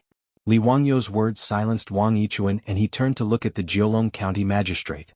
Ever since he transmigrated to the Tang dynasty, Li Wangyu realized that his memory was getting better and better. There were many books that his grandfather had forced him to read, but now he could slowly recall them. Although Li Wangyu did not know the Jiulong County magistrate Dugu Feng, he felt that he had heard of him before. After thinking for a while, he suddenly remembered that there was an essay by Qin Zi Ong on the Jiulong County magistrate Dugu Cheng's Monument of Love. Pengzhou's Jiulong County's Deputy Minister Dugu Jun is a courteous and resolute person. He is dignified, respectful and trustworthy. He is clean and honest, diligent and honest. This essay was about a Pengzhou's Jiulong County magistrate with the surname Dugu. He was conscientious in his duties, loved the people and was honest. Could it be that the essay was about Jiulong County Ming House Dugu Feng? Although the place names and surnames were the same, their positions were different. In the Jiulong County Magistrate Dugu Cheng's Monument of Love, Dugu Jun was a county magistrate. Li Wangyu could not help but ask curiously, Dugu Ming House, was he also a junior magistrate in Jiulong County? Dugu Feng was slightly surprised but he immediately replied, Duke is correct. I was originally a county magistrate in Jiulong County. I was promoted to county magistrate this year. Li Wangyu looked at Dugu Feng from head to toe. Although this person was not famous in history, he was able to make Qinzi Ong write an essay for him. This meant that he was a good official. Just by looking at how he was able to resist Wang Yichuan from the Yizhou Governor General's office and refused to open the city gate, he was worthy of Chen Ziang's praise. Not bad. Dugu Ming House, you did a good job. Go and pacify the people. Don't let them crowd around the city gate. If they attack the county now, there will be a lot of casualties. Dugu Feng naturally obeyed. He hurriedly led a group of county yamen runners to coax and persuade the crying commoners who wanted to leave the city to escape the disaster of war. After Niu Wu confiscated Wang Yichuan's barrier saber, this chief of staff from the Wang clan of Taiyuan also felt uneasy on the side, not knowing whether he should leave or stay. Naturally, he could tell that he had offended this county duke who. He had been in Sichuan for a long time and did not know about the conflicts between Li Wangyu and the Wang clan of Taiyuan in Chang'an. However, as the nephew of the current sage and the imperial tutor of the crown prince, even if he did not get along with the Wang clan of Taiyuan, he was helpless. 5 surnames, 7 Wangs, Taiyuan Wang clan, this golden signboard, could intimidate other people at first glance, but it could not do anything to a noble person like Li Wangyu. Wang Yichuan could only hope that Li Wangyu would not notice him. Wang Yichuan only felt that he did not look at the almanac before leaving the house today. How did he offend such a god? Originally, he was on break and had nothing to do, so he took 2 days off to come to Danjing Mountain to admire the peony flowers. He did not expect that his luck would be so bad that he would meet with people causing trouble. Wang Yichuan thought that he could ride a fast horse and escape before the people surrounded the county. However, he did not expect to meet a stubborn county magistrate. He wanted to use his authority as the chief of the governor's office to force this untactful county magistrate, but he was caught red-handed by Li Wangyu, the county duke who had founded the country. Wang Yichuan could not help but curse his own bad luck, but there was nothing he could do. While Dugu Feng led a group of yamen runners to persuade the commoners, Li Wangyu glanced at Wang Yichuan and was too lazy to bother with him. What are you still doing here? Are you waiting for me to treat you to a meal? When Wang Yichuan heard this, he was delighted. It was best that Li Wangyu did not bother with him. He quickly bowed. Yes, I will leave now, I will leave now. Li Wangyu impatiently waved his hand at him, indicating that he could leave. Wang Yichuan did not even dare to ask Niu Wu for the barrier blade. He turned around and dived into the crowd, disappearing without a trace. After Dugu Feng finally managed to persuade the crowd to leave, he ordered the yamen runners to assist the soldiers in defending the county. After arranging the defense of the county, he returned to greet Li Wangyu. Dugu Feng was not familiar with Li Wangyu and did not know the personality of this young county magistrate. As such, he did not dare to be disrespectful. Duke, please forgive me for making you wait for so long. Li Wangyu extended his hand to help him up. Dugu Ming House, what are you saying? My safety is also in the hands of the Ming House. You are arranging the defense of the county. What is wrong with that? This is my responsibility. Dugu Ming House, from what you said, there are only about 200 soldiers in Jiulong County. Are you confident that you can defend the county? Dugu Feng nodded. Duke, you can rest assured. Although there are many of them, they do not have any excellent military equipment. They do not even have many bows and arrows. Although there are not many soldiers in the county, I am confident that they will not be able to break into the county in a short time. I have already sent people to the Yi Province Governor General's manor to ask for reinforcements. In less than 2 days, reinforcements will arrive. When Li Wangyu heard this, he was relieved. He continued to ask, Dugu Mingfu, this duke asks you, why did these people rebel? Do you know the details? Li Wangyu was still confused. He didn't understand why the people of Pengzhou were in such a mess out of nowhere. Li Wangyu and company had encountered the Yi province's people on their way here. Most of them were acquaintances. They were people who were willing to obey Wang Hua and pay taxes. However, these people were very different from Han people. Not only did they remove their front teeth, but they also wore tub skirts. Their lifestyle was very different from Han people. However, in Li Wangyu's opinion, these people did not have a reason to rebel. Moreover, it was in a place so close to Qingdu County. Jiulong County was only 100 li away from Qingdu County. If the army wanted to suppress it, they could arrive in a day. Under such circumstances, if these people still wanted to rebel, wouldn't they be courting death? Even if they surrounded Jiulong County, the Yi Province Governor-General's Manor's army would arrive before they could break into the county. Li Wangyu's question made Du Gufeng hesitate for a moment before he bowed again.